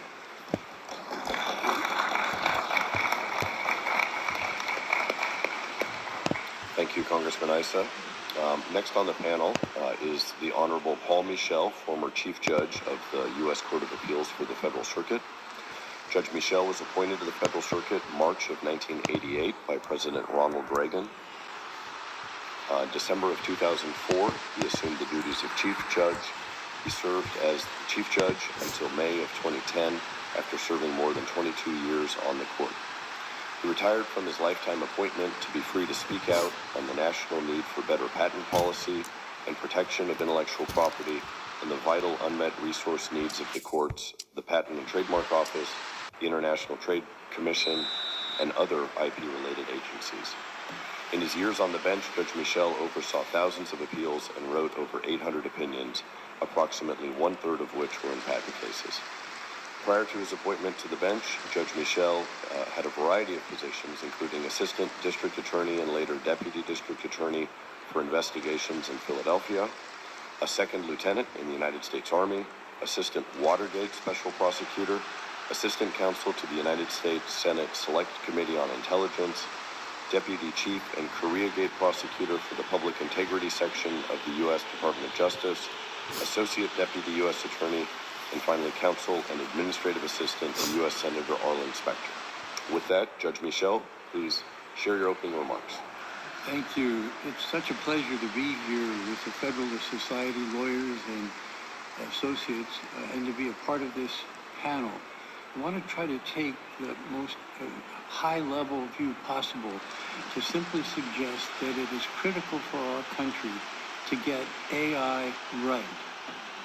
It's critical for our country to get innovation right.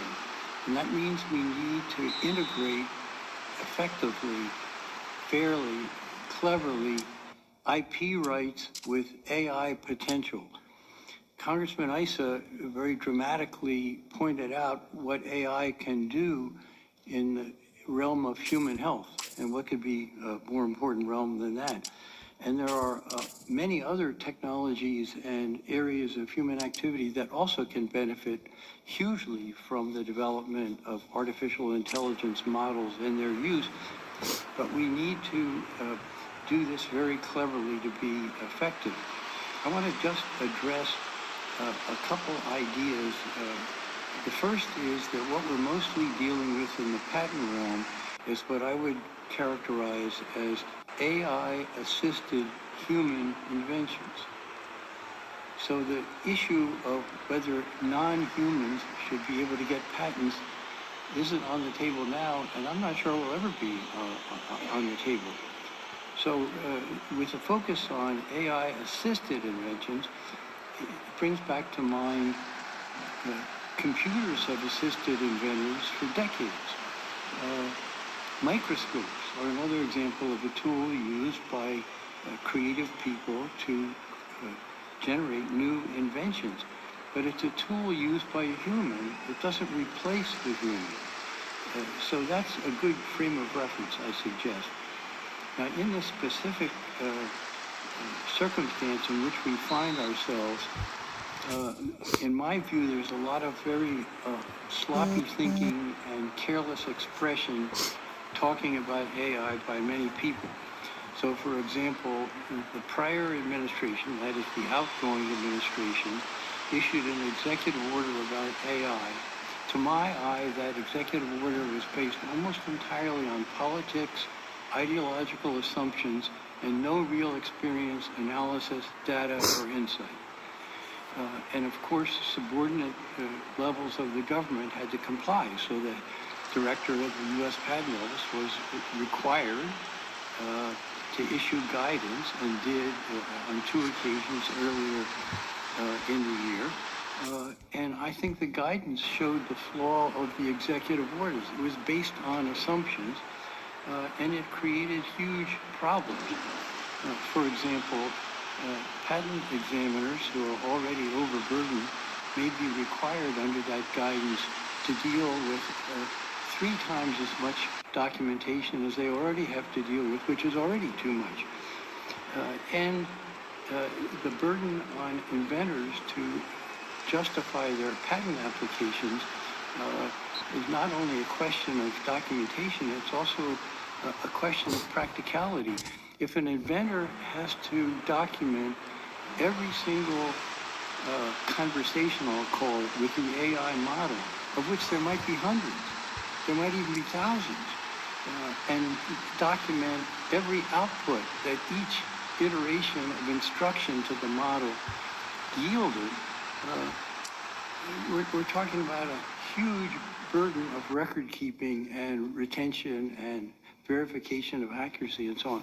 So I think that the guidance issued by the Patent Office was very ill-advised. I hope that the new director, whoever it turned out to be, will reverse that guidance and do something much more practical and reasonable. Again, stepping back, the key here for getting this right is for all the actors in this drama, if I can use that imagery, to understand their role, to coordinate their role with the proper roles of all the other actors. And that's why I'm so appreciative of the interest and insight by Congressman Issa. The legislature has a key job, key responsibilities. They're the policymakers. They're the lawgivers under our constitutional system. The courts are supposed to apply the laws that Congress mandated and at the margins interpret them. But the courts are not supposed to be policymakers. They're not really suited to be policymakers. They can't do it very effectively. So they have limits, but they have benefits too. And the coordination back and forth between the two branches is so important. Same thing with the executive branch agencies, not just the Patent Office, but the Federal Trade Commission with Commissioner Holyoke here, and many other elements of the executive branch and what's sometimes called the Fourth Estate. They all have their role, they all have to help, and they have to do it in a coordinated, reasonable way. So I have to commend the Federalist Society for focusing attention on these issues, but also on the different actors that need to operate as a team in order to maximize the benefits for our country of these kind of potentials. I think that I'll just end by telling you a quick little personal story. When Congressman Issa was a new member of Congress, relatively new member, he called me up when I was the chief judge and asked me, could I come down and talk to you about patent rights? I said, of course, I'd be honored. And he did. He took the trouble to come down. We had a conversation. We've had off and on conversations for years. And this is the way it should be. Judges should not live in some silo where they never talk to the lawgivers or the executive branch people. But it's become too much, I think, the tradition of many courts to live in a little silo by themselves and not consult people who live in the real world, not only political policymakers, but also scientists, inventors, investors, and the other important actors in our economy. So I'm hoping that by this kind of presentation, we can figure out better ways to work together in order to actually realize the fabulous potential for human betterment of AI-assisted work. Thank you.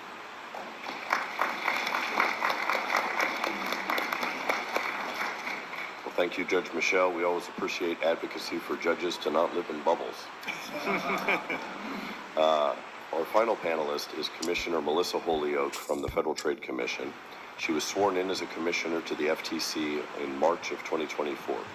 Prior to the FTC, she served as Solicitor General of the great state of Utah, where she oversaw civil appeals, criminal appeals, constitutional defense and special litigation, and antitrust and data privacy divisions. As SG, she also managed multi-state matters, including those involving consumer protection and antitrust claims. Prior to her service as Solicitor General, Commissioner Holyoke served as the President and General Counsel of Hamilton Lincoln Law Institute, a Washington, D.C. based public interest law firm, and in other public interest attorney positions with the Competitive Enterprise Institute and the Center for Class Action Fairness. Commissioner Holyoke has argued cases in the 5th, 7th, 8th, 9th, 10th, and D.C. circuits, and she began her legal career as an associate with O'Melveny & Myers. Commissioner Holyoke, for your opening remarks. Thank you so much, Judge Holt, and thank you to the Federalist Society. Thrilled to be here among friends and with my esteemed panelists. I'll begin with my standard disclaimer that my views today are my own and do not necessarily reflect those of the other commissioners or of the Federal Trade Commission. So when I told my husband I was doing an IP and AI panel, he said, well, you're not an IP lawyer. I said, honey, I'm a federal official. We declare ourselves experts of anything we want. But in all seriousness, since being confirmed, I've worked on a number of matters related to AI, and often in the context of the FTC's consumer protection laws. In my initial remarks, I'll describe some of those matters, and then spend some time applying those principles to some of the work and issues that we're talking about today. So for starters, the FTC has experience applying legal tools and frameworks Congress has given us to new technologies, and that includes artificial intelligence. In fact, in late September, the FTC announced a sweep of cases brought against deceptive AI claims and schemes, and I voted for 4 of these cases. But I dissented in the 5th, and this case was brought against a generative AI company called Writer. As its name suggests, Writer helps users quickly draft different types of written material, blogs, emails, articles. One of Writer's offerings generates product reviews, consumer product reviews, based on the user's prompts. So focusing on this service, the FTC brought an unfairness claim under Section 5 of the FTC Act. The FTC also claimed this particular service gave consumers the means and instrumentalities to generate false and deceptive reviews. There were several reasons I dissented from the majority's approach, and I'll mention 2 here. First, in Writer, the FTC effectively punished a company for providing a neutral AI tool, one that was not intrinsically deceptive. No, tools can always be misused. But that doesn't mean the tools creators are or should be treated as liable. And the second reason is that contrary to what Section 5 requires, the majority's approach failed to account for benefits from Writer service. And then, nevertheless, the consent agreement banned Writer from offering it. So for any entrepreneurs watching, and I'm hoping one day to get any patent, much less 5 or 37, the takeaway here is do not innovate. Instead, the message is tread carefully. So every neutral application of AI, applications that consumers get value from, could be unlawful. As I said in my dissent, this is wrong when the Commission chills innovation by using settlements to advance claims or obtain orders that a court is highly unlikely to credit or grant in litigation. Tying this back to today's discussion, I believe the FTC's misguided approach in Writer illustrates how not to apply existing legal frameworks. And that negative example is useful in considering AI regulation in general. So in evolving industries, misguided policy and enforcement, like the judge was talking about, will harm consumers and competition by stifling entrepreneurship and progress. Enforcers should faithfully execute the law, but the key is to robustly enforce the law as Congress enacted it, not as we would wish it to be. Parenthetically, I'll gladly note an innovative, aware approach is consistent with the priorities of this incoming administration. President Trump's platform critiqued the current administration's approach to AI as hindering innovation, among other things, and instead supports robust AI development. Such an approach will not only benefit consumers, but also help as we compete in the global marketplace. On a practical level, what does all this mean for today's topic? One part of our discussion today is how we can move forward in a world with AI, given existing laws. I believe a governing principle for regulators and enforcers should be a strong awareness of the importance of the nascent industry. So even as we robustly enforce the law, we must do so with clear-eyed understanding of market realities and relevant trade-offs that affect incentives to compete. To put a point on this, AI is obviously dependent on access to data. For example, consumers' data and content can be useful to train large language models, LLMs. So whatever effectively determines the terms of access to data, whether consumer protection, copyright, or contract law, will have a direct impact on this emerging field. That means it's important to avoid the missteps, as in Ryder, in misapplying the law through settlements to restrict conduct that Congress has never forbidden. A few more observations. In considering whether collection and use of data may violate Section 5 of the FTC Act, it is important that an AI company not lie to consumers about how their data may be used. It's worth asking whether company practices actually line up with a consumer's reasonable expectations. Likewise, if we seek to apply our unfairness authority to companies' data collection practices, we must be sure to robustly understand the costs and benefits as the FTC Act and Congress require. The analysis here, in the context of AI, resembles what Section 5 requires in other contexts, such as thinking through data collection and use for advertising, for example, elevating potential harms over everything else, such as how revenues from targeted advertising help fund the free internet, is inconsistent with Congress's directive to assess countervailing benefits. So as we're thinking about these property issues relative to AI, the FTC's extensive experience in enforcing our organic statute and the cost-benefit analyses it requires offer lessons that may be helpful to policymakers and judges as we seek to further develop and apply the law in this emerging field. And those are my remarks. Great. Thank you, Commissioner Holyoke.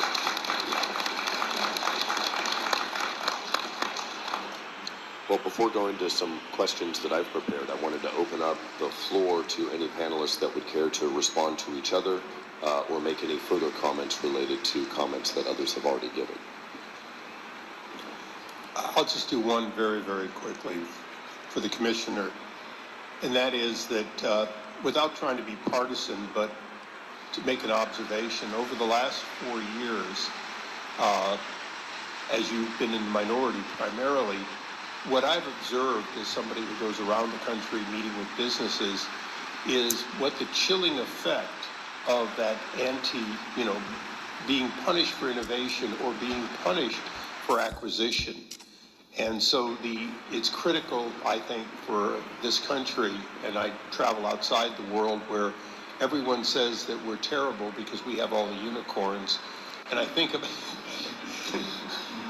about that and realize we don't just have all the unicorns, we have all the smaller innovators, we have all the smaller roll-up companies, we have all the ability to get capital to grow and to expand businesses. And so I am looking forward to the Federal Trade Commission's shift from assuming that anything that could be misused is bad to assuming that that which helps the consumer and the economy is good unless proven to be evil. And that change in which you look at first, I think is going to be critical for AI, because if we don't look at AI for its benefits first, and then look at collateral damage fairly, we will always regulate to the detriment of the very unicorns that we're looking for. Thank you.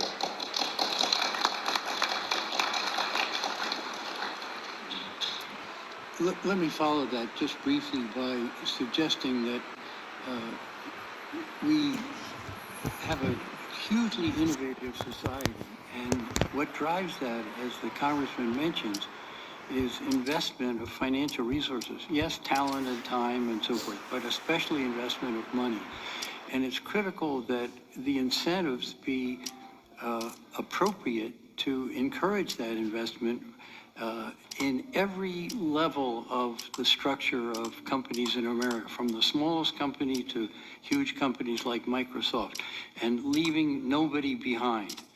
Because that's how you're going to get the most innovation, the best human health, the best business, best GDP growth, and all the rest. What I end up concluding is that if there is a specific harm that's clearly in sight, there should be legislation or even agency action against it. The perfect example already mentioned is deep fakes. Deep fakes, using somebody's image and likeness and voice and so forth, that's horrible, it's terrible. Of course it shouldn't be allowed. That's a specific target.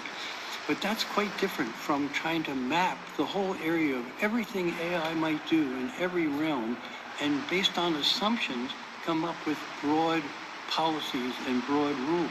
That's what I'm against. If it's a specific problem, you can fix it.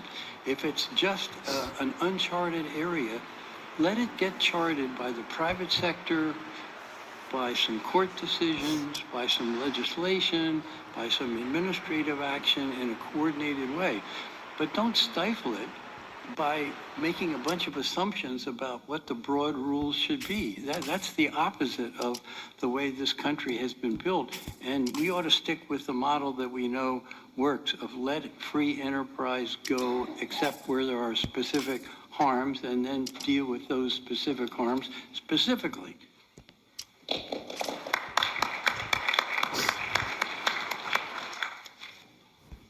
Maybe to just offer some remarks. First, I want to start. Thank you with the moonshot idea that Representative Issa made about live better and longer. That gave me chills. My wife is, she has the BRCA mutation, and if people don't know what that is, it's a genetic mutation that leads to a high propensity of getting breast and ovarian cancer, and she had breast cancer and thankfully survived. But I think about the genetic testing involved in that, in the way in which, you know, this was 10 plus years ago at this point, the way in which that can kind of get accelerated now that we have AI systems and models that can help doctors and assist them with predictive analysis. That is what these models do. They're getting better and better at predictive analysis, and you are spot on. That's what these fields like medicine and other fields in terms of like industrial, kind of like identifying new industrial components. But with medicine, we need this predictive analysis to work well. Now, let me relate this to the comment that was made by the commissioner with respect to access to data. So why are these predictive analysis kind of models getting better? Well, they have a large corpus of data to work from. And so that's really important to think through this access to data prong. And I think that there's, again, it's back to getting this crucial balance that I think we're all talking about here. You know, I'm not an antitrust lawyer, just like you made a remark that you're not an IP lawyer, but I think I understand that the gist of what you're trying to get to here is there's a balance of ways to approach this, right? And to not be deterministic from the outset, I think was a theme that's coming out here, and I think that that's right. And, you know, I mentioned the voluntary measures that Microsoft is taking with respect to copyright owners and running this opt-out program so that they have agency over how their works are getting used for training. And I think that's the type of steps that industry can take and think about in terms of trying to strike that crucial balance. And access to data is really important. When you see, I don't know how many people have seen kind of images that depict and reflect kind of like how people are talking about the tech stack. And you can put at the bottom of the tech stack, let's just put it there as energy, right? Power drives all this stuff. Above that are chips, above that are the data centers, then above that are the models that are built off that, then above that are the applications. Well, what I would suggest is that you put another prong there, but a vertical prong instead of a horizontal prong, and that's data, because data feeds into all these layers and makes this possible.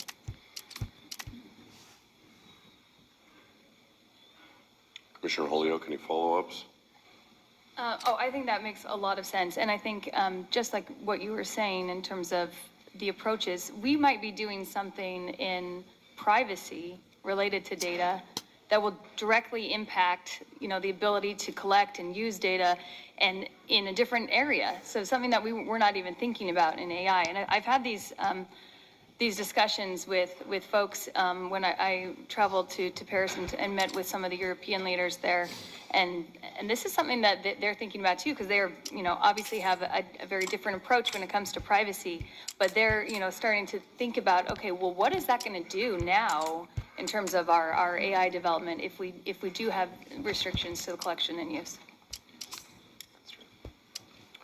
One question I wanted to direct first to Congressman Issa is related to a wonderful essay that Professor Susan Fields at GW Law School, the founder and senior scholar at the GW Studies Center, published and is just posted, I believe, on the Federalist Society website.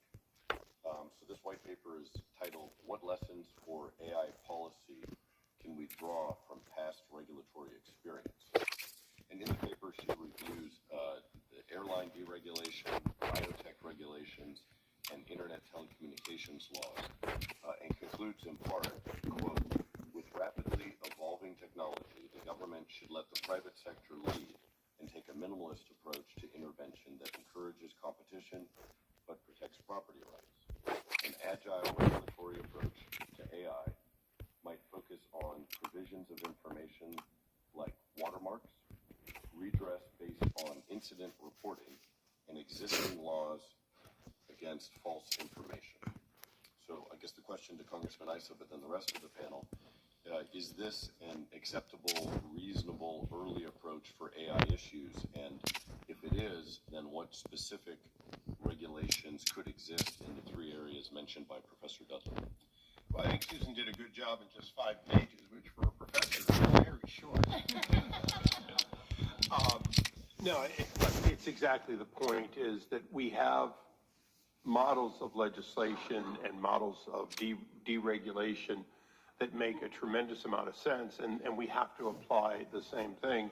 And the resulting competition from telecommunications reform, the resulting is a good case. One of the challenges that I think comes out of that is the regulatory side. You know, Congress from time to time has to say to the amorphous, bureaucratic state, thou shalt not. And we're in that situation. The executive order by the president and the regulation coming out of it, which is likely to stifle creativity, if not reined in, is an example where we have to figure out how to say it if the next administration doesn't say it itself. And, I'll put it in another way, and it's the classic example that when you see something over here, you look and say, what is it over here? Well, oddly enough, Elon Musk is both a father of AI innovation and certainly is going to be one of the most legendary figures in space of all time. We may change his last name to Von Braun if we need to. But on his space side, it takes 1.5 years for each of those virtual daily launches that SpaceX is doing. They're launching multiple times a week. It takes about 1.5 years in the process, because the FAA has applied a set of standards to this new technology, quote, new technology, that thinks of it in the most bureaucratic way of, well, we have to make sure that it couldn't possibly hit a bird on takeoff, so to speak. And I'm not kidding, they actually look at migratory as part of the launch process. That concept is stifling innovation as we speak, and they're overcoming it, but overcoming it at great expense, which means that the barrier to entry is raised. If on the AI side we do, without control, what we're doing over here at the FAA on launches, there will not be small companies. There will not be innovation. So absolutely, I think she does a good job of sending us the recognition that not only should we do no harm in the legislation we pass, but we do have a deregulatory legislative obligation, and we're going to have to look at it. And I did mention HIPAA tangentially for a reason. If we leave it to the existing bureaucratic law, we will not have the innovation necessary. And I think Jordan did a great job of recognizing that 100% of all this data, no exclusions, is in fact, once tokenized, harmless to those from whom it is taken. And we have to teach the bureaucrats that it is in fact that harmless. It's not you and I looking at somebody's private health care. It is in fact the machine that once it ingests it is not looking at you and does not ever disclose it. But that's not current, and the bureaucrats will not treat it that way unless we act. So I do look at it as a formative paper. Again, I'm sure there'll be more than 5 pages and follow on, but I look forward to them. Thank you. You know, it's been implicit in what's already been said, but pace is really a critical challenge here. AI is developing so fast that the law is left far behind. Policy is left far behind. Government actors' roles are left far behind. So how are we going to catch up and get ahead of this problem so we can maximize the benefits and still deal with property rights and potential harms. One of the things, I think, going back to my theme about make sure the right actor is doing what they do well, I criticize the courts for not being very good at policy making and really not being authorized by law to make broad policy. That's the job of the Congress. But there's a related problem. We have one Congress, but we don't have one court. We have 94 trial courts in America, staffed by about 1,000 judges. And of course, they're then grouped into circuits, appellate courts that review those courts. There are 13 of them, and then there's the Supreme Court. So there's this hierarchical structure. So eventually there'll be clarity in the law. But how long does it take? 5 to 10 years at least. That is way too slow when we're talking about AI. So the courts shouldn't be over-relied on to come up with the answers here, because number one, they probably can't come up with the best answers, but number two, it'll be so much too slow as to be almost irrelevant. That doesn't mean that executive branch people should take over. It just means that the country needs to understand what courts can do well and fast and what they can't do as well and can't do as fast. And that's particularly important with this breakneck speed development of everything related to AI. I think I'll just note a few things. So when I was, prior to joining the commission, I was at the Utah Attorney General's office, and my deputy is actually right over there. And you might remember this, Chris, but back in February, we led a letter, and don't worry, I'm not going to call on you and ask you about it, but we led a 20-state letter in response to a request for information from NIST related to the executive order on AI that came out in November 23. And we had quite a few concerns there, but what we talked about, and this relates to what Judge Michelle was talking about with respect to PACE, and also talks about the barriers to entry that Representative Issa was talking about in this emerging fields. The executive order actually requires testing and reporting mandatory requirements that seems unprecedented to have testing and reporting requirements for an emerging technology. But what does that do? One of the concerns that we noted in the letter was that this could lead to entrenchment of incumbents when you're setting forth some of these requirements, which is concerning to me when you have these developing technologies that you're not going to have the disruptors that we might want. But also when you have these requirements for reporting and testing, what does that do to the pace, right? It slows everything down. So we were very concerned about that and filed a letter in that. But all of those we need to keep in mind as we're going forward with thinking about how AI develops. I'll just invite the audience to come up. There's at least one microphone I see for questions. I'll ask maybe one question from the audience, and then we'll go back to some of our prepared remarks. If you'd like to ask a question, if you could, just please state your name and affiliation and make sure that it is a question, not a statement. Go ahead, sir. Devin Watkins from the Competitive Enterprise Institute. I'm going to play a little bit of devil's advocate here. Let's imagine in one of these AIs, in the corpus of that AI is, Encyclopedia Britannica. And after analyzing its data, it determines that the language in that encyclopedia is the best language that it can come up with.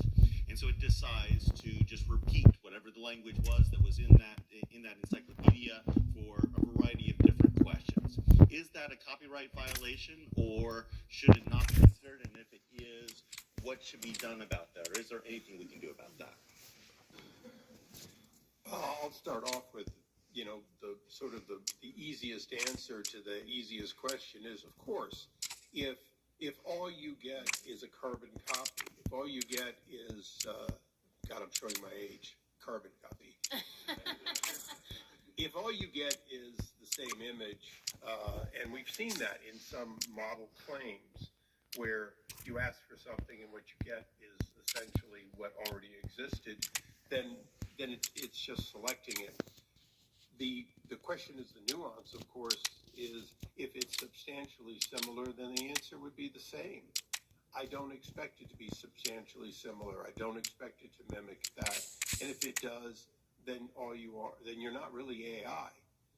Because one thing about free association is if the only thing you ingested is the only thing you put out, then you haven't ingested enough. And I think that's the important point, and the reason that Jordan and all of us want to see more information available for more ingesting, so that in fact that never happens. That would be my response. It's for the court to actually look at the specific output and make a decision. But your example certainly begs the question of how could that happen? It could only happen if only you ingested that one encyclopedia. Yeah, courts will make decisions because they're the default in our society. If the other branches can't or don't, for whatever reason, address something, the courts have to, because somebody will file a lawsuit, and they will, and they'll do the best they can, and they'll explain their decision, whatever it is, copyright violation, no copyright violation, and then we try to go forward again. But the problem is the lack of predictability.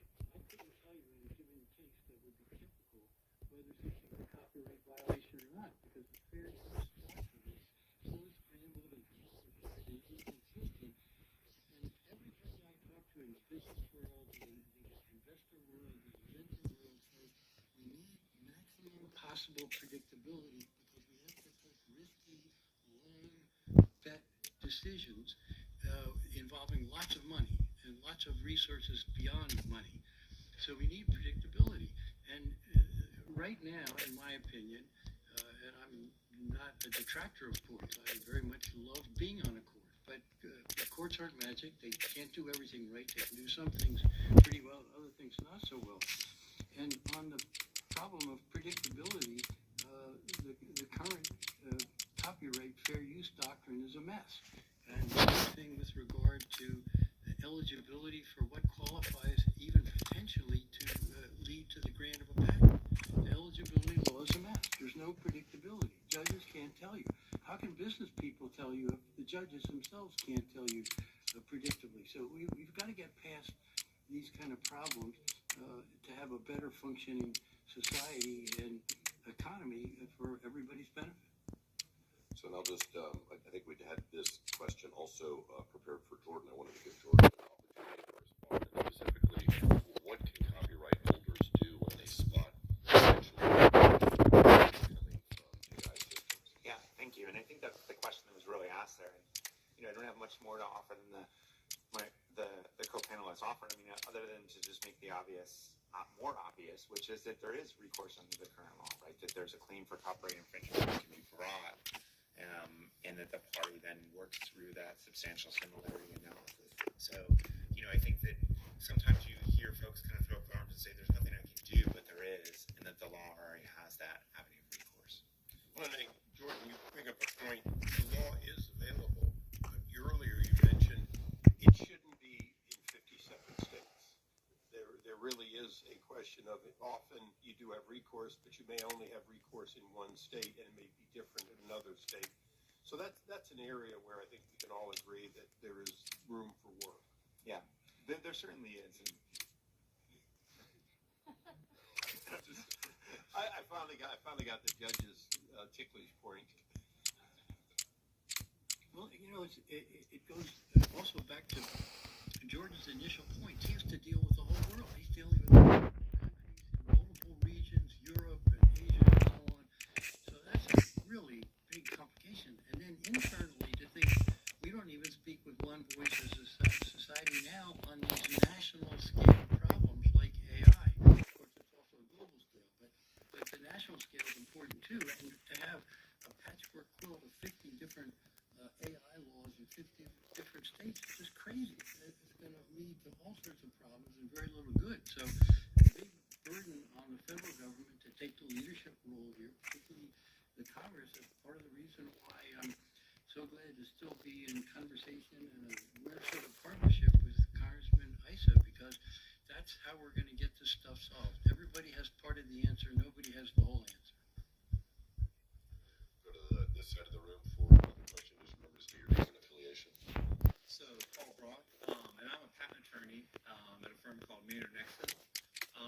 glad that patent eligibility got mentioned because that's what my question is about. I think the general consensus among patent attorneys is that it is nearly impossible to patent any kind of AI technology right now.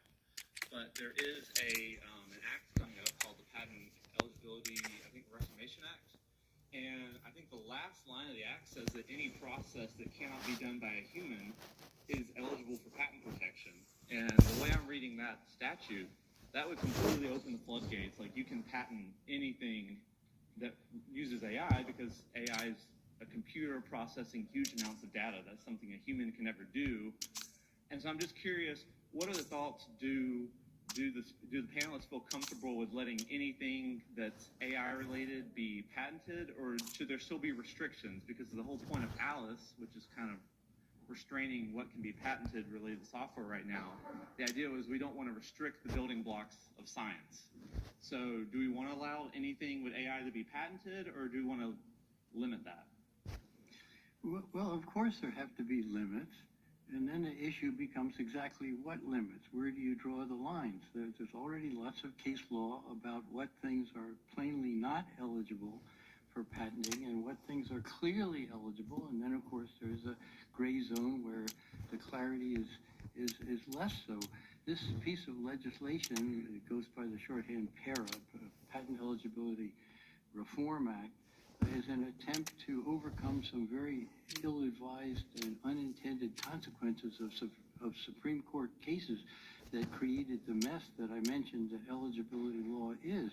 And I think it's a well-crafted piece of legislation. It's not perfect, but it's worthy of further development, and it's being developed in both houses of the Congress by the people in charge, including Congressman Issa, and that's our position. Stick with it. You know, I opened to a certain extent by feeling our earlier conversation about the moonshot. The moonshot's the positive. When you look at patents, and if we're not careful, they'll give you the opposite. Now, I'm maybe the only one to mention the popular word China. But China is a nefarious patenter. And as a hypothetical, there are reports may already be in place. If hypothetically you use the AI model and you use it infinitely every day, all day, to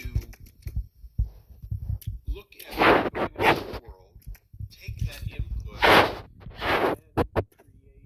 create claims from what you see coming, from the trend. In other words, you don't reduce to practice, you hypothetically create that which is clear and likely obvious that is coming. You can in fact have millions of claims within perhaps hundreds of thousands or millions of patents per year. You simply have to assign the name of an inventor who sat at the machine or is an appropriate engineer.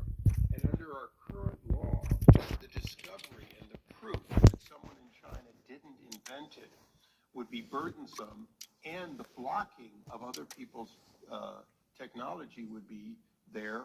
And on top of that, once granted, it could in fact limit the person who actually reduces it to practice. That is the scariest thing I ever came up with sober in my life. And it haunts me simply because we can look at case law and we can look at all this, but how do you stop the nefarious actions of somebody who chooses to turn upside down the revenue, whether it's 5G or any other emerging technology that comes from the actual reduction to practice, either by getting credit for reduction you didn't do, or making the later reduction because you've made it aware, when in fact it's not real invention. And so many of our patents today would benefit from a 100-year-old practice of having to create the model to show that you actually reduced it, but it's not there. And the people at the PTO are in no way, shape, or form equipped to deal with that kind of volume. But in my time in Congress, if I'm lucky to get reelected just a couple of more times, you never know.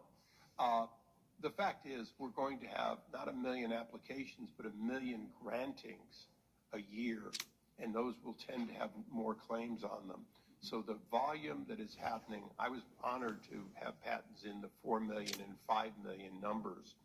I was honored to be over at George Washington's mill when we celebrated the 10 millionth patent. But by the time I finish this term in Congress that's coming up, we'll clearly be over 12 million. The speed of those patents is all without that nefarious conduct is already so great that what Judge Michelle talked about as far as the burden has to be dealt with in a way that it will probably require some legislation. Thank you. The shortfall is not so much in the doctrine, because a complete conception, which is required for a patent, has to come very close to an actual reduction to practice if it's correctly applied. But if it's loosely applied, patents will be covered when they shouldn't be. And that happens a lot now. There are disputes about the error rate in the PTO, but there is a good new study that suggests it's upward of 30%, which is a totally unacceptable level of error. So they've got to do a better job. The courts also need to do a better job. But that's application of the law. That's where the shortfall is there. I don't think the law itself is defective, but it has to be sharply applied in a very rigorous and consistent way by skillful people in the courts and the patent office, and there's progress that can be made in both areas. Thank you. I wanted to come back to a consumer protection question, and then we'll go back to the audience in a second.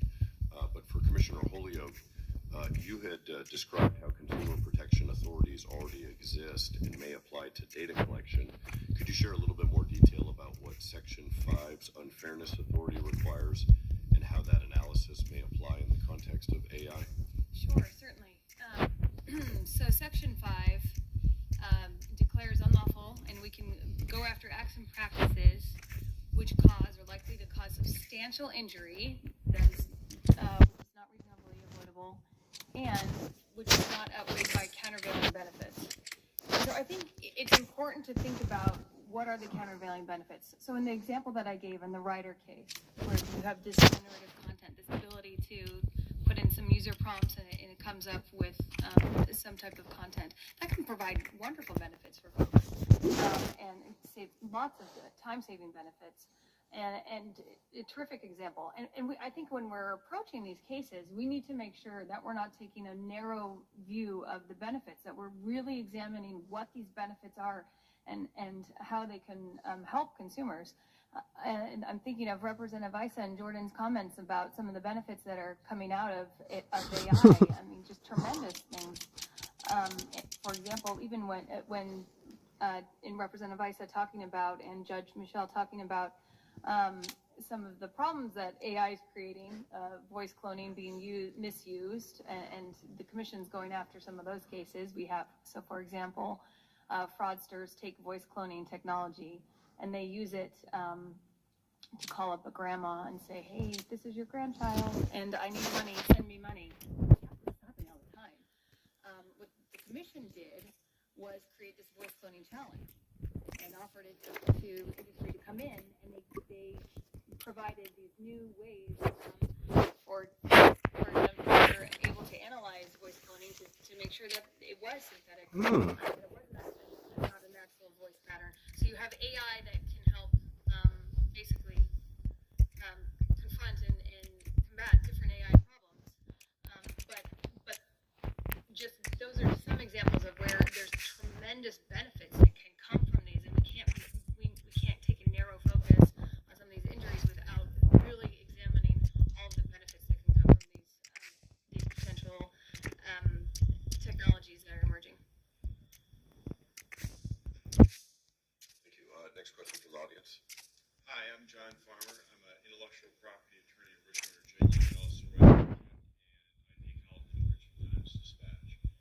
My question is about guardrails and whether it should be required that AI operators publish their guardrails, or related to that, publish whenever the government requires or puts the snide on them to implement certain guardrails. To make certain we're all talking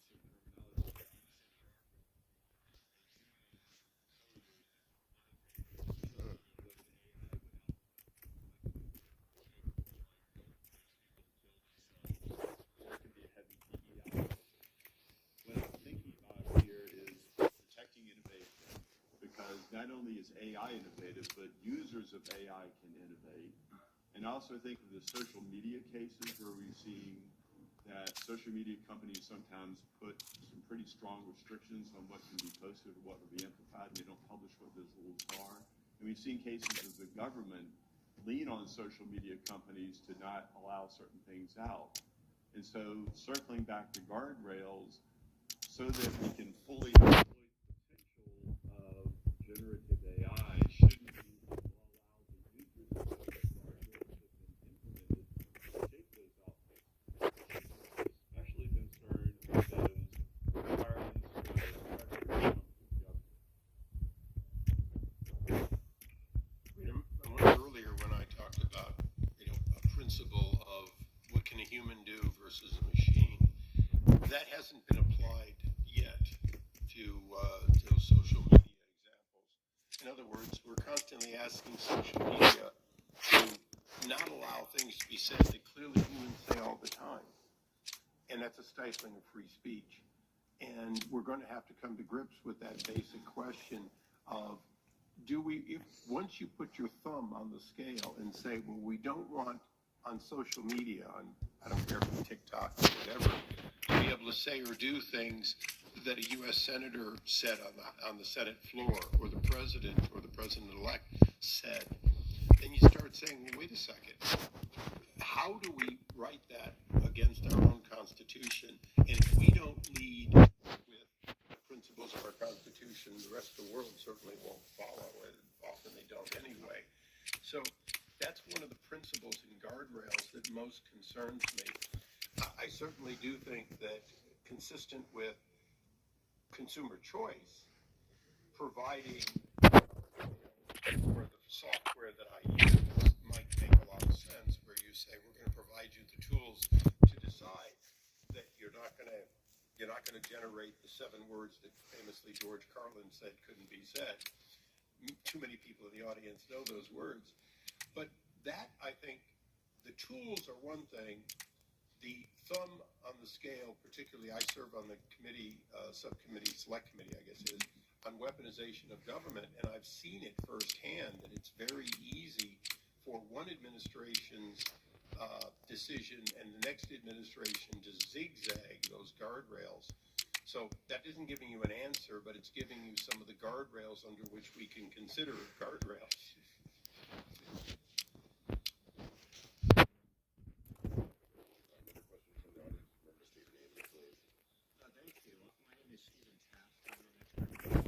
The 2025 presidential transition project. So my question concerns potential tensions or indeed threats from the political right to the innovation of AI, because what I observed is the panel here very eloquently diagnosed threats from the political left. After all, the Biden administration has been the one in power in a position to regulate during the recent upsurge in this technology. But of course now I think it's fair to say for anyone that the political right, the energy there is from elements which may be more skeptical or fearful of the possibilities of AI. There's more of a focus on community, timeless assumptions and values, more of a suspicion of the laissez-faire business wing of the Republican Party. And so I wanted to ask you all,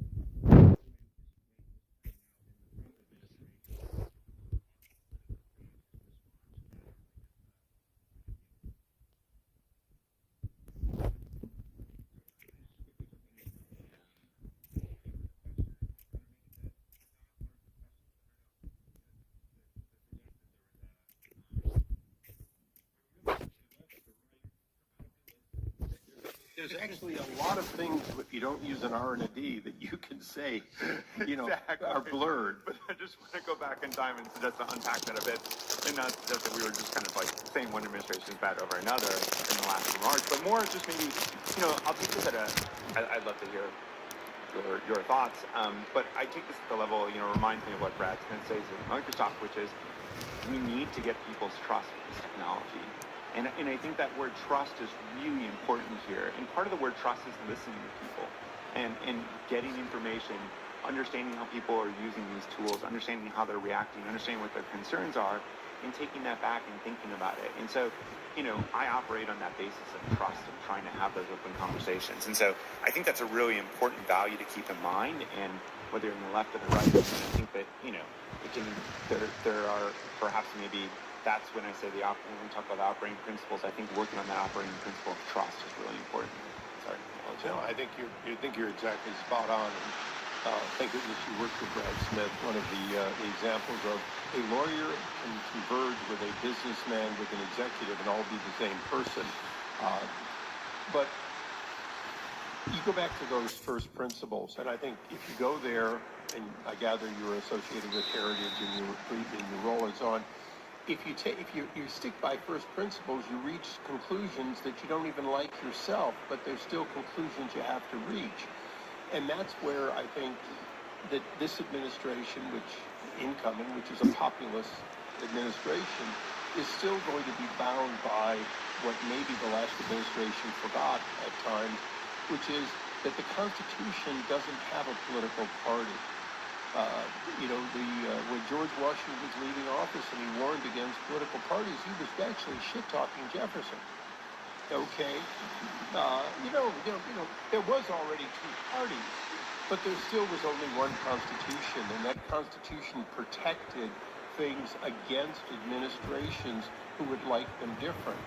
And as long as we're not foolish enough to have another Alien Sedition Act, where we literally attack our enemies with legislation and with the courts, that in fact we are going to be bound by those limitations.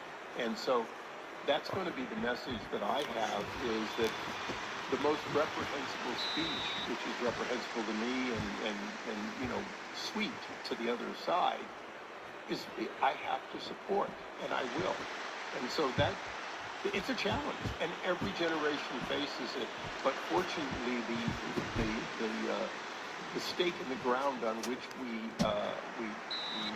have to make all our decisions, and the judge had to make his decision, hasn't changed very much in 250 years.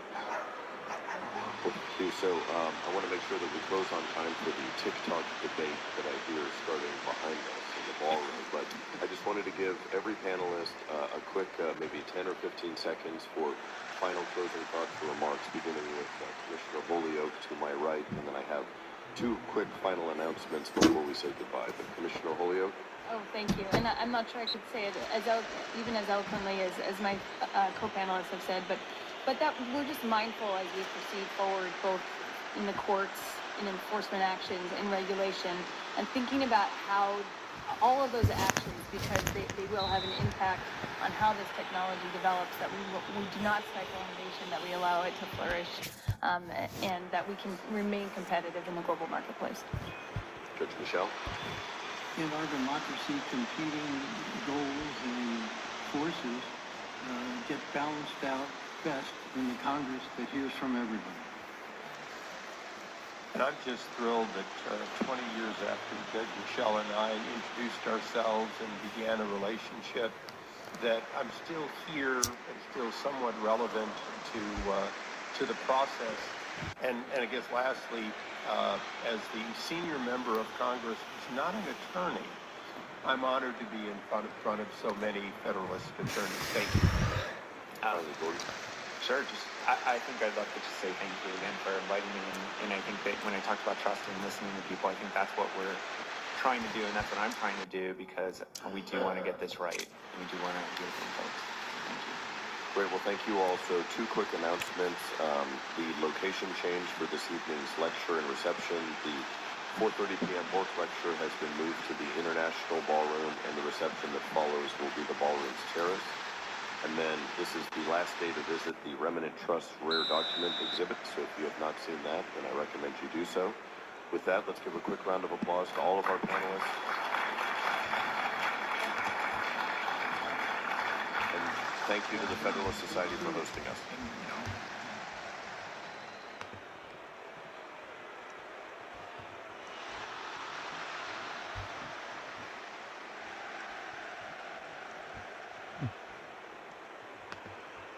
No. My name is... Is the mic on? All right, well, good morning. For most Americans, artificial intelligence has been the biggest development in technology since the advent of smartphones. All right, this is a highly anticipated panel on Gen AI and IT. We're continuing with our next session, which will be moderated by our very own Professor Lemley. This is how he looks when he's not wearing his Jedi outfit. I have to say, of all the uses of AI that could be made, a picture of me in a Jedi outfit seems particularly useless because you can find actual pictures of me in a Jedi outfit. You don't need AI for that. Anyway, so please come on in. And Professor Lemley is, of course, the faculty director of our program in Law, Science, and Technology. He's my boss here at the law school, so I have to be my best behavior here today. But yeah, he's not only one of the most published and cited author in IT, but in all of legal academia. And he's also a legal tech innovator. He created a legal tech project here several years ago, which became a startup. Let's not, as you all know, not. And he will be running this Gen AI and IP panel here for us today. So please join me in welcoming our panel, and over to you, Mark. All right, thanks everybody. So I want to ask the panelists to self-introduce in a minute, but this panel is a little different than everything else at the conference. We're going to talk about the law of AI rather than AI for law. And in part that's because it's kind of an interesting question, but in part because I think it's a question that is going to determine whether we have things like ChatGPT and other tools that can be used in these things, who owns them, who controls them, and how they work. And so a lot of the sort of legal issues that are going on right now, I think, are going to be significantly impacting the way AI develops and how it can be used or not used for law. So I am, as Roland said, Mark Lemley here at the law school. I will note that I am also a practicing lawyer at Lex Lumina, where I am litigating some of the cases that we are going to talk about, and we'll mention that as relevant. And let me ask, just going down the line, Angela, to self-introduce. Hi, everyone. I'm Angela Dunning. I'm a litigation partner at Cleary, based just down the street in Palo Alto. I've been practicing copyright and trademark, false advertising, right of publicity cases for the better part of about a quarter century now here in the Valley. I also teach trademark law at a little law school across the bay that won't be mentioned in this environment. But I, like Mark, am litigating several of the copyright class action lawsuits that have been directed to the development, training, and output of generative AI tools. And I'm excited to be here to talk to you about that with my esteemed co-panelists. Hi, I'm Max Sills. I'm the General Counsel of Midjourney, and I also run Open Advisory Services, which is a advisory practice for AI startups.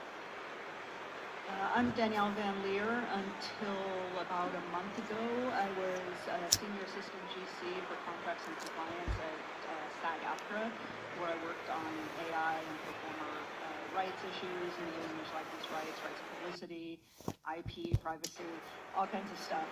Whatever kind of didn't fit into the collective bargaining proper was kind of fell in my area.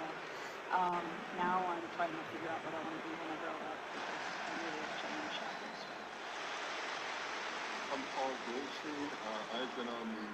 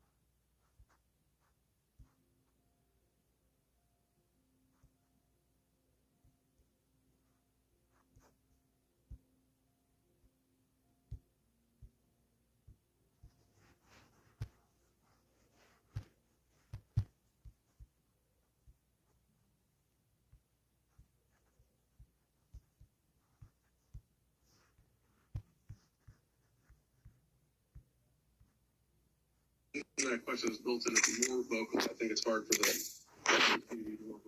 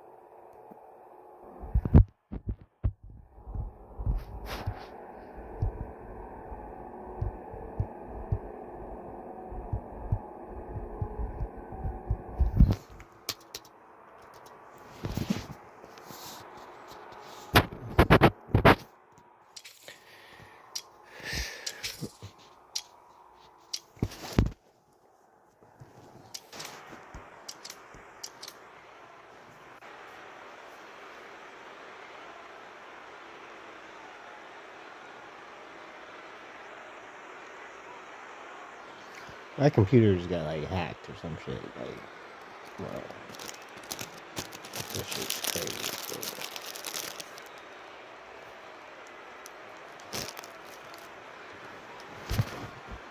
It's crazy.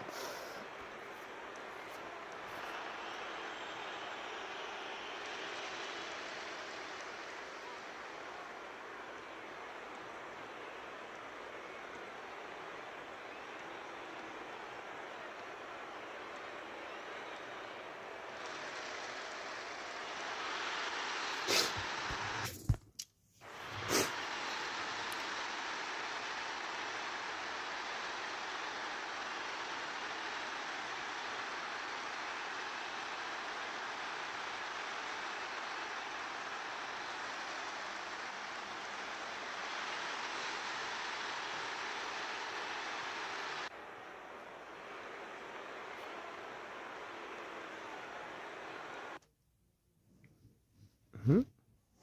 Mm.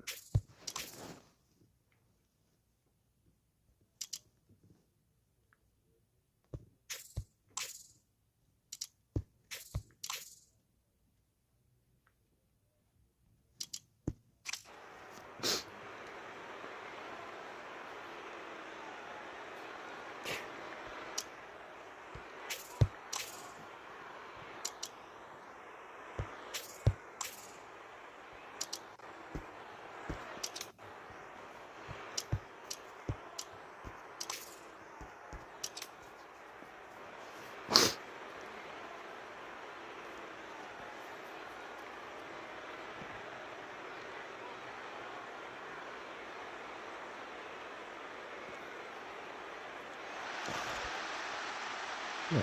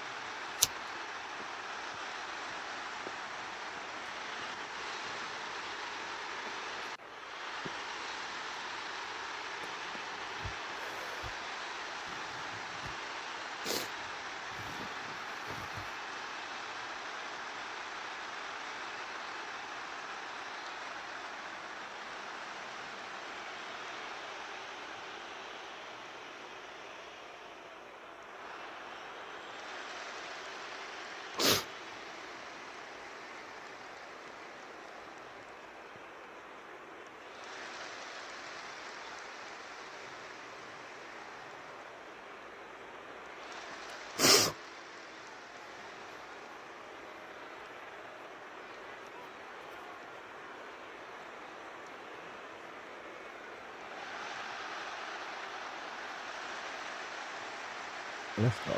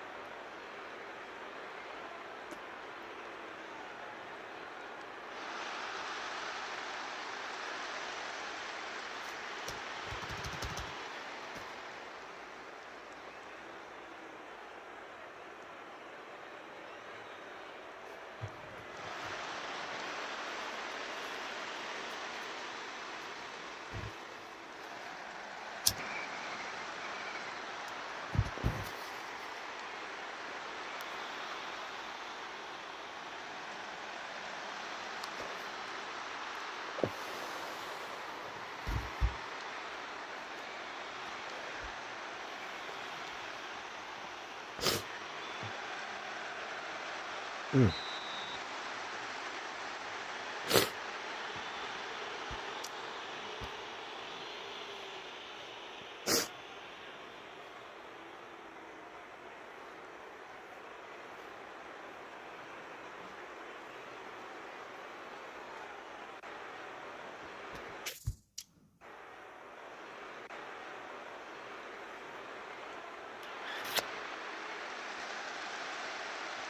Mm.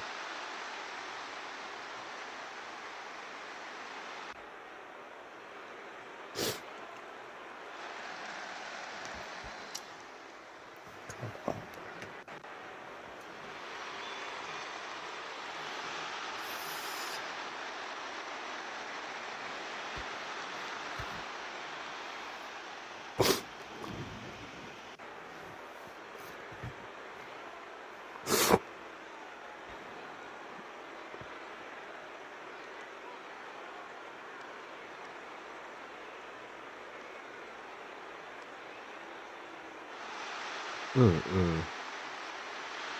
No way.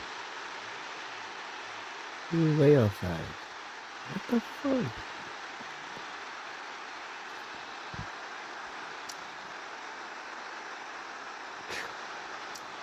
Dude.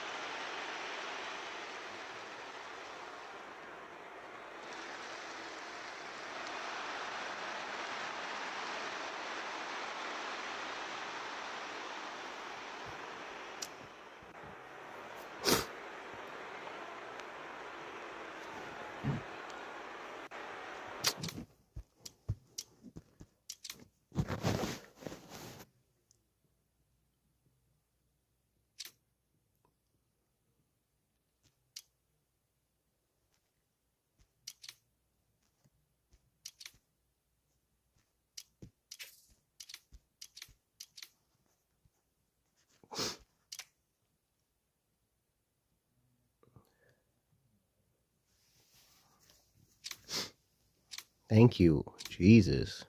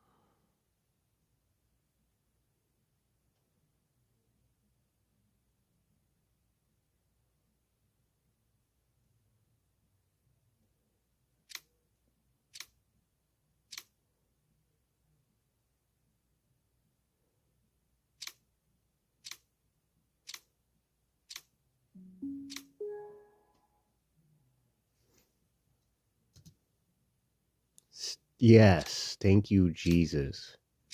Oh my gosh. That was the weirdest shit ever. Like, the weirdest. That was weird as fuck. Don't ever do that again. The fuck?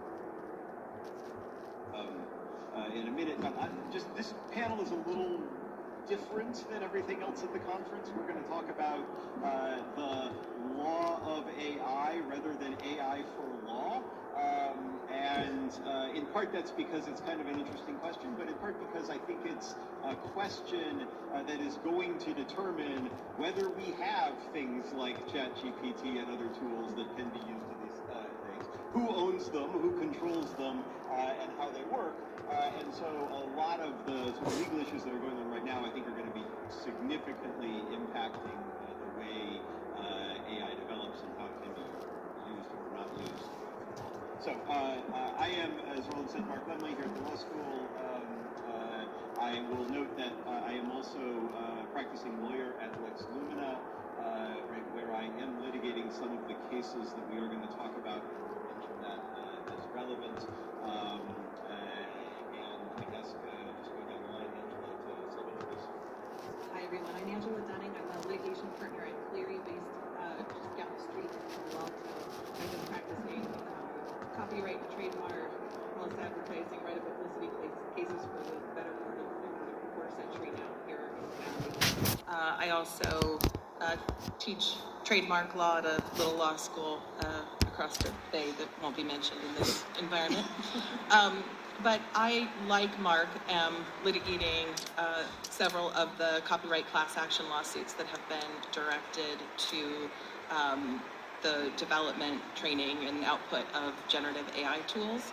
And I'm excited to be here to talk to you about that with my esteemed co-panelists. I'm Max Sills. I'm the General Counsel of Midjourney, and also run Open Advisory Services, which is a advisory practice for AI startups. I'm Danielle Van Leer. Until about a month ago, I was a Senior Assistant GC for Contracts and Compliance at SAG-AFTRA, where I worked on AI and performer rights issues, name, image, likeness rights, rights of publicity, IP, privacy, all kinds of stuff. Whatever kind of didn't fit into the collective bargaining topper was kind of fell in my area. Now I'm trying to figure out what I want to be when I grow up, because I needed a change after the strike. I'm Paul Goldstein. I've been on the faculty here since 1975, before some of you were born, and teaching principally copyright and generally around intellectual property, but mostly copyright and international and comparative copyright. Like Angela, like Mark, I am involved in some of the litigation that surrounds training, AI training as well. Great. So I want to start with that set of litigation. There are, at my last count, 20 lawsuits going on in the United States, as well as several in other countries. And most of those lawsuits are focused right now, at least, on the sort of early stage creation of generative AI, the training, the building and use of a data set to train generative AI. Those data sets, of course, take enormous amounts of content to try to learn how language works, to try to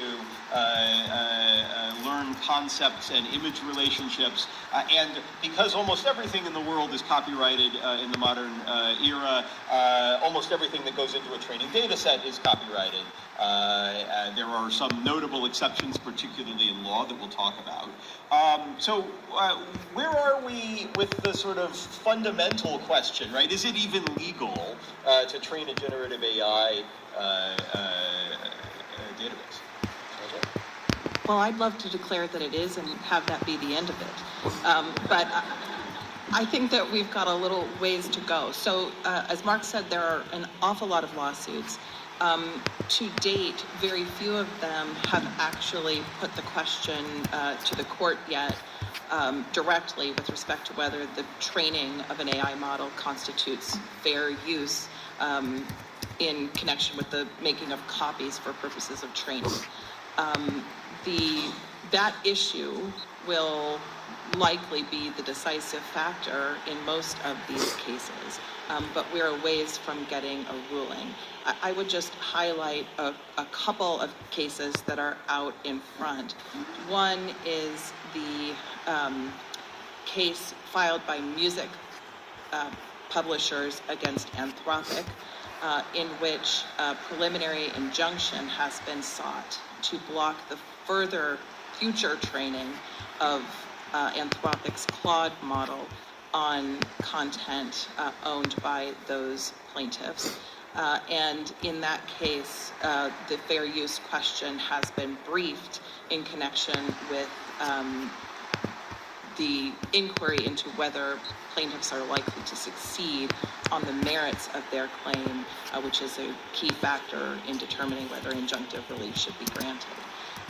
And there are arguments that have been put in both ways on why the training on that content is fair or not, but there is not yet a ruling.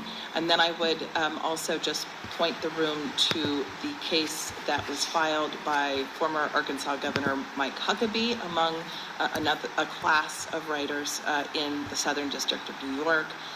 That case originally was filed against a number of parties. All have been transferred out or dismissed except Bloomberg.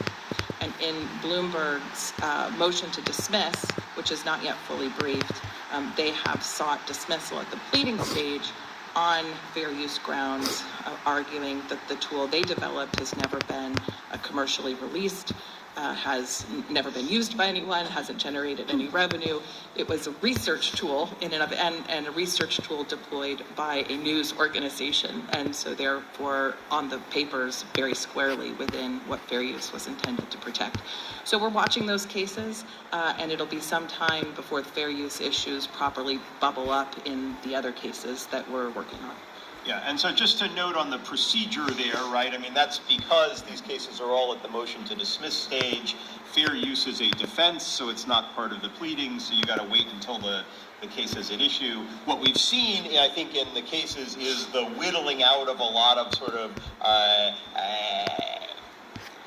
ancillary theories of liability, right? So the courts have pretty, across the board, rejected claims that you are violating Section 1202 of the Digital Millennium Copyright Act by removing copyright management information in the training data set. They have, across the board, rejected the theory that the model itself is somehow a derivative work of all of the billions of works that went into training it. Some of the state law cases have gone away. But so let's talk about the sort of heart of the fair use question, right? Is this, I mean, there is a lot of copying going on here, right? I mean, these models are built on a database, right, that trains maybe on Common Crawl, maybe on the Lion image database, right, but that are billions of different copyrighted works that, at least in the outset, right, in their entirety go into the database. Is that fair use? Why? Or why not? And Angela, you're welcome to jump in, but anybody's welcome to jump in with thoughts on this. I'll start us off. I think fundamentally it has to be. What we as human beings have done from the dawn of time is ingested what knowledge exists in the world through the reading of books, the viewing of art, the general perception of language, and all forms of learning. We take that information, we then think on it, iterate on it in our minds, and produce new content. Obviously, if the content we produce is substantially similar in protected expression to somebody else's book or somebody else's artwork, then that may raise a real copyright concern.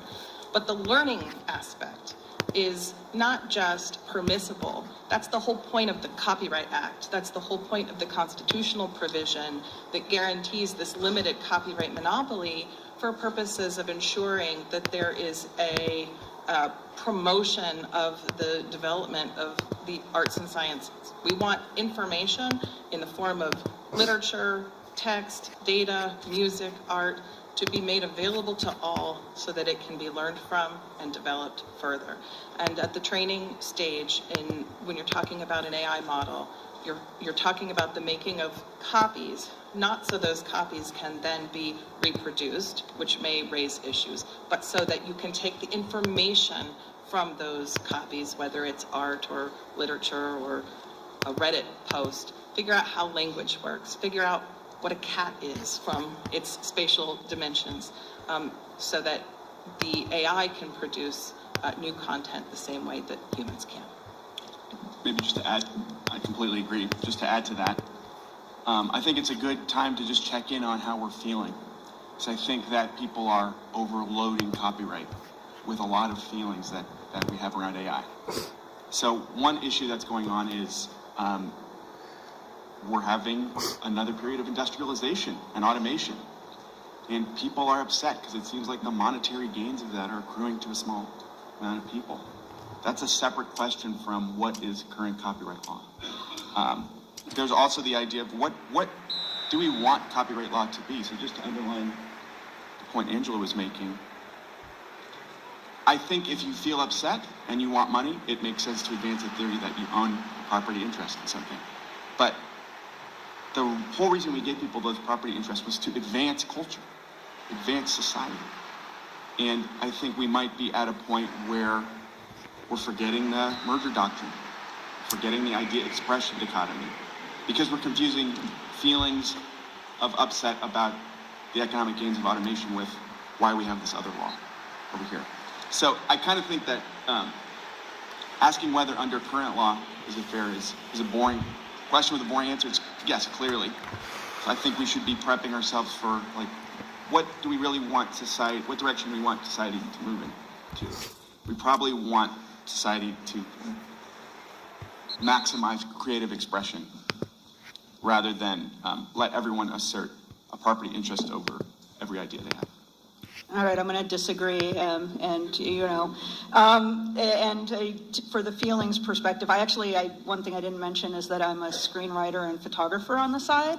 So I do have an interest on kind of on all sides. I do use, ChatGPT, for instance, in kind of ideating things, just trying to help break through writer's block. One of the guys I play D&D with uses Midjourney all the time to create really cool photos.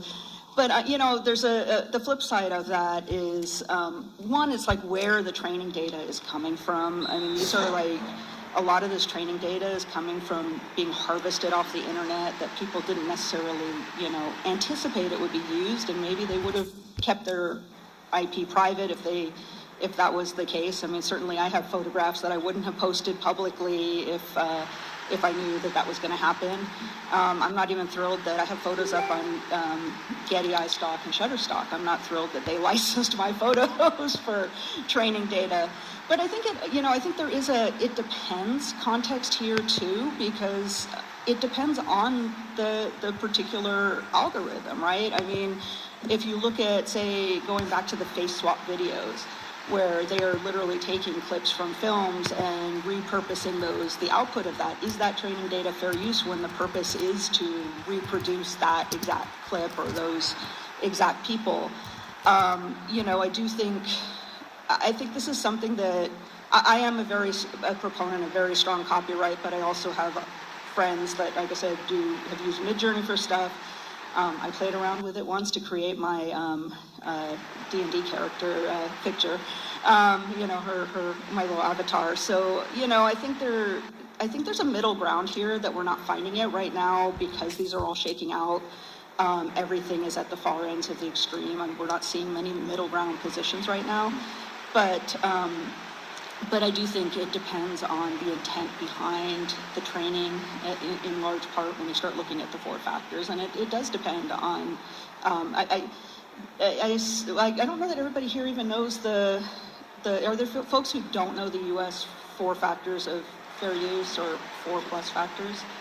I'm sure the answer to that is yes. It's not a copyright crime. So there's, under US copyright law, there's the defense, in fair use entails balancing 4 factors, but there's some question, depending who you ask, if it's exclusively 4 factors, if it's more. I'm on the side that advocates that it is more than just the 4 factors, and I always screw them up when I'm just speaking off the cuff, but it's the nature and purpose of the use. Like, so are you using it for profit purposes? So, are they training the algorithm to make money?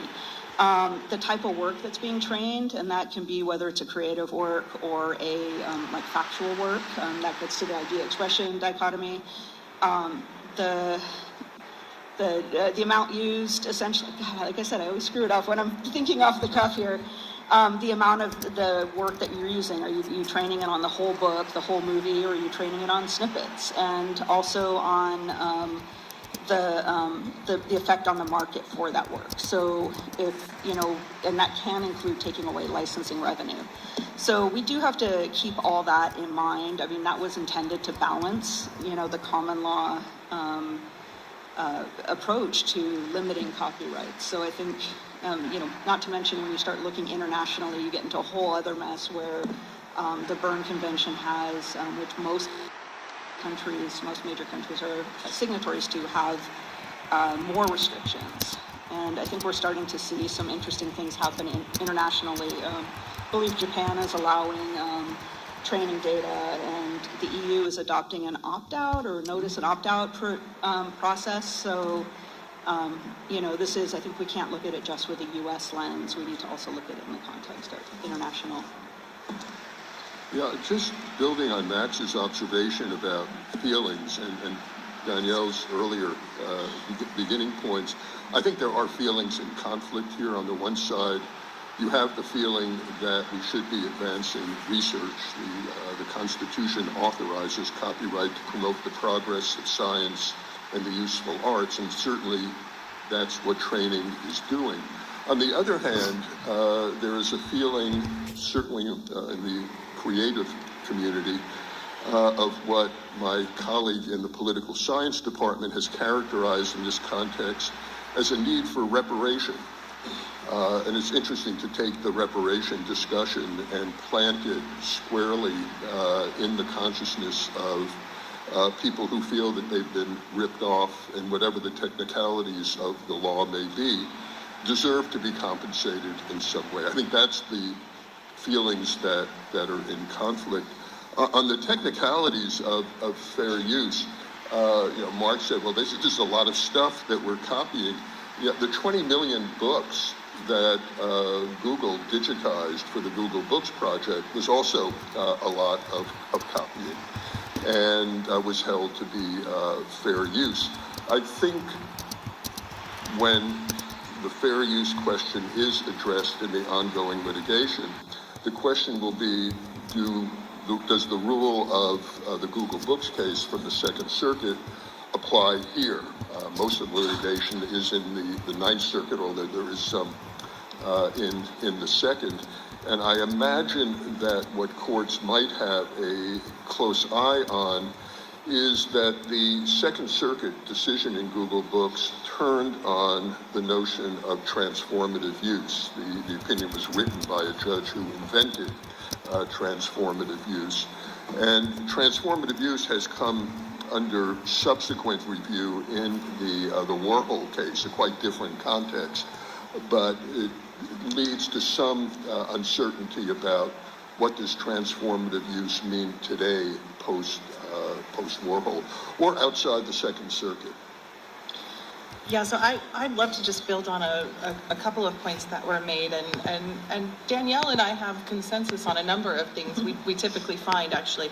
I mean, I think it's really important in setting the stage that we distinguish between the outputs of these models and the act of training, right? So again, any particular output that is generated from a model, if you put that up against an original work on which it was trained, or any copyrighted work for that matter, and it is substantially similar in protected expression and copied from the original, there may very well be a copyright problem. We're going to turn to that issue next. Yeah, so I'll skip that. That's a contextual analysis of that particular output. What we're talking about in this question is just the act of training an AI tool to be able to generate language or to be able to generate images of any kind, right?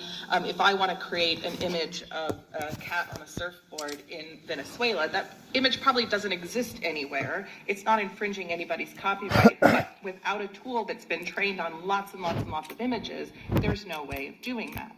So first, setting the stage there, I think we're talking just about training. Then I think it's important to put in context the concept generally of fair use and this idea expression dichotomy. So the idea expression dichotomy is just the basic rule that nobody can own an idea. Nobody can own a concept. Nobody can own information. Why not? Because we want everybody to be able to use those ideas and concepts and information to create new works, to write about them, to expand knowledge. So what we protect under copyright law is just the particular expression of that idea, the actual words used, the actual image created, the particular notes and rhythms that create a song. And so separating those two things is important because, again, everybody is free to take the idea. The Supreme Court has said absolutely, definitively, over and over, you are allowed to use the ideas and concepts from other people's work. That's what all knowledge is based on. So then style comes up, right? In the context of these cases, there are artists and writers who say, you're taking my style, but style's an idea. Nobody owns a style either. I can go to a museum and do my darndest to emulate Picasso's style. Now, I'll never be as good as Picasso. I may not be able to compete with him, but if I want to make 1,000 works in the style of Picasso, so long as I'm not taking his expression, copyright law permits that. And so in the context of training, what we're talking about is ingesting copies of works so that you can take information from those works about how language works, syntax, structure, how often words appear next to other words. This kind of information is arguably not even protected by copyright. And if what you're doing is taking that for the purposes of creating a completely new ability to generate new language and content, I would argue that is quintessentially transformative and exactly what the courts have held, including in the Google Books case, is permitted.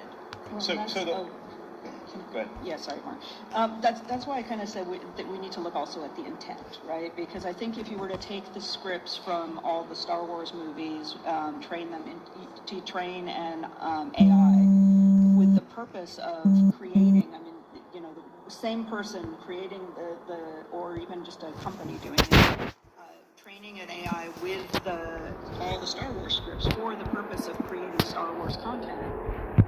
You start getting to that intent, and I think you do obviate the fair use. So I do think that is going to potentially. I mean, both of these comments to me sort of get to the problem that is actually really hard to get people to focus on the distinction between the training and the output, right? So to me, right, if I decide to train only on Star Wars content, I don't think there's anything inherently problematic about that.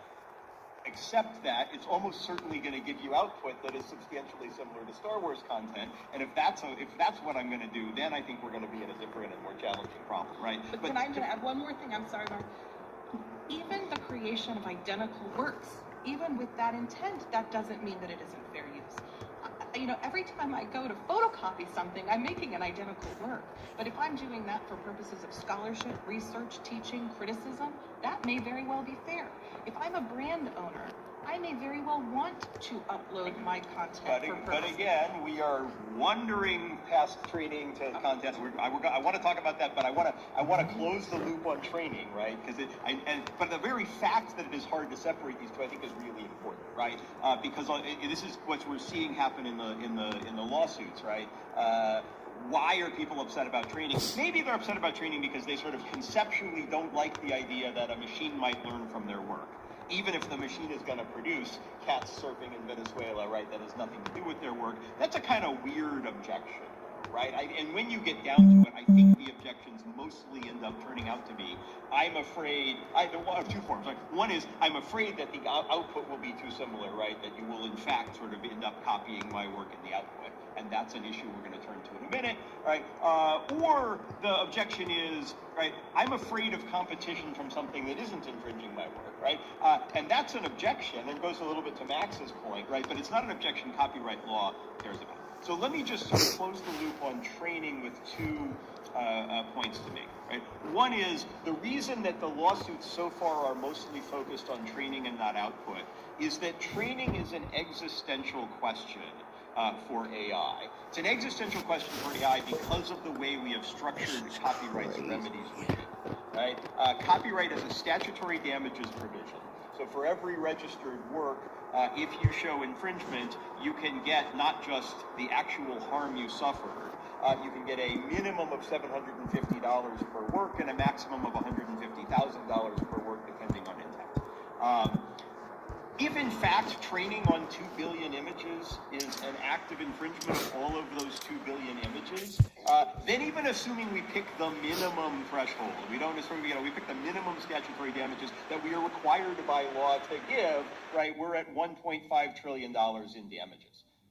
Plaintiffs' class actions lawyers can do that math, right? And $1.5 trillion in damages sounds pretty good. Even if you're not going to get $1.5 trillion, maybe there's a settlement, maybe there's a lot of money to be had here. And so, rather than the, hey, sometimes occasionally there is output that's substantially similar and that's infringing, we want the big hit, right? We want to say the whole thing is infringing and we are entitled to damages for all of that. Whether that's true, of course, depends a little bit on the issue we've also talked about, right, which is transformative use, but it also depends on another question, the fourth factor of the fair use, right, which is the market effect.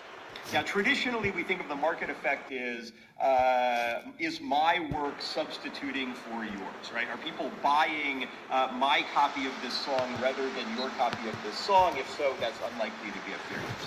But as Paul previously mentioned, right, one of the things we think about in market effect is also the possibility of a licensing market. And so one of the things that I think is an unsettled question in the fair use inquiry is, can we see a market for licensing training data? Is this a feasible thing? And Paul, I'd love to hear your thoughts on sort of, is the world going to end up not with lawsuits and statutory damages, but with a kind of like global license, compulsory or otherwise? I think the answer to that, Mark, is yes, but it's a highly qualified yes. I think that however the current raft of lawsuits resolve themselves, there is going to be licensing going forward. There's at least a very substantial chance that there will be, in part because of this instinct about reparation, but also in part of stuff that is happening in Europe right now, and Danielle properly alluded to foreign activities as being very important. And I'll get back to that it was the fourth of my licensing possibilities. But there are 4 ways in which licensing of training activities, exclusively training activities, could go forward. One is the traditional negotiated 2-party license. There is some precedent for that. I think one of the early ones was OpenAI's license with the Associated Press. And there are others going forward. The problem with that is scalability and transaction costs. There's just too many licenses to be negotiated. There is a variable factor there, though. There was a really ill-conceived bill introduced in the Congress this week by Congressman Schiff that would impose a duty of transparency on platforms that are doing training and require them to list all copyrighted works that they've trained on. It's a very short bill, but it is just totally inconceived. And among other things, the sanction for non-compliance is a one-time fine of $5,000, which well, let's put that to the side. I think individual negotiated licensing is probably a non-starter. The second and third are collective licensing and compulsory licensing, both topics that the Copyright Office asked for input on in their current notice and inquiry that will be getting a report from them, I think, starting in a couple of months, and there'll be a series of reports. The responses to that were collective licensing. There was some support among authors groups, particularly, and that is, if you think of ASCAP, BMI, and CSAC in the music area, of having collective licensing by collective management organizations, CMOs, it got some support. The problem in the U.S. with collective licensing as a solution to transaction costs is that the U.S. has 4 CMOs for musical performance rights and virtually no CMOs for all the other kind of content that is subject to copyright.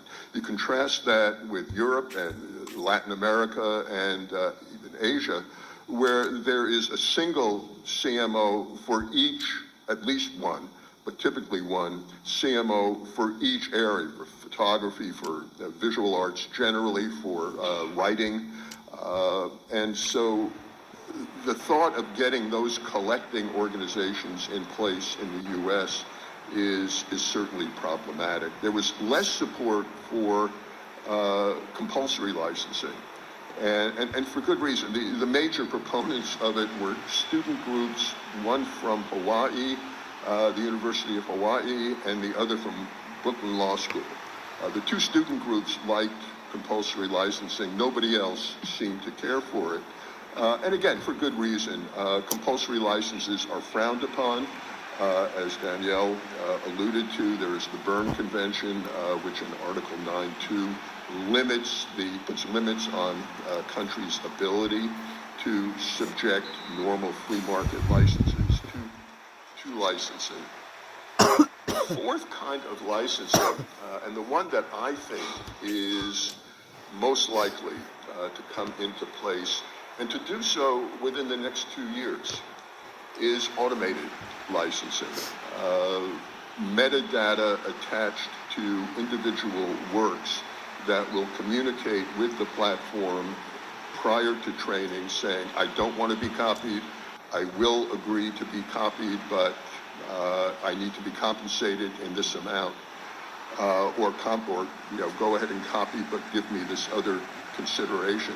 I'm sure many of you recognize that as Content ID, which makes YouTube possible within a world of safe harbors, where otherwise they're subject to notice and takedown. I think that's likely for a couple of reasons. It has precedent, the Content ID precedent. It's an elegant, low-cost solution, and probably the most compelling reason is we're not going to have any choice on the matter. Some of you may be familiar with Article 4.3 of the Digital Single Market Copyright Directive that carves out an exception for training, but says in the event that a rights holder gives notice that it objects to the training, that notice must be honored. Well, that Article 4.3, an opt-out provision, applies only to copying training going on in Europe in the individual countries under the principle of territoriality. What's happened more recently, last month, was the adoption in the European Union of the AI Act, which in Article 53C makes the Article 4.3 obligation an operational obligation across the board, not only for training that occurs within the countries of the European Union, but that occurs anywhere. Let me just raise real quick. There's an obligation among nations to put in place a policy to comply with Union copyright law, Article 4.3, and in particular to identify and comply with, including through state-of-the-art technology, a reservation of rights expressed pursuant to Article 4.3. Now that is going to apply extraterritorially. It's going to apply to any platform that does its training anywhere, so long as they're doing business in the European Union. It's akin in that respect to the GDPR, General Data Protection Regulation, which similarly imposes an extraterritorial obligation respecting data privacy on countries outside the European Union if they are doing business in the European Union, and that has had the effect among American companies that are in that business of conforming their conduct, in part because of a vacuum of privacy law under U.S. law, but in part because they need to do business in the European Union. This is the so-called Brussels effect, and we will find ourselves, I believe, when the AI Act comes into force, it's been 2 years and a couple of months from now, in a position where that kind of compliance will be required. And worth noting, there is no fair use doctrine in Europe. There is no fair use doctrine in Europe. So I want to say on the licensing issue, I mean, I am troubled by this, right? Because I think the economics are fundamentally different than the economics of other of the places where licensing is worked, right? We have licensing for satellite broadcasts of transmissions, right? We have licensing for kind of covers of songs, right? And that works because the thing I'm using is one or maybe a couple of individual copyrighted works, and so we know who the people we want to pay are and so forth. But I struggle with sort of what it would mean to say we'll pay a fee for training on 2 billion images selected from the LION database. Sort of Stability AI, right? The whole company's worth $2 billion, maybe less right now after recent developments, right? But right, even if we said, all right, you know what, we're going to take half of the entire value of the company and pay it in compulsory license fees to copyright owners, everybody gets 50 cents. I don't think when people think about like compulsory licensing, they think, I want my 50 cents, right? That's not 50 cents per use, that's 50 cents, period, for training, right? And so what I worry about is that if in fact we're in a world that Paul's talking about, right, what we're going to see is a bunch of people who say, sure, I'll license my thing to be trained for $5,000, right? Or maybe $500, right? And that's just impractical. No one can build a large training data set. There may be specialized ones, right? It may be that you want to train on a few particular things. Music might be a great example of where people would be willing to pay a certain amount of money, right, to train a music data set, although that's often going to be because we want to generate things that seem very similar to your song, and that might not be very popular. So I worry a little bit that sort of the practical effect of this is not going to be we'll get a licensing scheme that works. I just don't think the economics work for it. We'll get a bunch of people who say, right, sure, I'll do it for money, and then we just opt out completely, right? The result will have to be we can't train on anyone who doesn't give it to us for free, or we can't train unless we happen to be Google or some other company that has gotten the ability to collect this information for other purposes and has put somewhere in their terms and conditions that we can use this for whatever purpose we want. If my royalty statements for my photos is any indication, it's about 1/100 of a cent for a photograph, give or take, I think is what, I can't remember if it was 1/1000th of a cent or 100th of a cent. So don't spend it all in one place. I know, it's, I think the total for the number of photos I have up in that library for that training data was about a penny. Mark, two responses, Mark. One is you started off talking about compulsory licensing, which is going to be a non-starter. But notwithstanding that, bear in mind, we do have a compulsory license that was implemented in the Music Modernization Act a couple of years ago that creates a blanket license for making copies of all music subject to a rate set by some administrators in Washington. So we do have that possibility for dealing with millions of content. It's a so-called, it's sort of a hybrid. It's a compulsory blanket license. So everybody's work comes under it. Under the second observation you made, which I think relates more to content ID, which I think is right, is going to be the path going forward, a content ID-like system. The situation there is, sure, there can be plenty of people who say, I want $5,000, and they're going to get rejected. And pretty quickly, the market is going to drop down to the 0.5 cents per use or per training use, whatever it is, because that's the most you're going to be paid. It's like a Spotify royalty, which is close to zero. So I think the market is going to drive down those demands. I'm not saying $5,000 is unreasonable. What I'm saying is the market is not going to sustain it. All right, so people wanted earlier to talk about output infringement, and I think we want to talk about shift from training to output infringement. So I noted earlier that training is an existential question, right, because it's sort of the potential amounts of money here, if you can't do it legally, are enormous. Output infringement, by contrast, is a more specific and targeted problem, right? The vast majority of things generated by generative AI are not substantially similar to any copyrighted work. Right? They are not infringing, they are not a problem. But sometimes it happens, right? Why does it happen? One reason it happens is what we call in computer science the deduplication problem, right? So it's not that generative AI decided to copy your particular text from this particular instance, right? It's that it turns out there are 10 or 15,000 copies of this particular image or of the Harry Potter books floating around on the internet that got into the training data set.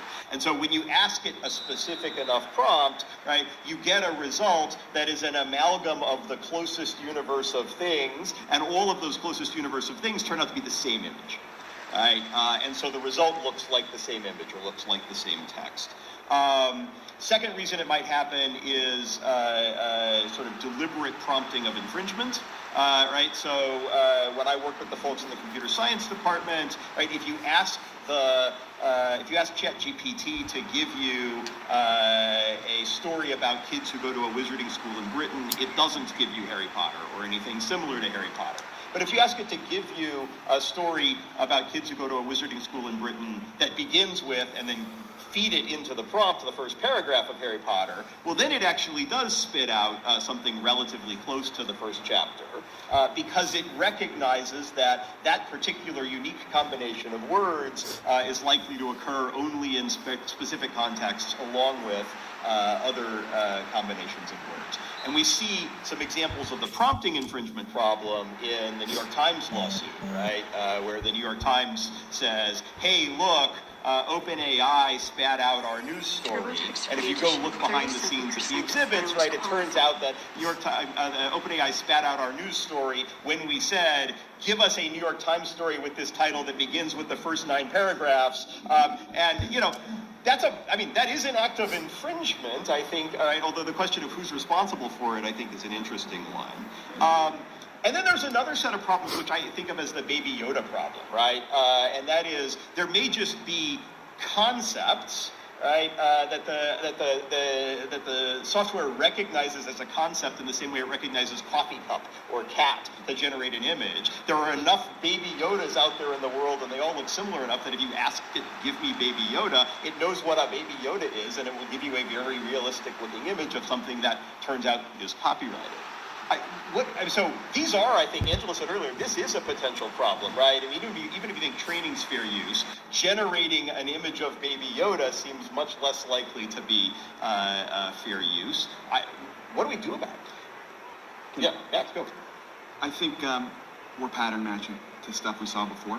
And that's, I mean, this is a legal audience. Yeah, that's our bread and butter. But I think that I just want to see if we can forecast a year or two in the future about what these outputs are. What is AI for at all? Why do we have, people are still trying to figure that out. But I want to relate a very short story. Someone emailed me and things were getting a little tense. They sent me a winky face emoji. And that was like a hit of dopamine. I was like, oh, maybe things are okay. It wasn't being conveyed in the language, but in that emoji, there was something being communicated that they couldn't before. And at least what we're trying to do, and I think lots of procedural generation companies are trying to do, we're trying to expand the way that people can make outputs at all. Expand the vocabulary that you can, we want you to be able to communicate new things with each other. And so from that perspective, I think like we're getting very stuck just pattern matching to the world we see. And it's like caveman thoughts, like, money's there. Saw it. I made it. I want it. Give me money. Or also like, I'm scared because new. How do I do new? What is new for? But I think like very soon, generative AI is going to be it's going to be stuck to human culture. It's going to be like language. We're not going to be able to communicate with each other without it intermediating. So I think really important to think now what do we want the laws to be? Do we want copyright law to restrict how we think when we start using it as such an inseparable tool in our thinking? Do we want copyright law to restrict how we communicate with the people we love? I think we're going to see it go, taking Max's challenge, looking a year or two ahead, I think we're going to see some of the litigation go some of the same ways that we saw with the file sharing cases. And I do think, maybe the Grokster case, the inducement liability might come into play. To the example I gave earlier about if you're training a AI algorithm specifically for a specific purpose, so you're creating one to training it on the Star Wars universe to create Star Wars content and, to encourage people to create Star Wars content that is infringing, I think we're going to see, something along the lines of an inducement liability on something like that. I think it'll be interesting to see with the Midjourney type and OpenAI, ChatGPT stuff where it's a more general algorithm, more general purpose algorithm. It's going to be interesting to see where those go. But I do think in some cases, we're going to see an inducement form of liability come into play.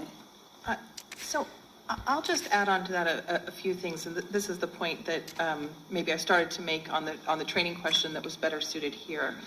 So if you imagine a scenario in which a work is generated through an AI tool that is plainly incorporates the protected expression of a work, or is it identical copy? I mean, there are easier ways to do that than trying to intentionally engineer a prompt to deliver that. Again, back to our photocopier example.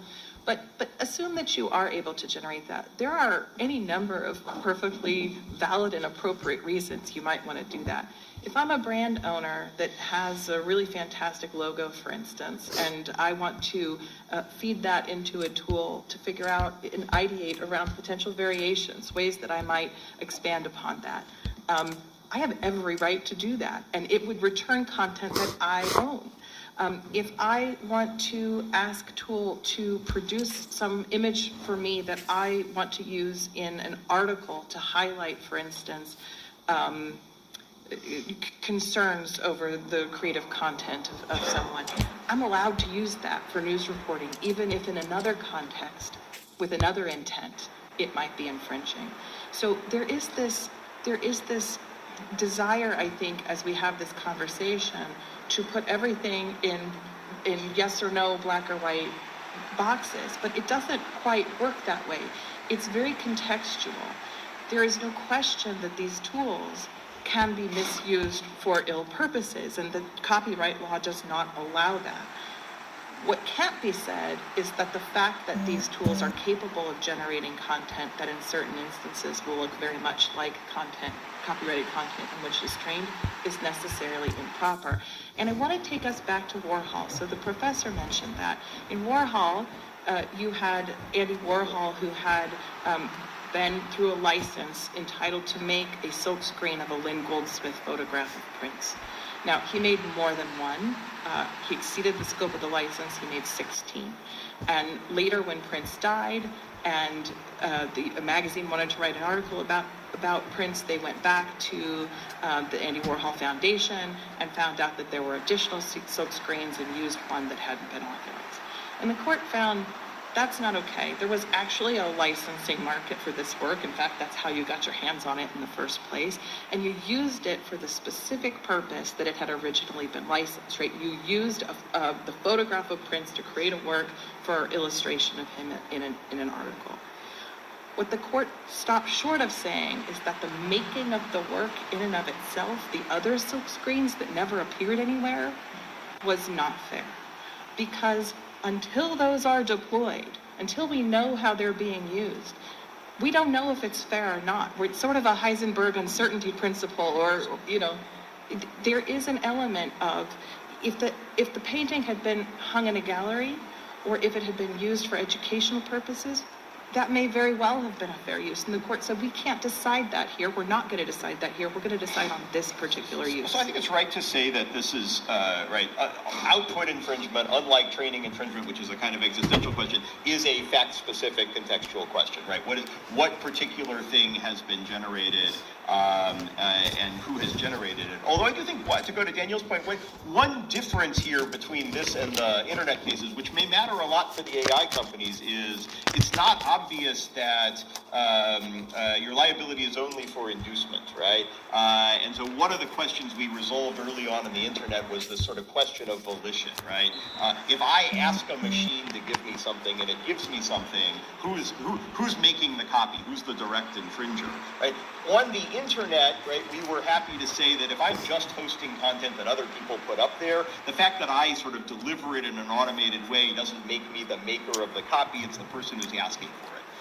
AI looks a little different though, right? Because I am generating a new thing in response to a prompt. I think there may be a line at which a specific enough prompt that is clearly designed to misuse the system might make the prompter and not the AI directly responsible for infringement. But I think there are going to be a bunch of things where a prompt generates some output that is infringing,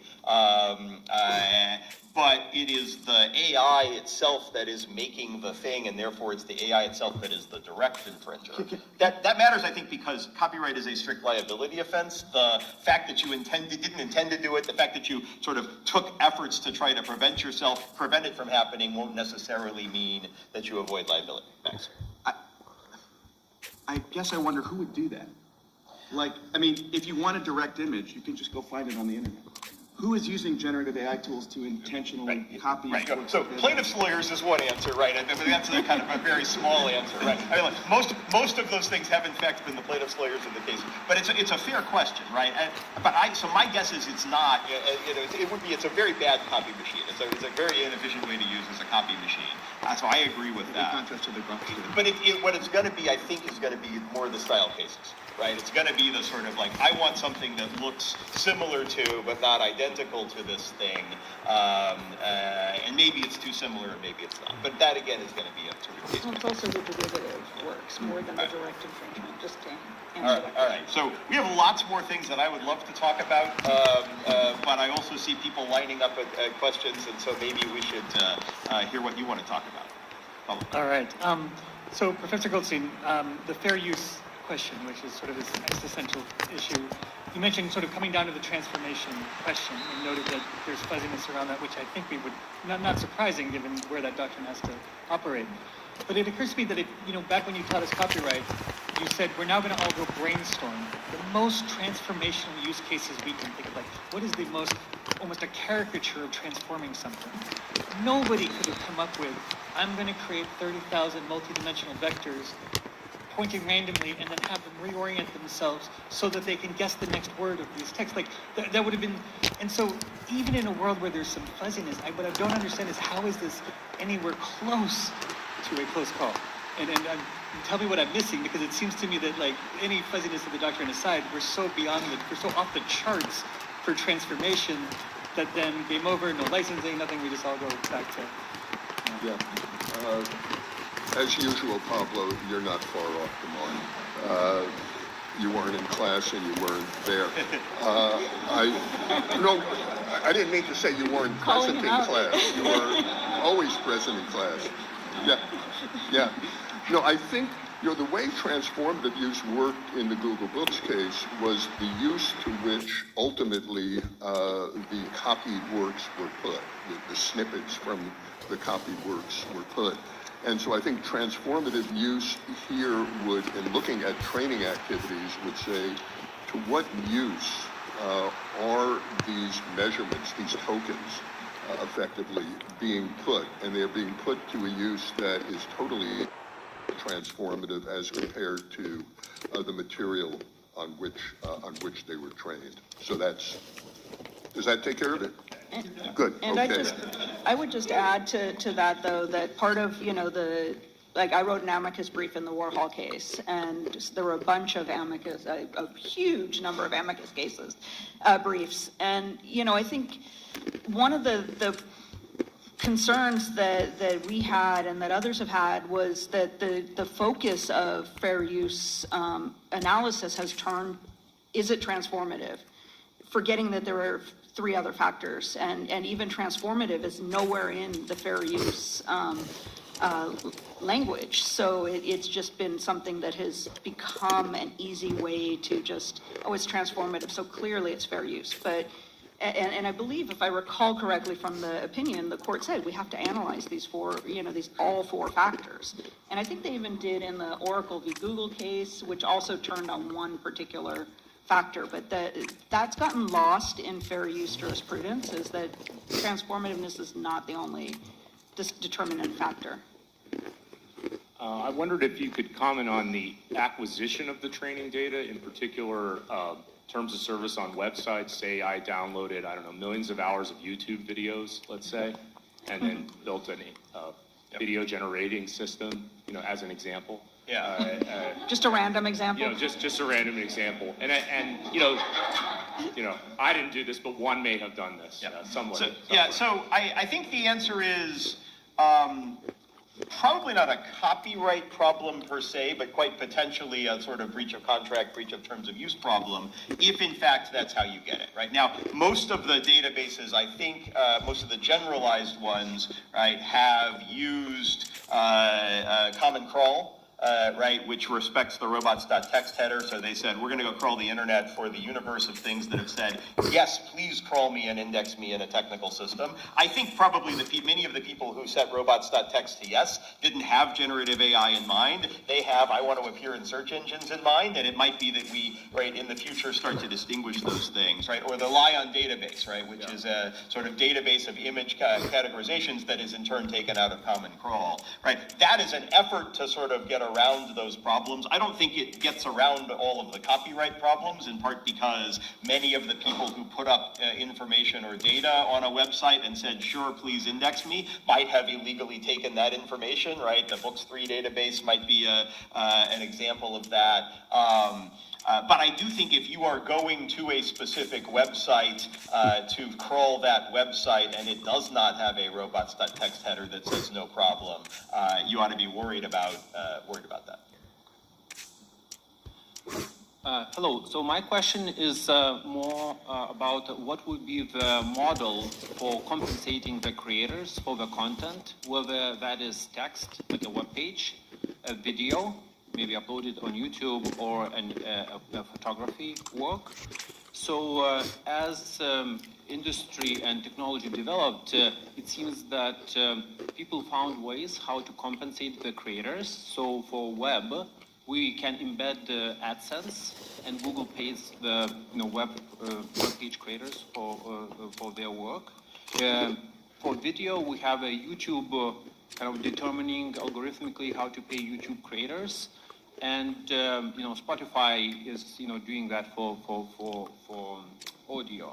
My question: do you think there would be a kind of emergence of maybe Spotify or YouTube or AdSense, some type of a technology that would be embedded in the content itself, that could help companies like Midjourney or OpenAI to actually compensate to those creators? Paul, you want to take it first? Yeah. I think it's going to be various. It's good, it's interesting that you use the example of Spotify, which is a smoothly functioning, not very low paying, but a smoothly functioning operation, which rests on a compulsory license. It's the digital phonorecord delivery compulsory license of Section 115.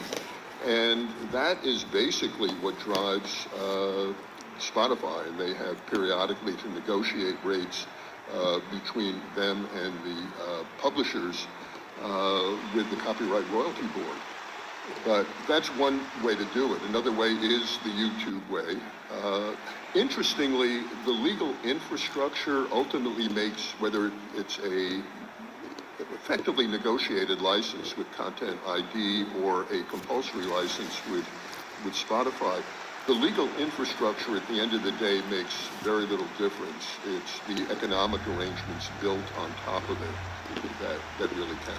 Angela, real quickly, and then I think maybe one more. I just wanted to say it really depends too on whether you're suggesting that there should be some sort of licensing regime for outputs versus training. I mean, to Mark's point earlier, the only conceivable regime would involve some mechanism for a single training license fee. You cannot conceivably imagine that everybody who's taken a picture of a mountain somewhere where a platform has been trained on 2 million pictures of mountains suggests that an output that may have a mountain in it that looks nothing like those 2 million mountains would be entitled to any kind of compensation. That's never how copyright law was meant to work, and it would destroy the technology before it's had the ability to come into full fruition to solve all sorts of problems we haven't even talked about on this panel. I mean, there are amazing, as yet undiscovered reasons we need these technologies developed in drug discovery, disease pathways, solving traffic, solving climate, big questions, right? Not just cats on surfboards in Venezuela. And I'm so going to Google that now, Angela. If I can just make one comment on the business models, because what we didn't get to, we were going to talk about was like the celebrity impersonation and digital avatars, digital replicas. There are a ton of companies out there trying to, and music actually also, trying to develop compensation and tracking models and different products to try to handle this licensing concept. But so I think there is. And that to me, right, that's going to work because it is specific to an individual or a few individuals, right? If I want to use your image, right, then I ought to be paying you, right? I think it's much harder if it's everyone who's ever taken a picture of a mountain should get $1 billion for the cents. All right, last question. Yeah. Question regarding the current court cases. What is unique about them compared to some of the historical ones regarding, copyrighted data, IPs indexed by some of the search engines? We have seen so many cases. What the current cases makes different regarding usage of the data? I mean, they're ongoing, so we don't know how they're going to come out. I mean, I think as Angela has kind of suggested, right, and Paul suggested in response to Pablo's question, if the question is, what does existing precedent say as to training, existing precedent lines up pretty strongly in favor of this is a very different purpose, it's a new technology, that's going to be a fair use. Things that might change it, right? A licensing market, right? If we thought there was a working licensing market and therefore you're depriving people of revenue, that can change the fourth factor and it could change the analysis. And techlash, right? We are in a moment of sort of like AI moral panic. And I think that affects judges. And it might well be that a legal decision that in a different technology, in a different kind of psychological era would clearly have come out in favor of the tech company might come out differently because people are afraid of AI. That's not what should happen, but it might happen. And I think with that, we're going to have to stop. Thank you.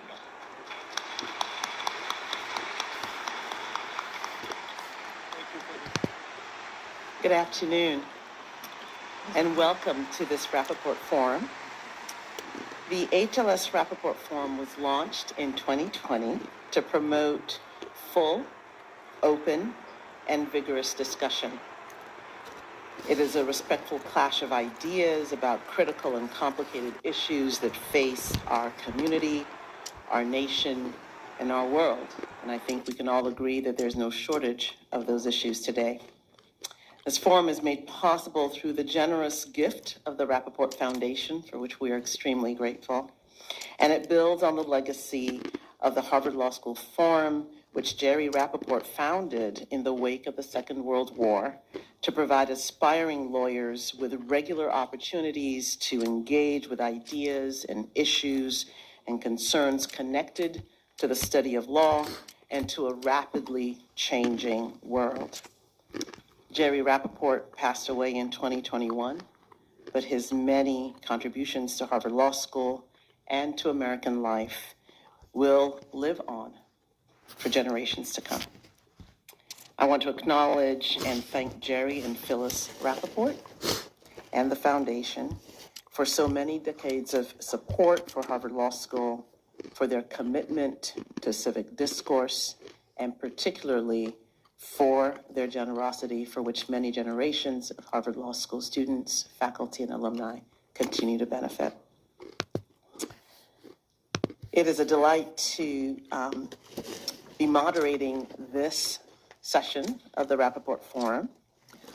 Almost a year ago, on November 30th, 2022, to be precise, OpenAI released ChatGPT, a generative AI system that has since taken the world by storm. One of the most immediate areas of impact legally is, of course, the copyright system. Existing foundation models are trained on copyrighted material. Deploying using those models can pose and does pose many legal and ethical risks, particularly when creators fail to give attribution or compensation, much less seek for permission. In the United States and in several other countries, copyrighted content may be used to build these foundation models. And in some countries like the US, the fair use doctrine provides some shield, arguably. We'll hear about that this afternoon. And then, of course, there's the question of who owns what the AI system produces, who should be paid for it, and the kinds of questions that affect whether or not infringement ought to attach, to whom it ought to attach, and how we judge the merits of this new technology. I think it's important, and certainly all of our copyright students here know that copyright is, fair use is not a guarantee. And in fact, when we talk about artificial intelligence and particularly generative AI, we're talking about not one product, but many. From systems that allow you to create art, music, generate code, and those that simply tell you the next version of your favorite story. Our panelists today are well-known and leading copyright scholars. Professor Justin Hughes is the Honorable William Matthew Byrne Jr. Distinguished Professor of Law at Loyola Law School. Prior to joining Loyola in 2013, Professor Hughes taught at Cardozo Law School, where he served as director of the school's intellectual property program. And through 2008, he also founded the law school's Indie Film Clinic, which was the first of its kind. From 2009 through 2013, Professor Hughes worked in the Obama administration as senior advisor to the Undersecretary of Commerce for Intellectual Property. In that capacity, he was the U.S. chief negotiator for the Beijing Treaty on Audiovisual Performances in 2012, and the Marrakesh Treaty for the Blind in 2013, where we had the joy of working together. No one knew that international negotiations would be set by law professors' teaching schedules. In the 1990s, Professor Hughes did volunteer work in democracy development in Latin America, West Africa, and the Balkans. He has practiced law in Paris and Los Angeles. As a Henry Luce Scholar, he clerked for the Lord President of the Malaysian Supreme Court in Kuala Lumpur. He's a visiting professor on the Faculty of Law at Oxford.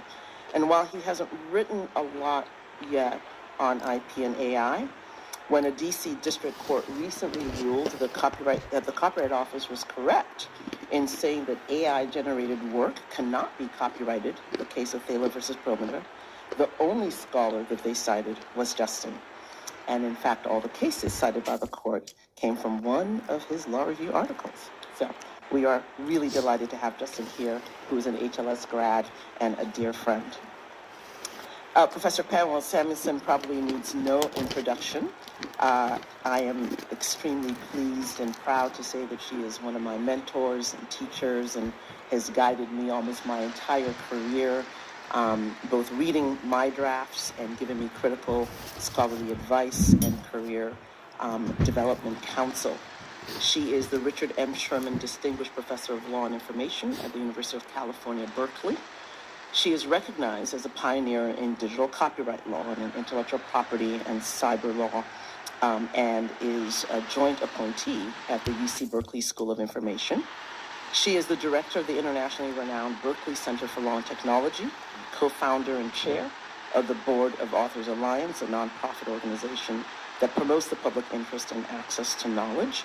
She's on the board of EFF, Electronic Frontier Foundation, and on many advisory boards. She began her legal career as an associate with Wilkie Farr and Gallagher in New York, and is one of the pioneering scholars really writing at the interface of copyright law and computer science. She was named an honorary professor at the University of Amsterdam in 2002. She's written and published extensively in the areas of copyright, software, and cyber law. She has been a contributing editor of communications of the ACM, which is a computing professionals journal, and she has written more than 70 columns there.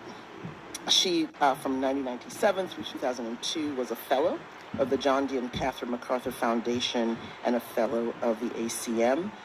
The Anita Borg Institute recently honored her with its Women of Vision Award for Social Impact, and Public Knowledge awarded her its IP3 Award for its contributions in internet law and policy. So, Professor Samuelson and Professor Hughes, we're going to begin our conversation this afternoon. I'm going to ask the question, because you both have been involved in so much of copyright reform work. What is new about AI with respect to copyright? Why is this just not another wave of what we saw with the internet? And Pam, I'm going to start with you. So, there have been disruptive technologies before, and sometimes they've been subject to lawsuits. This is not entirely new. Player pianos, makers of player piano rolls were actually sued because they hadn't cleared rights to make the music, and the Supreme Court basically said, the piano roll doesn't look like sheet music to me. And so that was an early one. Photocopy machines, they were the bane of publishers' existence for a while. Home taping, going to devastate the sound recording industry. And colorfully, Jack Valente talked about the Betamax machine to American film producers and the public as a threat, like the Boston Strangler to a woman alone, okay? And so we've kind of been through kind of moral panics about new technologies in the past, and I think it's actually helpful to sort of put in context this. So what is different about this is that the Betamax machines, the photocopy machines, and others basically made copies of whatever it was that the content was, okay? And the reason it seemed like it was an infringement was because it kind of substituted for buying one. What's new about this is that, for the most part, the outputs of generative AI don't make exact copies, don't make near copies. Most of the outputs, in fact, are not substantially similar, and that's going to pose some issues for courts as they try to think about these things. I think it's also important to put generative AI in this context, which is that usually it's only the recording industry or the motion picture industry or the publishers who are upset. Now everybody's upset because all kinds of digital data is useful for training these models. And so it's also disruptive in a whole bunch of other ways. And so we just saw today, actually, the White House issued an executive order, 100 pages long, listing all kinds of concerns about the disruptions that AI technologies are causing, and safety and defamation and disinformation and blah, blah, blah, blah, blah, privacy, blah, blah, blah. So these lawsuits that are in place are only about copyright. And one of the things I'm concerned about is that people that are kind of in a moral panic right now about also job displacement, right? Goldman Sachs published a report saying that generative AI is going to displace 300 million jobs. And you kind of go, oh, man. You know, that's one of the concerns of that's driving some of the lawsuits that we're talking about. But lawyers and accountants and administrators are in much more likely to get displaced than authors and artists, my view. But I think we have now more than a dozen generative AI copyright lawsuits before the courts. And I think before we kind of delve into fair use defenses and the like, just a quick overview of a couple of concepts, especially about how generative AI systems are developed and how they generate output, because it's really easy to say, oh, here's the training data that includes these copyrighted works, and here's some outputs. Those outputs must be copies, and the model must have copies of the data on which it was trained, and that's just not true. Or at least it's not true in the way that copyright law thinks about them, right? So essentially, the steps that go into the development and deployment of these systems are first gathering large quantities of information. Much of the information is available on the open internet. Most of the training is done with data from the open internet. And once you kind of have say, a common call data set, then you kind of like curate it. You throw out some stuff that you don't want to be. And so deduplication, for example, taking out multiple copies of things so that you don't, so that the model doesn't memorize, learn to sort of reproduce that particular stuff. So you basically then curate the training set for whatever it is that you're trying to do, whether it's computer code, whether it's text, whether it's images. And then once you have curated the data, then you basically use it to train the model. So you have like an architecture that you are working with. You have training algorithms, and you run for the most part, it's an automated process. But what happens is that for each word, for example, in a text, the model will basically assign a token to that particular thing. And those tokens basically end up where other tokens like them live. And so what you have then is a kind of disassembly of the data on which the stuff is trained, and a kind of an effort to understand through statistical modeling kind of what things tend to be next to what things and what things tend to be not next to things. And so you basically then create these kind of clusters, really, of here's the cats and here's the dogs for an image generator. And so it's no particular dog from any particular work. It's just things that these models get trained on to produce representations in numbers. And that's actually a thing that we kind of like find difficult to parse, but there's lots of explanatory material out there. So I just want to say then, what you have is a trained model, and they fine-tune it very often to kind of make sure that it's aligned with whatever the purpose of the system is. And then they deploy it, and then people sign up, or it gets deployed either in-house. Many generative AI systems are being done in-house, or it may be done with businesses, or it may be done as ChatGPT does with ordinary consumers. So that's the kind of the short version.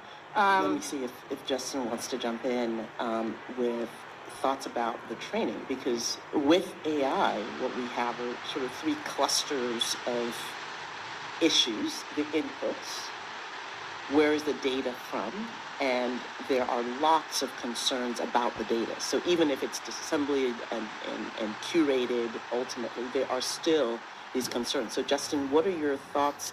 Pam, ultimately ends up with where the data is not as problematic, but obviously we start off with lots of debate about this. Right. Well, I think Pam and I agree that the large language models themselves are not copies.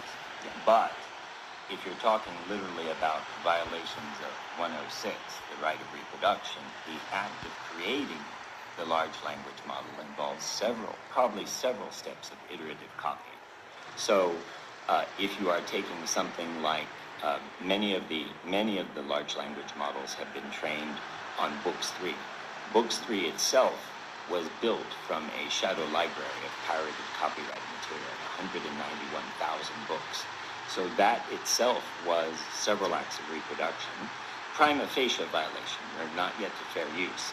And the image generating, to understand how that works, is it's not hard to find. There's extensive reporting on the digital sweatshops around the world that have been operated in which images are taken off the internet, and they're useless to image generation for generative AI unless they're annotated.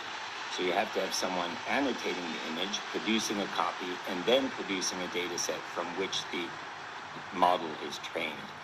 And our best speculation is that all the major companies keep copies of these training sets for various reasons. So while we agree that the LLM itself, while the model itself is not a copy, there certainly are many, many acts of copying that happen to get there. Okay. Do you think that should be actionable copying? Because that's the question. I want you to pick up there, then I'm going to come to Pam, because there's a lot of debate and disagreement in the literature about whether that act of gathering the data in the first place should be copying. And then secondly, the concern that it's hard to tell.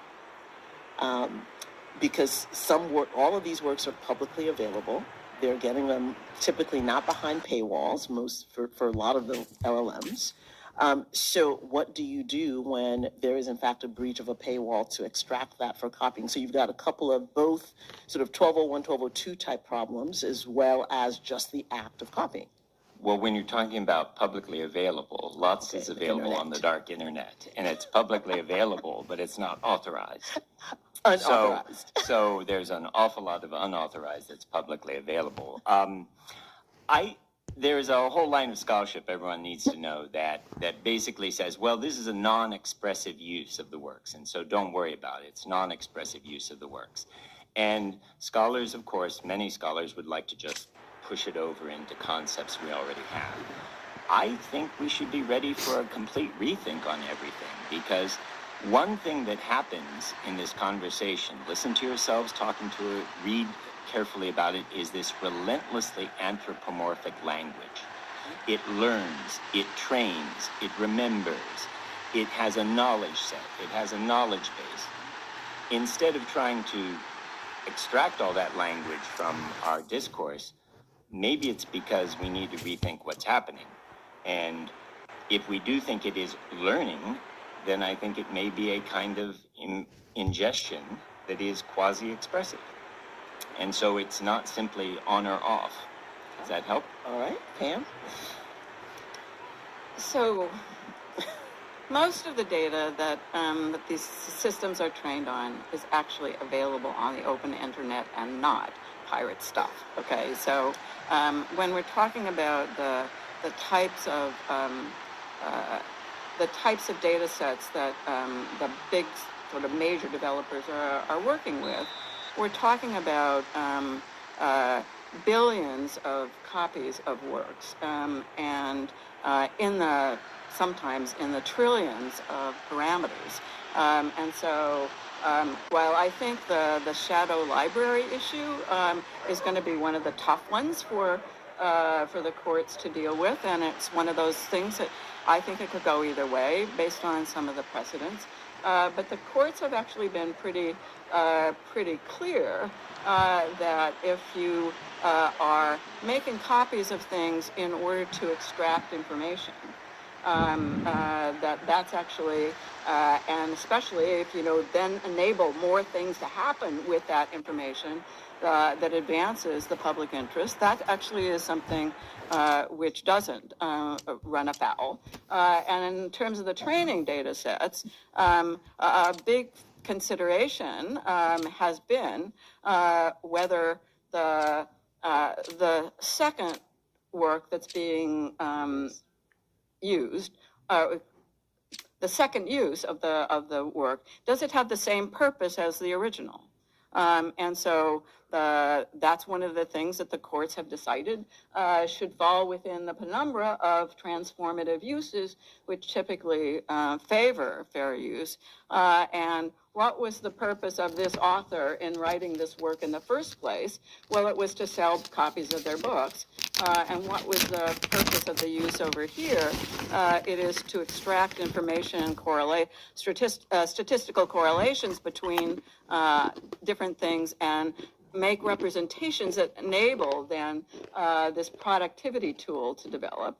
And as long as something has this transformative purpose, at least so far, the courts have been pretty supportive of fair use defenses, particularly when there isn't a likelihood of harm to the market. Now, you know, let's say we're talking about the visual art for a minute. A lot of authors, a lot of artists put their works up on the internet so people can find them. So what harm has been done if Common Crawl basically makes copies of those? And there is in the European Union, for example, a special exception to copyright that allows the copying in order to engage in text and data mining. And generative AI is, in some sense, also a TDM type of utility. And courts have actually said that the plaintiffs say, oh, but I'm willing to license this particular thing. And the courts basically say, that's speculative. There isn't really a viable market for this particular thing. And in the class action cases, most of the lawsuits that are pending are class actions. Mm-hmm. All of the authors of all the visual art in the world, they can't issue a license, right? It's not possible to issue a license. Well, we could create institutions to do that, but Justin, I think, wants to jump in on this.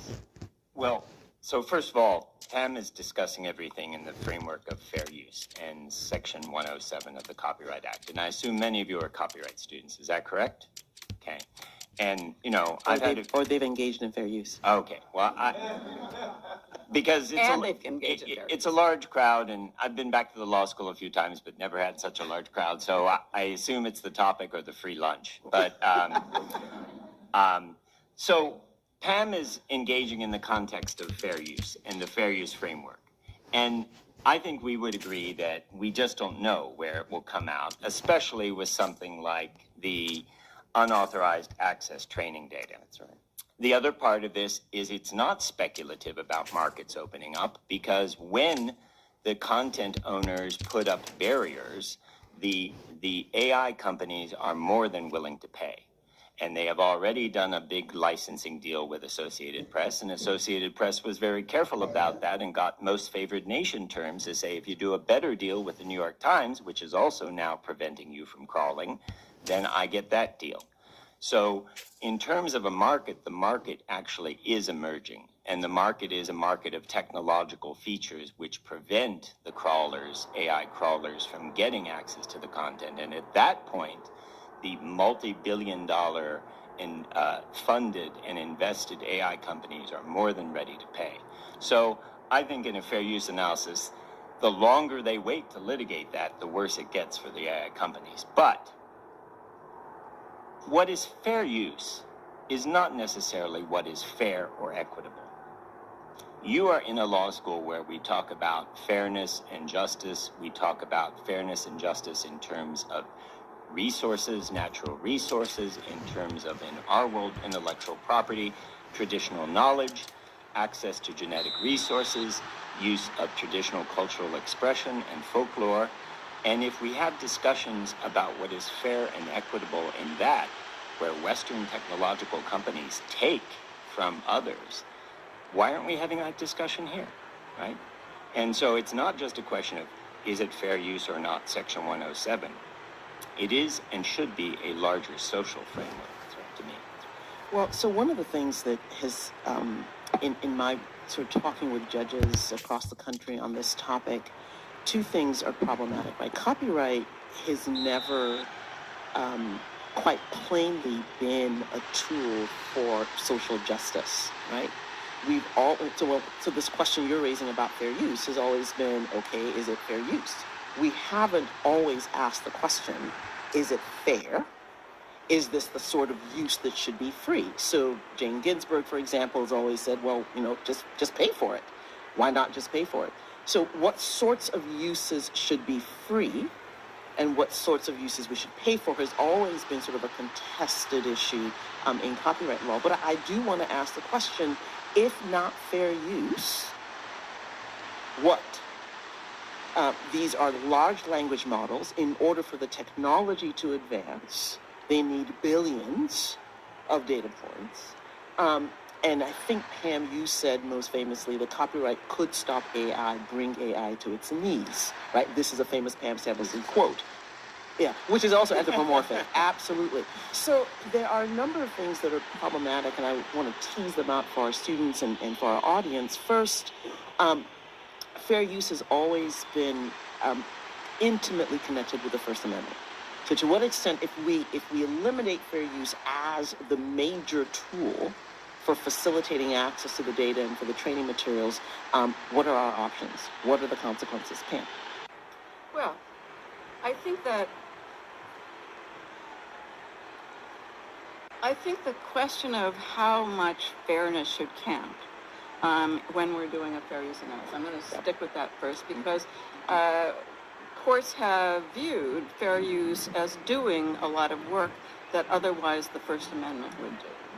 And the courts frequently say that the whole point of fair use is to give some breathing space, right, for follow-on creations, because follow-on creations actually advance knowledge in the way that the constitutional purpose of copyright is supposed to be beneficial to the public and not just to the individual. And so this kind of larger context of copyright's public purpose is something which I think does accommodate to some degree, but not displace entirely First Amendment concerns. But on the social justice point, one of the reasons why the courts have been pretty skeptical, and the Supreme Court at least twice has basically said, we shouldn't actually ask whether this is in good faith or bad faith. We shouldn't consider like, is this really morally fair? Is because you don't want copyright litigation to turn into here's the white hat and here's the black hat and make it into a kind of morality play. It is already in many of the cases anyway. But what we want to do is we want to see, is the use that's being challenged actually promoting a public good? And how many of you here are ChatGPT users? You and 180 million other people are users of these technologies. There's probably some of you who use Midjourney too. There's only 17 million people who are users of that particular thing. But you have to understand that if these generative AI companies are infringers, then potentially the users are infringers. And I don't know they're going to necessarily think that's a really cool idea. So that was one of the reasons why the Supreme Court in the Sony Betamax case back in 1984 kind of backed off from the idea of saying that the Betamax machine was a contributory infringement of the television programs, even when you were just time shifting, okay? Now that was a very close decision at the time, but the court, the lawyer for Sony stood up before the court and said there are 9.5 million households in the United States that own a videotape recorder right now, and expecting to go up to 50 million by the end of the decade. And you really want to say that all of the people who make money, even for time-shifting purposes, are infringers. And I think the court was really quite reluctant to go there. And so it may be that, in fact, what we can say, the courts will do some interesting things here, is say, there's some infringement over here on training data, but the model itself doesn't infringe because it doesn't contain expression from the underlying works, and therefore the model can still, or the court could say, no, it's a fruit of the poisonous tree, and basically shut the whole thing down. And so there's huge amounts at stake in these cases, and the courts are really faced with a lot of different questions. They're pending in quite a few different courts now. There's one in Tennessee. There's at least one, maybe two in New York, and there's California and Delaware.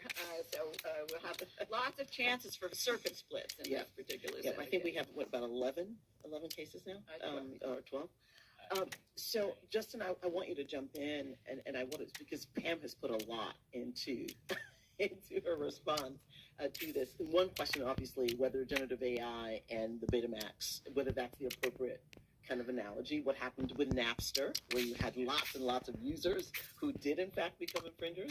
So let's have this fight. Go ahead, Justin. Right. So, Pam tends to use analog cases that are helpful to her. And she does not like to use digital cases that are unhelpful to her, which are the cases of the peer-to-peer cases where the Supreme Court said, no, shut it down, and there were millions of users, or ABC v. Aereo, where the court said, no, shut it down, even though there were hundreds of thousands of users. First of all, Pam, the Supreme Court in Harper and Roe v. Nation said intent of the defendant does count. Bad faith counts. Pam's like, And the Supreme Court has never said that was wrong.